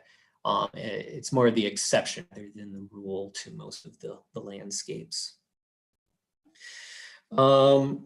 The bottom left is another image of a nivation terrace, probably a little bit better one to show you the flatness rather than the terraces or the benches. And the last image on the right-hand side is of penguins. They actually have a very strong influence on soil development where you have large congregations of penguins. Many of the islands and landforms that are near the ocean in this area are sites of penguin rookeries. So they hatch their chicks, raise them in this area, and often come here every year to raise their young and feed fairly easily on whatever they can find in the ocean nearby.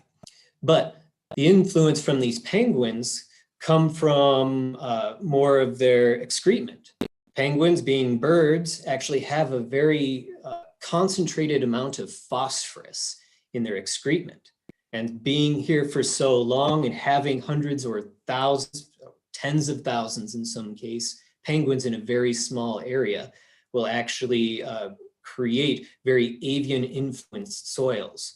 And these soils are so particular that they actually have garnered their own name. We call them ornithosols, which are soils that are influenced by birds, penguins in this case. And the biggest particular or interesting thing about these soils is the accumulation of such a large amount of phosphorus. And phosphorus is particularly interesting because of the fact that it is a limiting nutrient to plant and organism growth. And so having a large concentration of that means that you're going to have a lot of growth of different organisms. And you can see that in this image all over. You see green, Part of that's coming from the landscape factors, but part of it's also because of the large amount of nutrients that are easily available in this area. So some of the things that we found in the soils that we're developing here, one of them is features of oxidation. So oxidation comes in soils as you get exposure to oxygen, obviously. When you have glaciers that are overriding a soil or a landscape, it's cutting off the oxygen. As the glaciers retreat, oxygen is going to be able to flow through the pores of the soil, going to react with different chemicals, especially iron within these soils. And when iron reacts with oxygen, it's going to turn either into a rust color, kind of an orange or a yellow color. And that can affect things like mobility within the soils. An oxidized iron is not mobile, whereas a reduced or an oxygen poor iron is going to be very mobile and easily be dissolved in water and move with that water. So this image shows some pretty significant oxidation, which is very unusual for this region. This soil particularly got oxidized very quickly because it was very sandy. And so those sands have very large pores and it moved through it relatively quickly. The opposite of oxidation is reduction. This is what we see more often in a recently eglaciated area. The bottom part of this soil profile, where you can see kind of a gray color, this is an oxidized iron. With time, this iron is going to slowly react with the oxygen that's moving downward through the soils, and it's going to start to turn into a more of a orange or a red color, much like what you're seeing closer up to the surface. Not really to the extent of the first image, but it's going to look more of a towards a tan, get more of a yellow color than the gray that you see currently. The iron in the soil is going to be very mobile, and any water that's moving downward through the soil profiles are going to be pick up this iron and moving it downward. We also see signs of what's called cryodation, cryo meaning cold, ter meaning mixing. And in this, we have soils that used to have two very distinct layers. A top layer that was very organic rich, that's why it's so black, and then a bottom layer that's very clay rich. This yellow is not due to iron, this is more due to just having clays in it. At one time, these two layers had a horizontal line between them, not really a line, but a horizontal transition between the two. But this is in a site that was very, very wet and had, so it had a lot of water in the pores. That water would expand, and this is where you get that squishing of the soils. Much like what happens when you get some silly putty or something in your hand and you squeeze it, that silly putty is going to come out between all of your fingers and out any space that that's what's happening with this clay soil. It's being squeezed, and the direction you can really find a low pressure is going upward through this soil profile. So we get a lot of interactions between chemicals, especially iron and water and air, but we also have physical contribution from the cold environment in this region. We also have accumulations of organic matter, not the greatest picture, but it's not very deep anyway. This is where we have a fairly thick accumulation of moss region, and pretty much everything that you see in this soil profile is organic. There's very little mineral matter in this. And this is an image of those ornithosols that I was talking about, those penguin influenced. You can see this upper region. It's a little bit harder, a little more compacted. It hasn't broken away, kind of like it's more red. That's because of the constant movement of penguins back and forth compacting the soils, but also the contribution from phosphorus in this region. And these soils are very iron rich, and phosphorus reacts with iron and precipitates into a solid. And so that's what's happening here, is you're getting precipitation of an iron phosphate.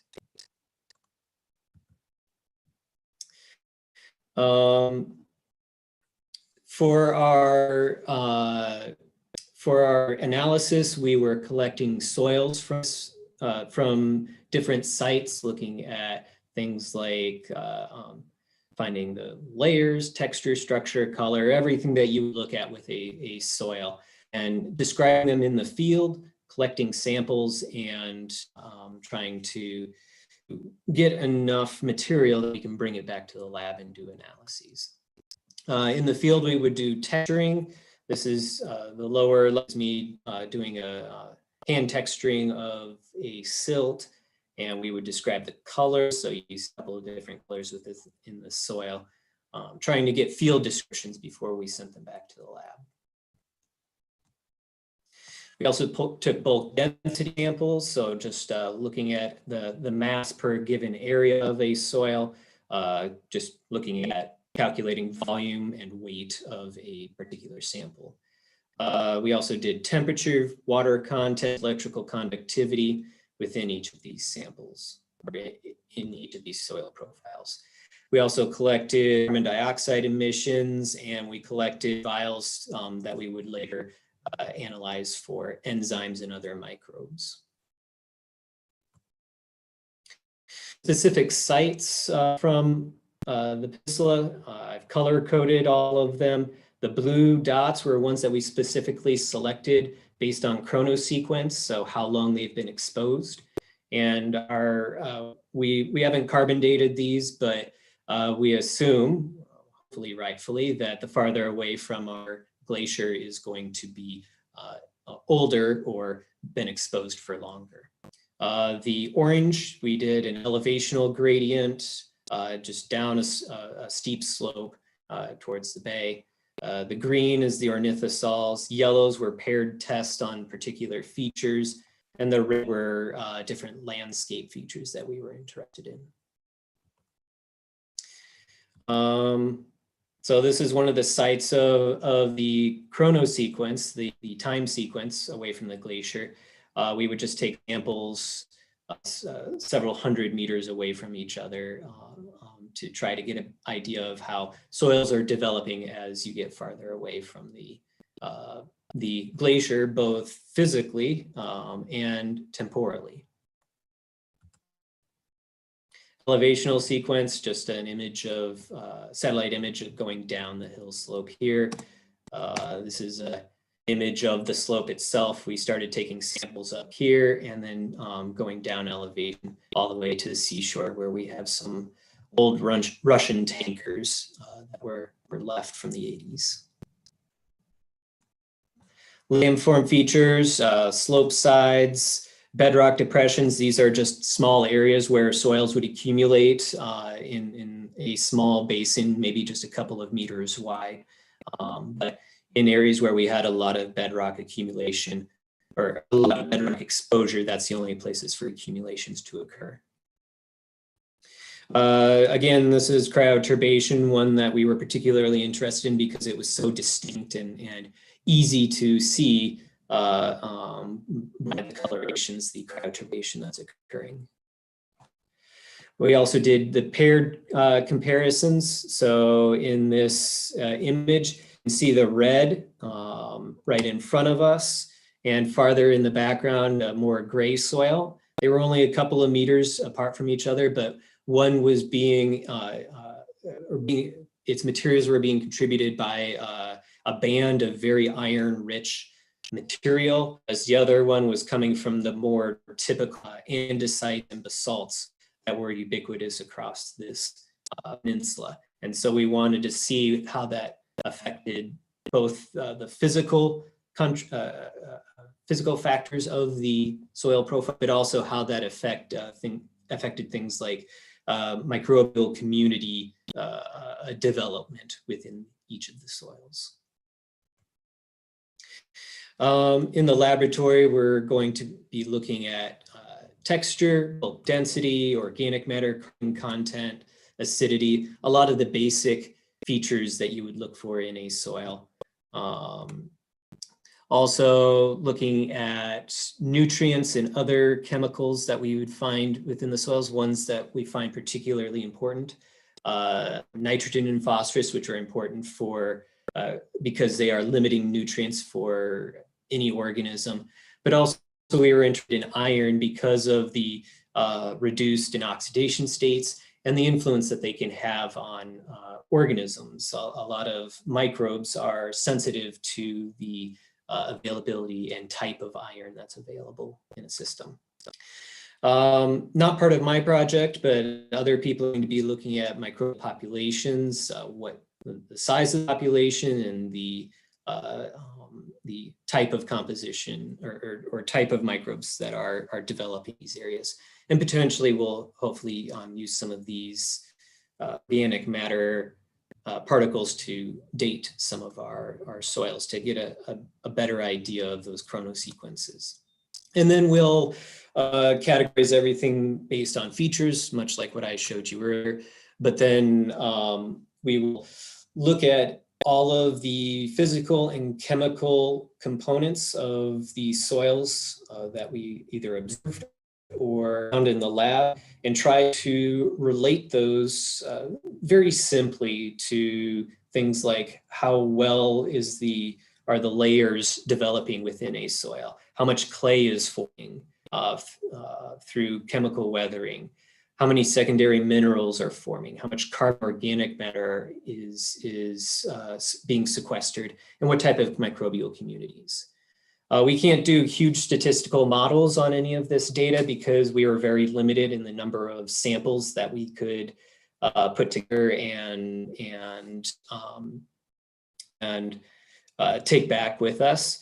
So a lot of our samples are one and done sort of things, and so we can't really do a lot of statistical tests on it, but we can at least do some comparative and regression tests on our data. And like I said, we're already done with our field season for 2021. Coming months, we'll analyze the soils both in Temuco and River Falls, and hopefully be able to jointly publish some of our findings. So I went through some of that a little bit fast, but hopefully I have enough time for questions. So.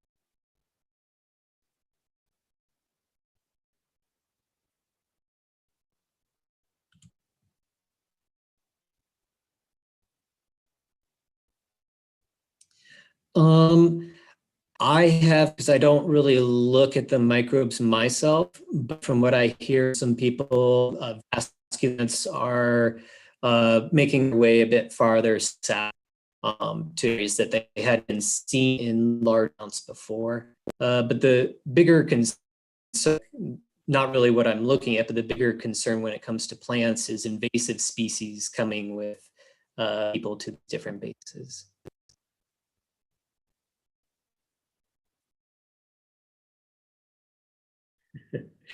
Yeah, they're very, very particular about people going down to Antarctica and making sure that they don't bring any of those invasive species. You have to go through a lot of hoops to make sure that you're not bringing stuff with you. But it's still, people get seeds stuck to Velcro or something like that, and yeah, it's something that once you find an invasive species, you have to do a whole write up to whatever government is in the area that you're working for, and it becomes a whole fiasco for the basement. Even a bit of grass. Oh.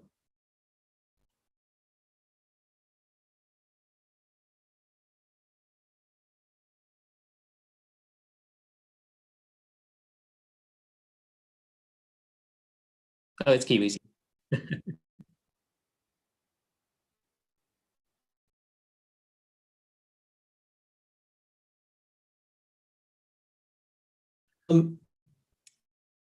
At least look at some of the Russians are actually very, very big into soils on this peninsula, and they've got a huge data set for us to look at and compare to and published. I haven't had any contact directly with the ones working there, but Cisco has been working down there to several, so a lot of collaboration that can happen that way.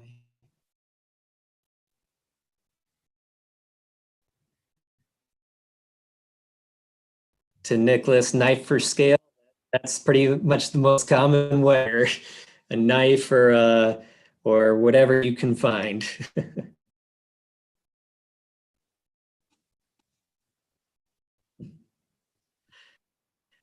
Yeah, I was just thinking while I was seeing the sort of ornithosol portion of your presentation, Kelly, I was thinking to myself or wondering, I know this is probably ancillary to your research, but I was just curious if you had looked into or were looking into at all, if there were like taxonomic differences, at least with the sort of phytosociology, the communities of at least the mosses that are growing on those types of soils versus ones in other types of soils where mosses can happen to grow in Antarctica. Just simply because, you know, I've been more on the archaeology side of things. I know in like northern Chile and Peru, there are a lot of people that are interested in you know, ancient use of guano as fertilizer and whether that can be detected through nitrogen isotopes and, you know, phosphorus, all that sort of stuff. So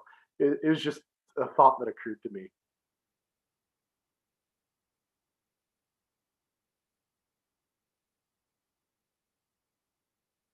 Oh, maybe. Yeah, I don't know.